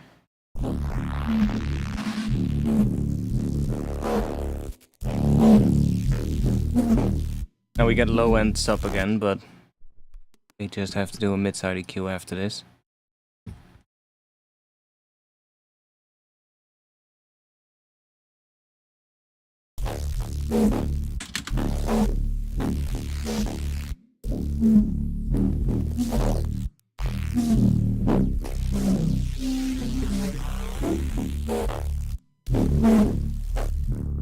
I just want to get like all kinds of random movement that we can then resample. Ooh, I'm definitely hearing some cool stuff happening every once in a while. But we need more filtering now. So let's go and put that before... oh wait, fuck. That. Put that after the chorus, but before the other EQ. I'm going to... wait, let's do that on here. On these groups. After the roar, going to put some more filtering. Maybe with this low pass and just have that... I don't know, let's not map it to one of the frequencies so that it's not the same as one of the other frequencies in here, but let's just do to gain, for instance. And now cut the high end out every once in a while. Although I wished we could do that in a different way. Because now it also gets quite low passed. So what we're gonna do is we're gonna take an EQ and we're gonna go into the modulators and let's grab an envelope MIDI. Come on. We'll just chuck that right here. Do that chain. And then we'll just map this. Let's close some stuff down here because I don't need to see all these macros. And that EQ we want. Yeah. Want that one. And then I'm going to let's just set it to remote.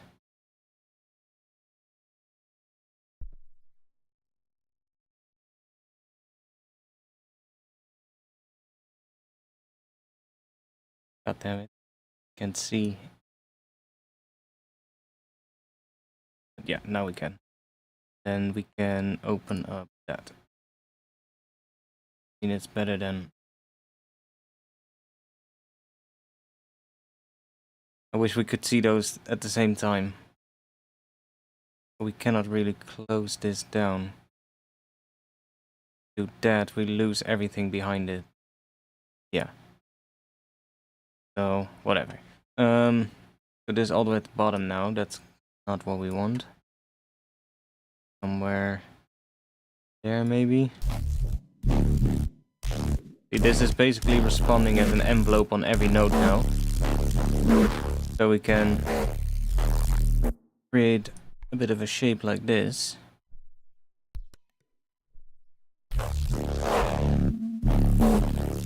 And then if we have this set to a low pass,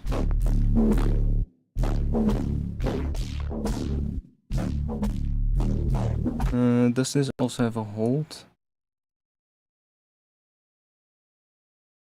Don't think so. That's a bit of a shame.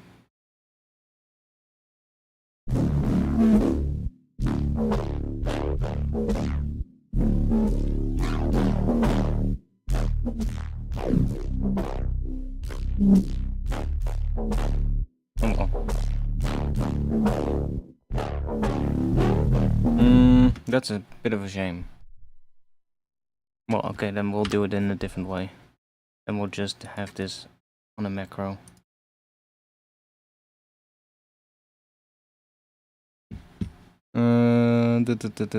Where are you? Which one is it? 2. Look for 2. Which 2 is it? This one? Or is it that one? That one. See that? If we move that, no, that's not that one. It's this one. Okay, cool. We don't want to have this close all the way so that we keep some of the mids, I guess. So that gives us some low pass version parts as well.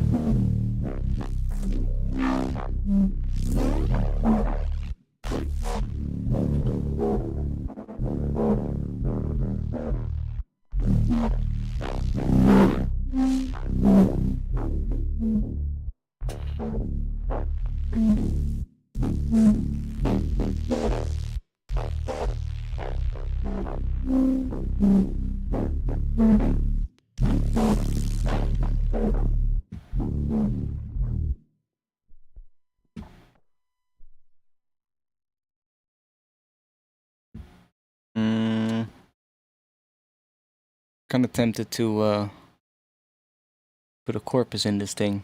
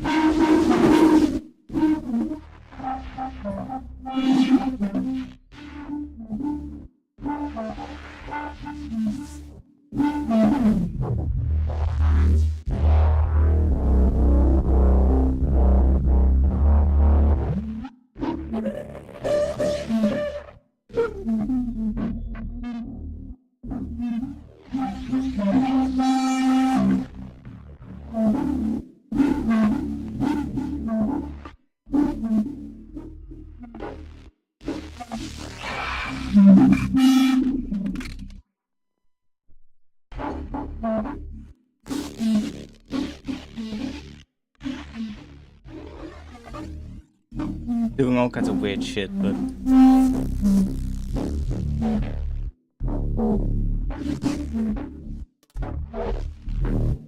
maybe if we just put that there, then we just that on there, no, there, that there, that there, that there, there.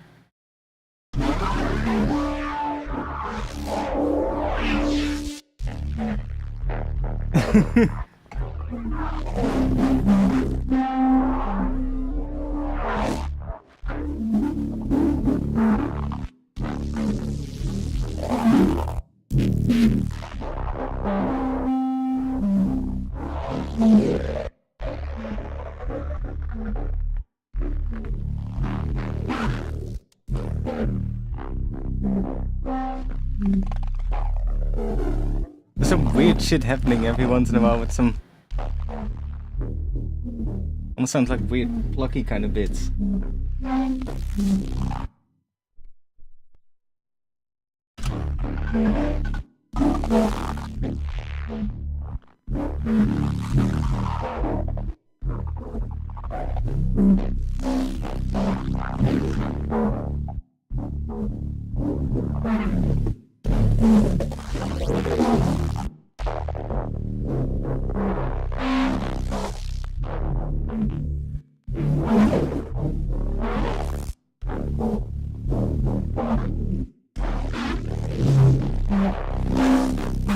What happens if we...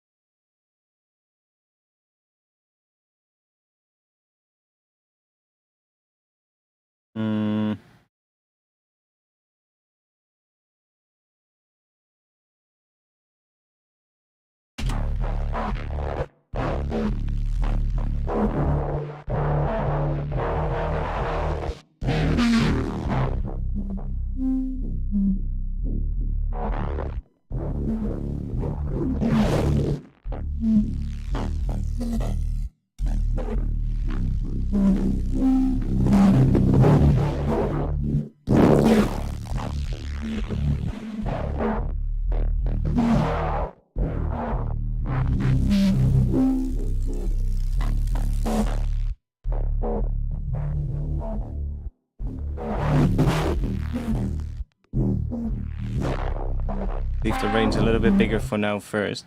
So now we have this as a separate chain. If we just do this for now, so that we can hear this chain by itself. Now we can process this one separately as well.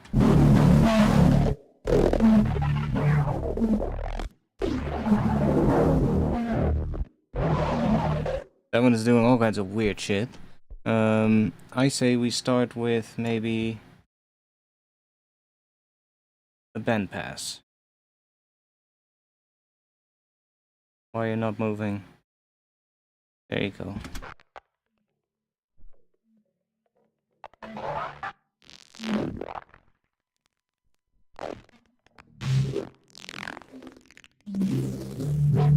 Sure. Let's grab another bandpass parallel to that. Add that to another macro.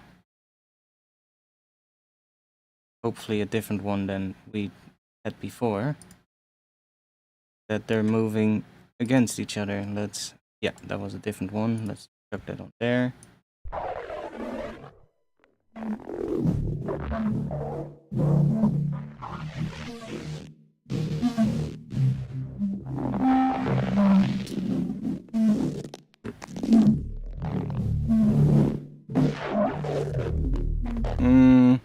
What could be cool to add this?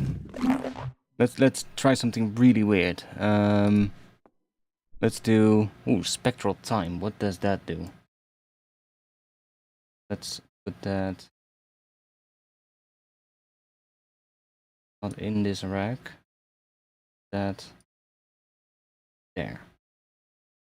It's basically after the two band passes, so the two band passes are feeding into here. Not sure what this does, but kind of like a delay.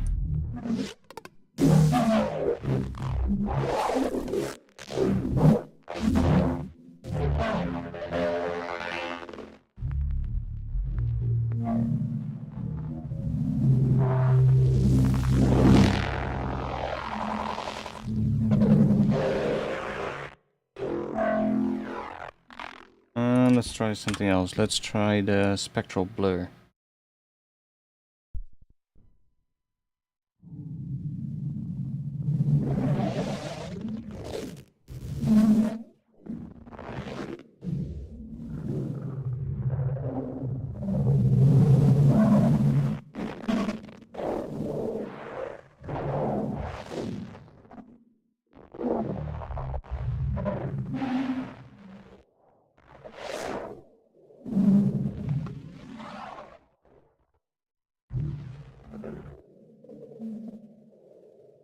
Right, so I guess the dry wet can go on something.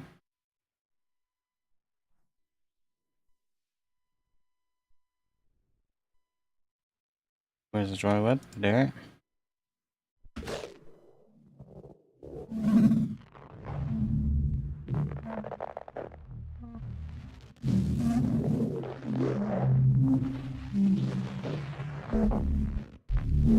So now we're gonna get all kinds of weird stuff that's happening.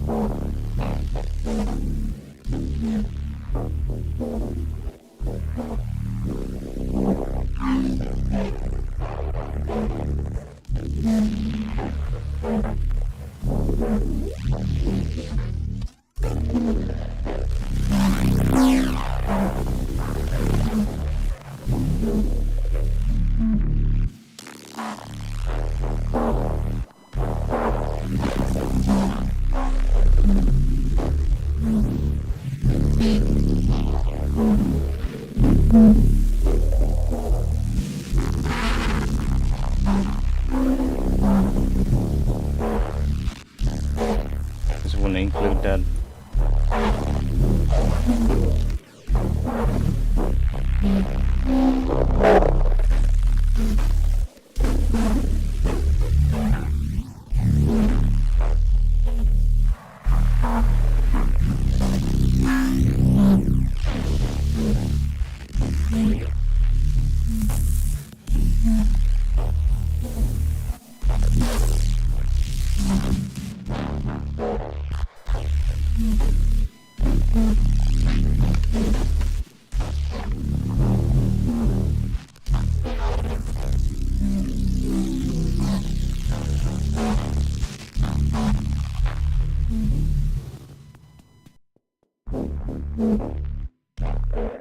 I mean, it does kind of work, but also becomes a bit squashed. Maybe if we just...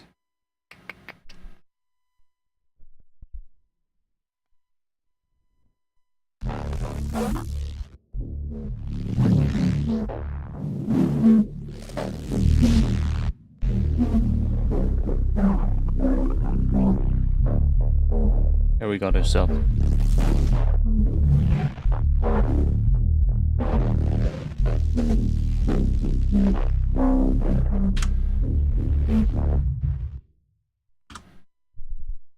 So we can start playing with this as well, with this pattern.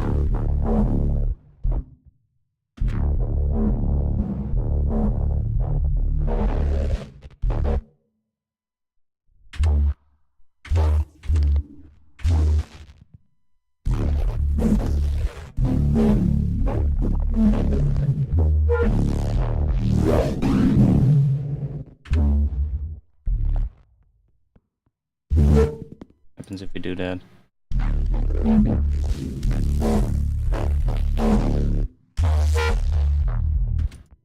Just want to have all kinds of different sort of like things happening in here so that we can resample it and, you know, chop it up later and I guess use it in a track in context. But for now I'm not really too concerned about context. I'm just making some cool bass sounds.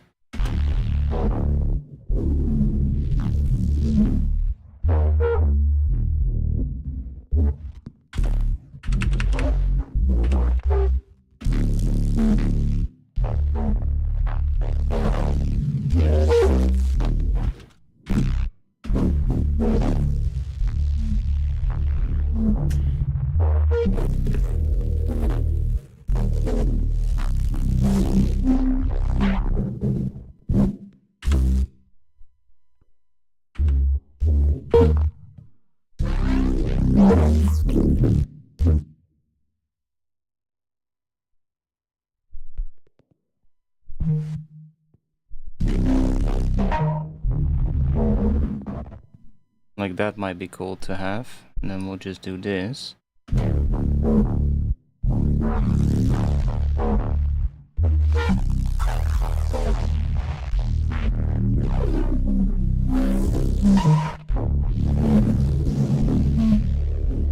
Some parts are getting a bit messy.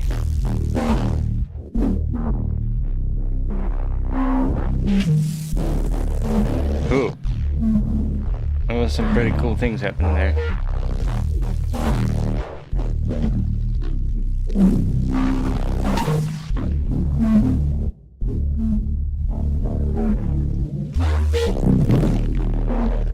Now the thing is, we can move this entire rack. Because we've made this frequency splitting rack. We can move this to anywhere. We can say maybe put it all the way at the start. Or what is this? That is our corpus rack. So let's have corpus before the frequency split, but then everything after.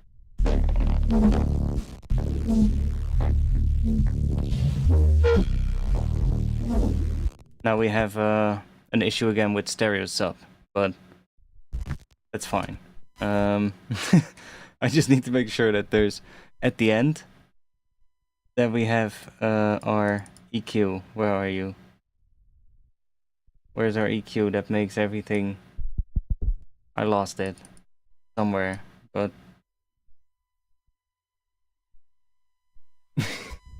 Whatever, we'll add another one.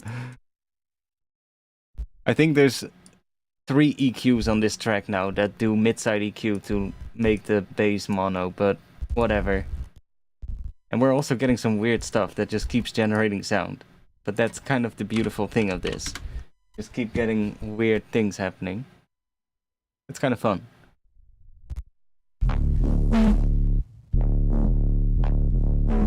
Now our sub is mono again. Let's put it before this multiband dynamic so that... Ooh. We will get these weird things happening as well when I stop the audio, so... You can even play with that. Ooh, that one is so cool. That ta-dum.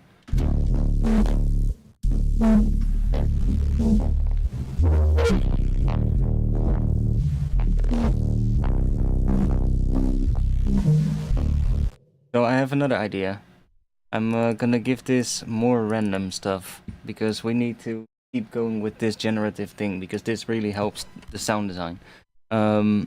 Let's give it a chance that it will give us some random MIDI notes every once in a while. So we're gonna go and take a random device, put that all the way at the start here, and we're gonna go up, and chance is actually gonna be 100, because I do want to control when it's gonna do that. So we're gonna automate this on-off switch. So we're gonna have it off for most of the time. But then somewhere here in the second time it loops, we're gonna add it here and there.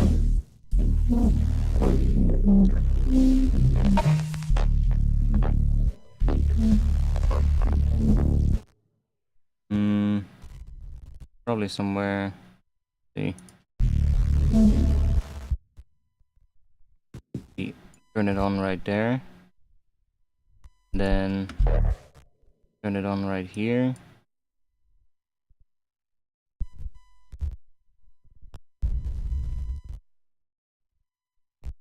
Yeah, right there, maybe.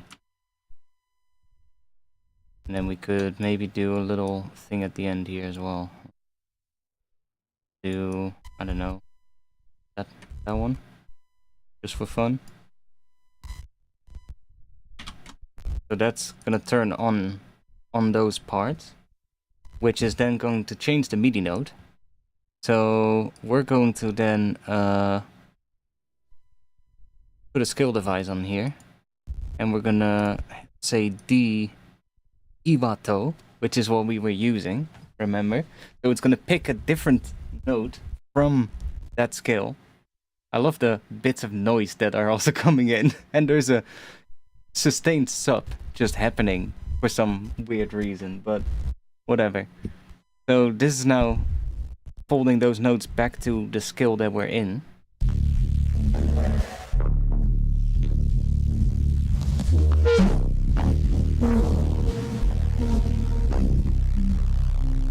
Let's see, it actually does something cool. See?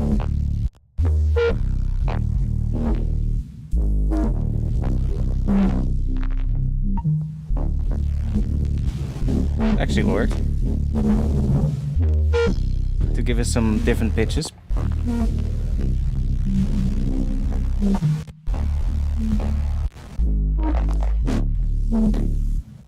Now, the pitches are...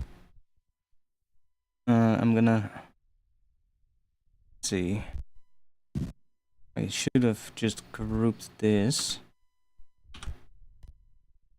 And instead of automating this, let's take that, turn it on, automate that instead. So that we can also put a pitch device in here. This turns this upward like an octave. See what we get.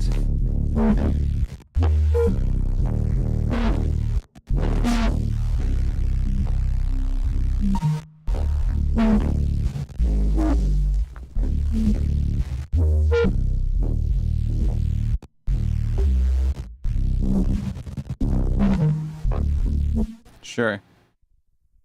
Even put the chant a little bit lower so that it sometimes also just plays the same note.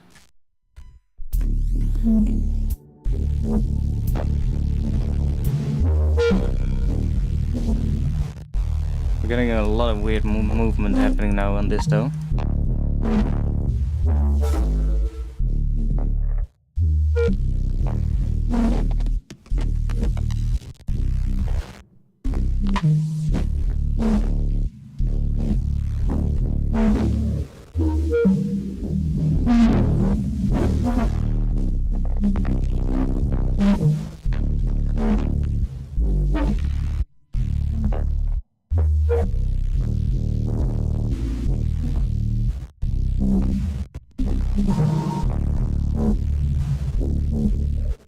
Yeah, see this?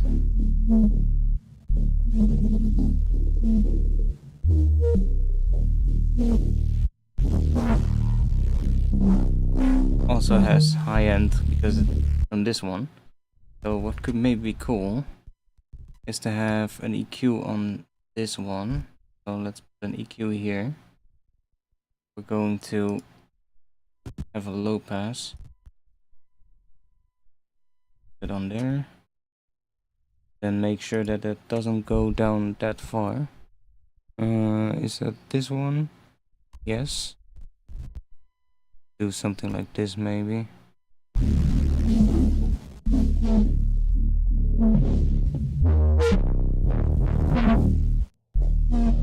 Also cleans it up a little bit.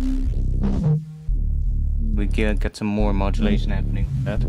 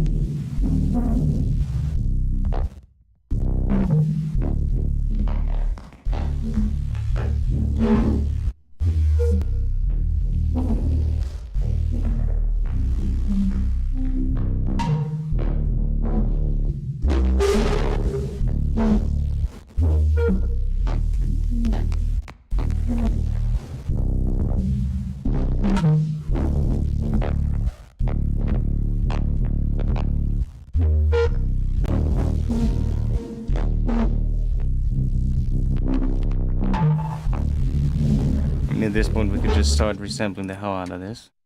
There's a lot of cool stuff happening. And we can change this preset as well, this thermal preset, and we're probably gonna change the whole sound of the thing quite a bit. Like if we just, I don't know, I know which one it is. We have the burned tongue preset, just remember that. But if we go, I don't know, to a different one, see how much that actually changes it.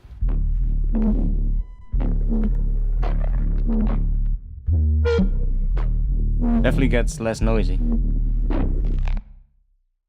But we still get cool things.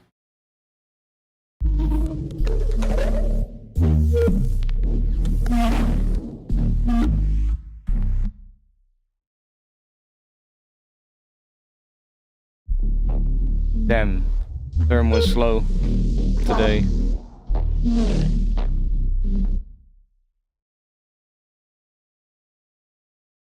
Damn. Yeah, the burnt on preset just sounds best though. I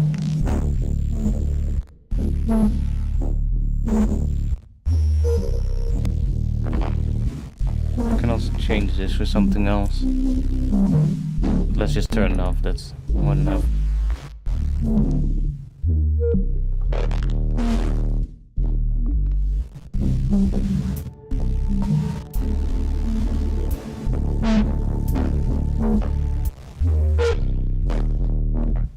Okay, so because there's those gaps and then sometimes something cool happens as well, why don't we mute a couple of sections in the second half? Just, I don't know. Mute this whole section. What? Mute.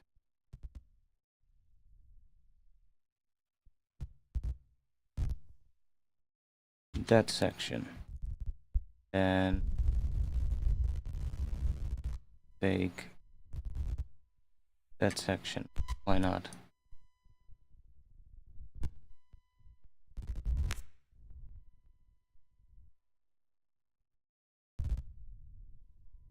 There we go. So we have some more silence there. That's I say we do something there just to make sure that there is some stuff going on there. Even though there should be some stuff because we have something being generated, but let's just do something more there. I'm just gonna grab a reverb real quick. Make that a bit longer. Let's just put that on 0. And let's just automate that reverb in these gaps here.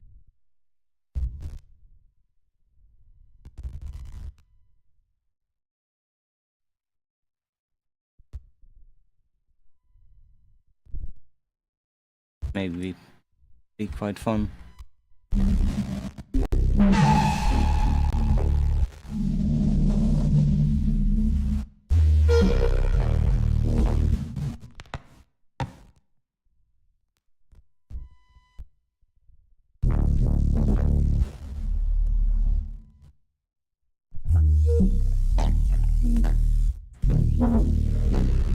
Or not, let's fuck this idea. This didn't really work out as I hoped it would. Let's just there we go.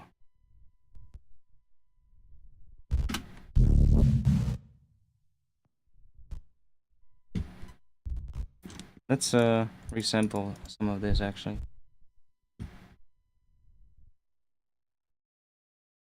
because we are already getting some cool sounds out of this.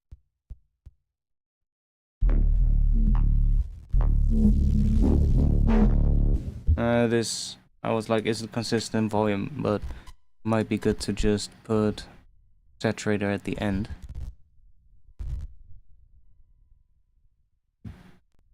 And maybe just sine note fault could be cool.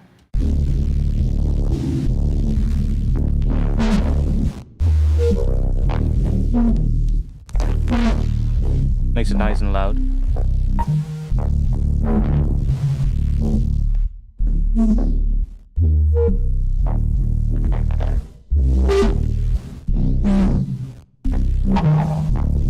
mean, there's some cool sounds happening in there, so I guess wouldn't be bad to just resample this.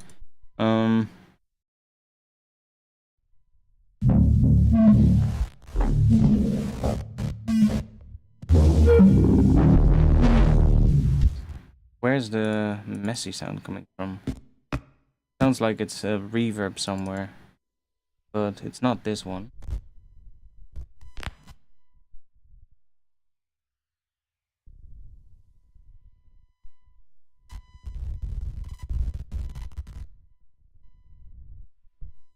Probably.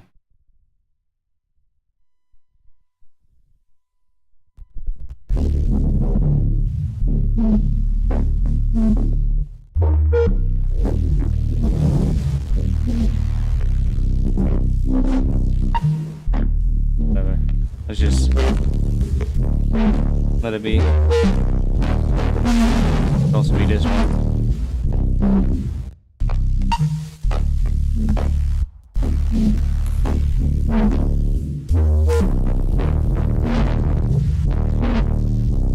Doesn't matter too much.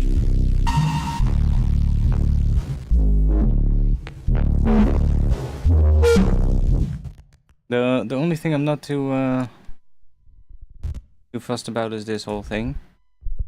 That pitch change thing, so let's just get rid of that. It is whatever. I don't really care about that, to be honest. But now we should be able to record this and get some cool stuff out of it.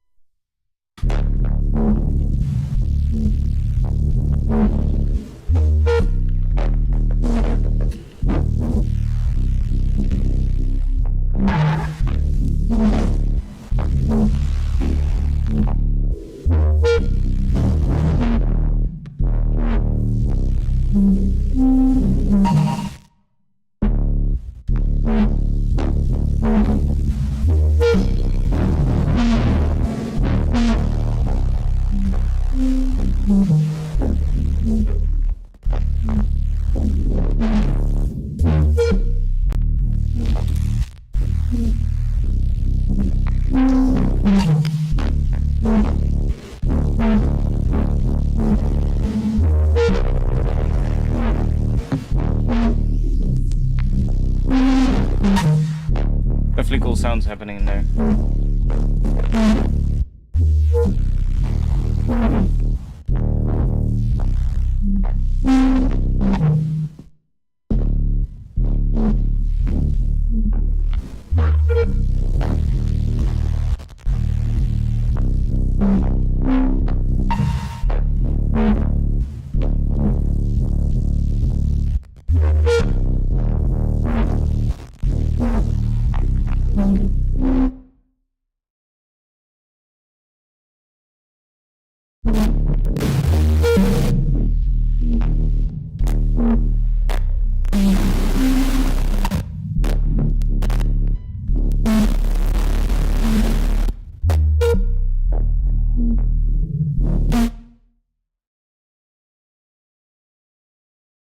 See if we can get some more cool stuff happening out of here. Really distorted. Maybe a bit too distorted.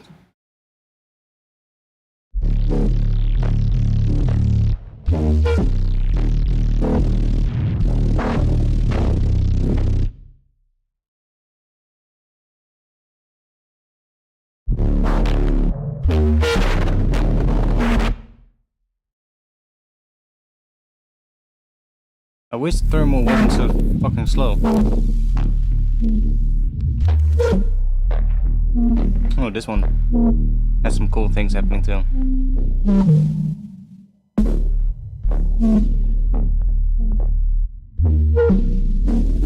Cleaner sub as well. Those crackles are really fucking weird, but kind of cool. Lovely monster alien crackles. Yeah, kind of.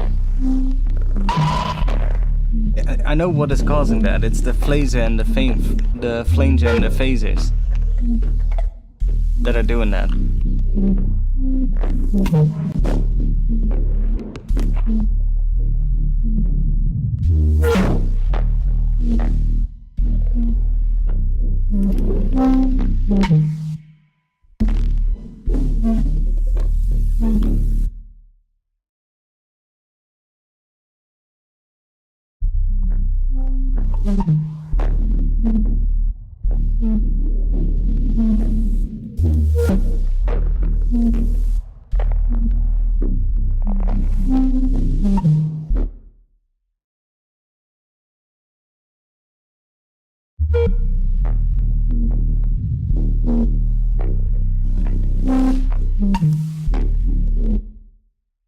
Off clip might be a little loud, but let's see.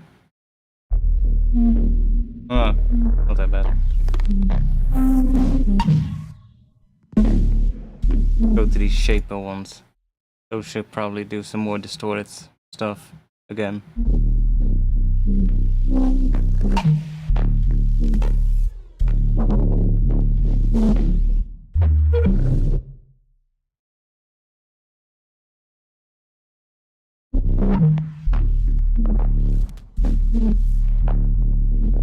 Not even that distorted.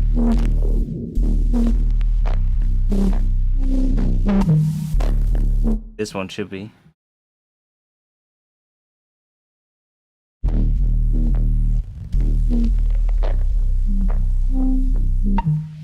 Not even? I guess because it's just so much stuff happening after it that it doesn't even sound as distorted anymore as it normally does. Interesting. They all start kind of sounding similar.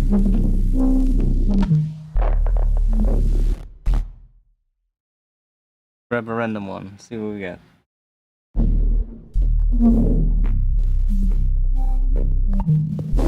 Drive chorus. Sure, let's see if we get some wider shit happening on that.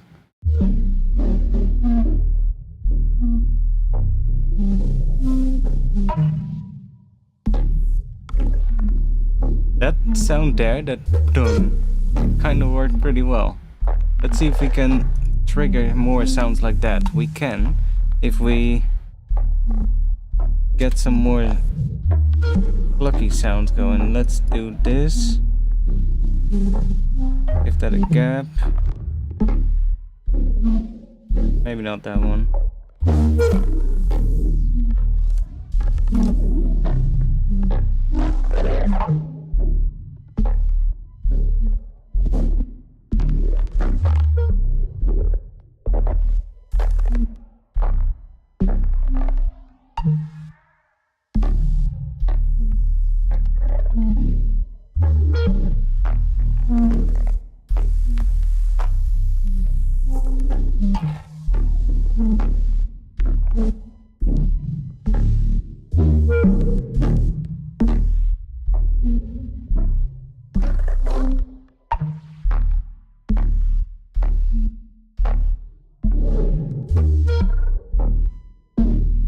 So if I now add some release to this thing.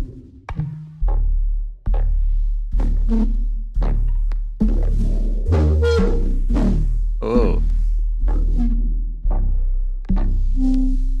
Yes, please.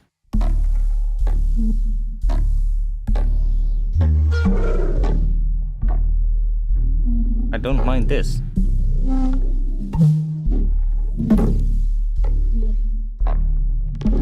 See, this is the cool part about having such a fucking long chain, is you can start messing with one little piece of it and it will interact with all the other things that are happening, which is so fucking cool. So now if we go back to the thermal, and if we go back to, let's say, that preset that sounded cool, Burnt Tongue. Where are you? Where are you?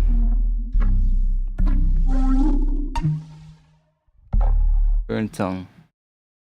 And let's get rid of that hit brush thing.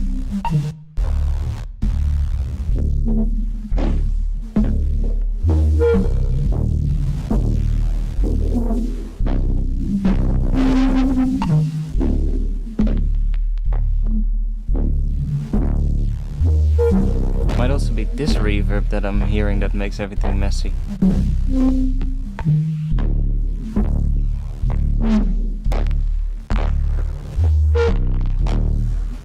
I think it does.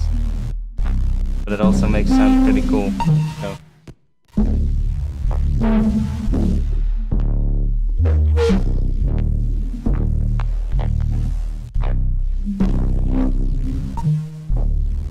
Yeah, so it's still all recording all that stuff, so.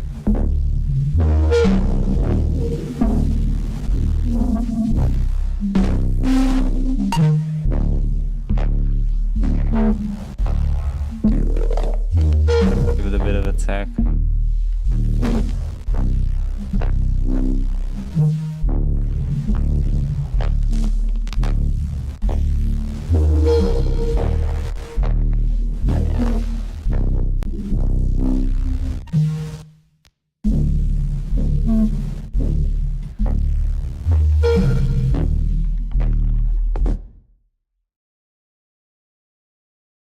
Now we kind of have to try out a couple of presets here. Ooh. Ooh, this one is actually really cool. More subtle than the other one, but I bet if we put another thermal behind this, it could get pretty cool.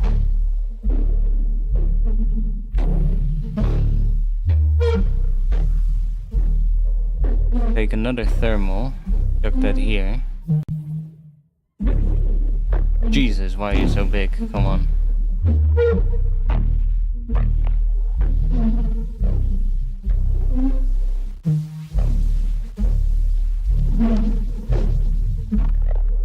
You just have to make sure that these are moving around.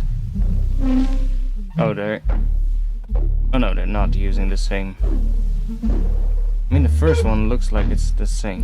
Let's put that on a different macro. Yeah. Cool. And then we just want to have one of these, probably.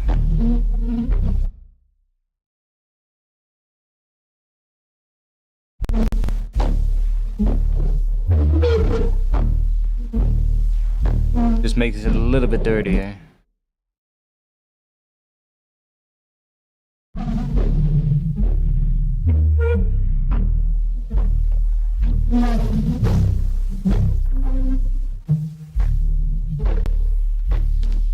Definitely some cool things happening in here, but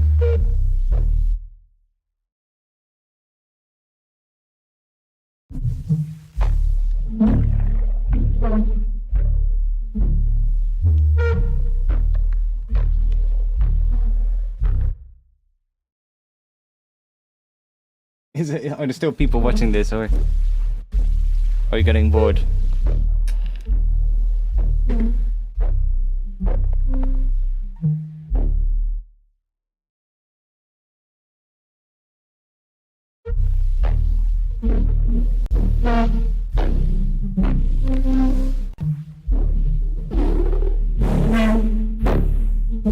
Now we're definitely getting louder bits in the sides. Might be helpful.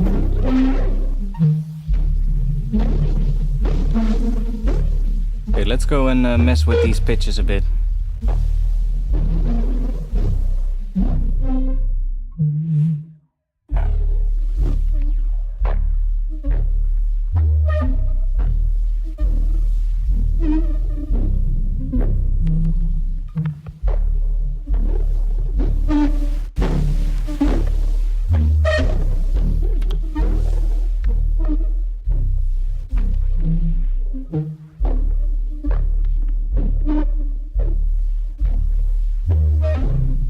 This one actually sounds really cool as well.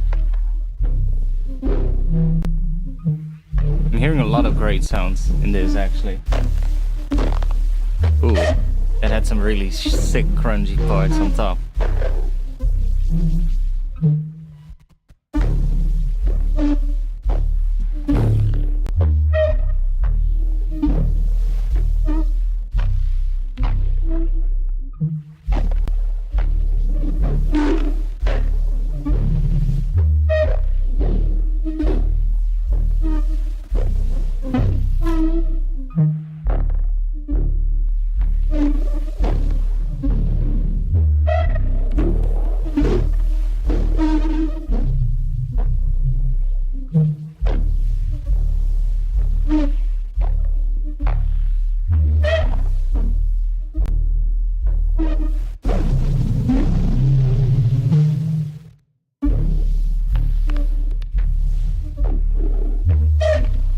Okay, let's see. We have this. That's the rack with the phaser and all that. Let's move that one a little and see where it sounds cool. So here we have the corpus.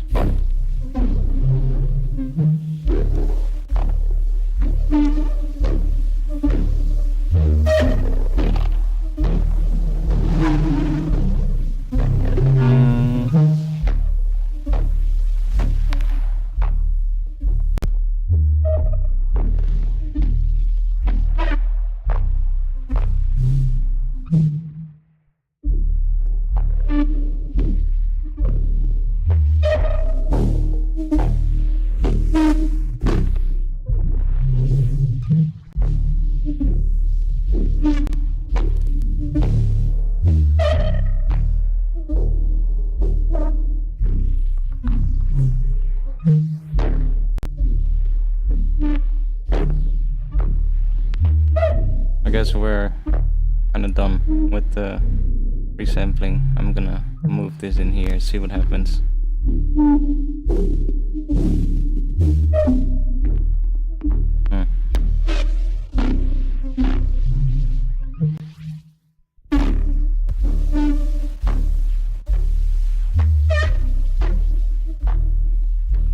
Okay.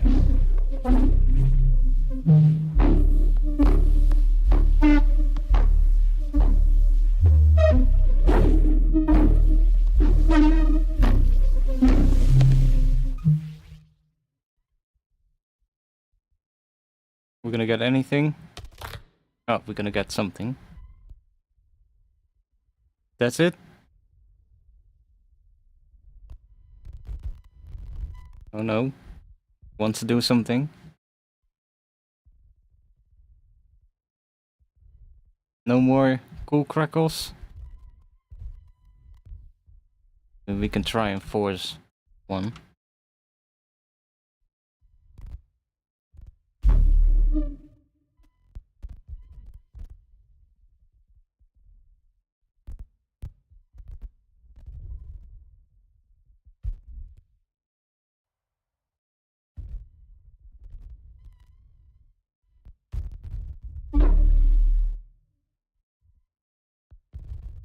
Nothing?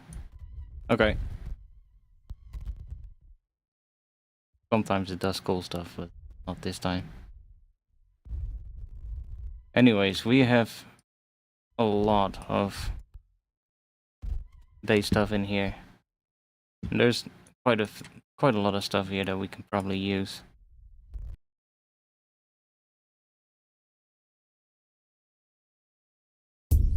Completely lost track of what we were doing.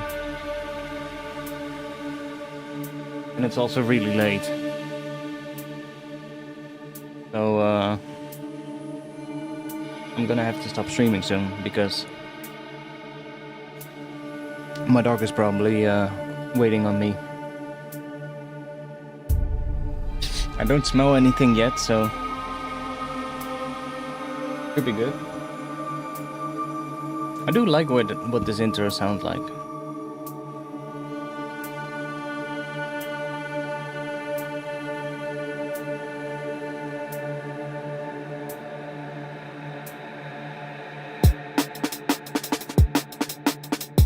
Yeah, drums are still a bit shit, but... Oh, it didn't save the addictive drums thing. Let's redo that real quick. Now I know what we had. We had this one.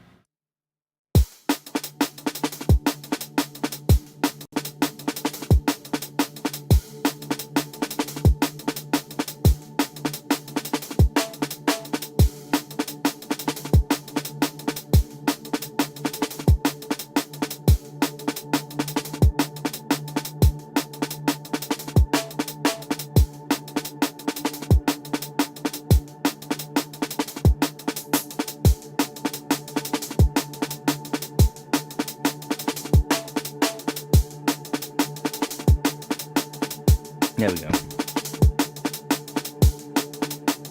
But I kind of hear after this intro, I kind of hear when this thing sort of like goes around, kind of hear some bass thing coming in, and this whole file will probably help me make that, because I can take bits and pieces from that and start using those to build a phrase, which I can then process further.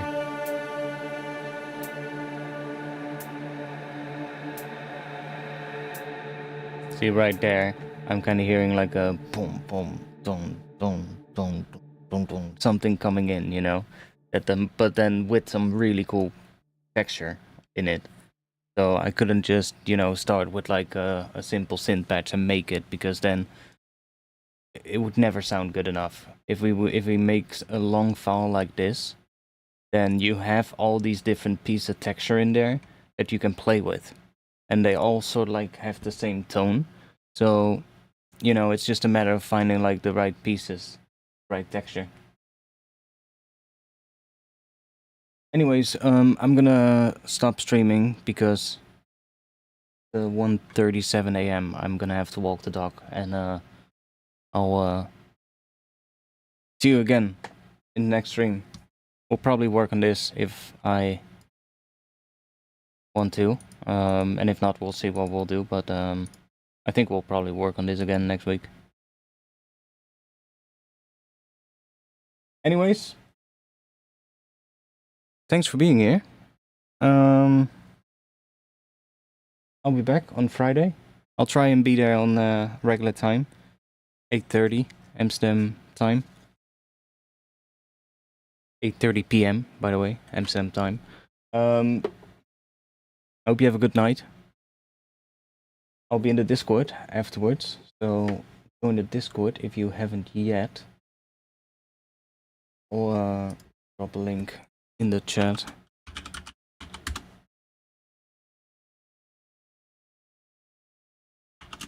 I mean, I'm not sure if the bot is working, but if it is, then yeah, it is. Okay, good. Yeah, we did mostly sound design today, but that's fine. Usually you have to do that when you start something new.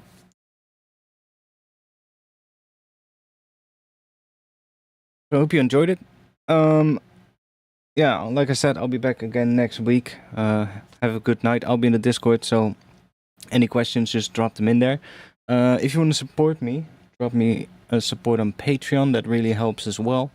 On Patreon, I drop samples a lot. I probably will drop another pack soon, because I have a shit ton of samples to go through. And I asked on the Patreon, like, did I already ask on Patreon? I think I did. About if you guys want to have like the long resampled files, or if you want me to chop everything up. And I think some people said like it's fine with the long files, so I'll just drop a pack with like the long resampled files, which you guys can then go through yourself and chop parts out of it that you like. Which kind of makes sense, I guess, because not everybody likes the same things. So guess it makes sense. Plus, it also is easier for me, because otherwise I would have to go through some of the really long files. I'll make sure that I'll not make the files like really fucking long. If they're like really long, I'll just pick like a section where there's like some cool bits happening at least, and then chop that out.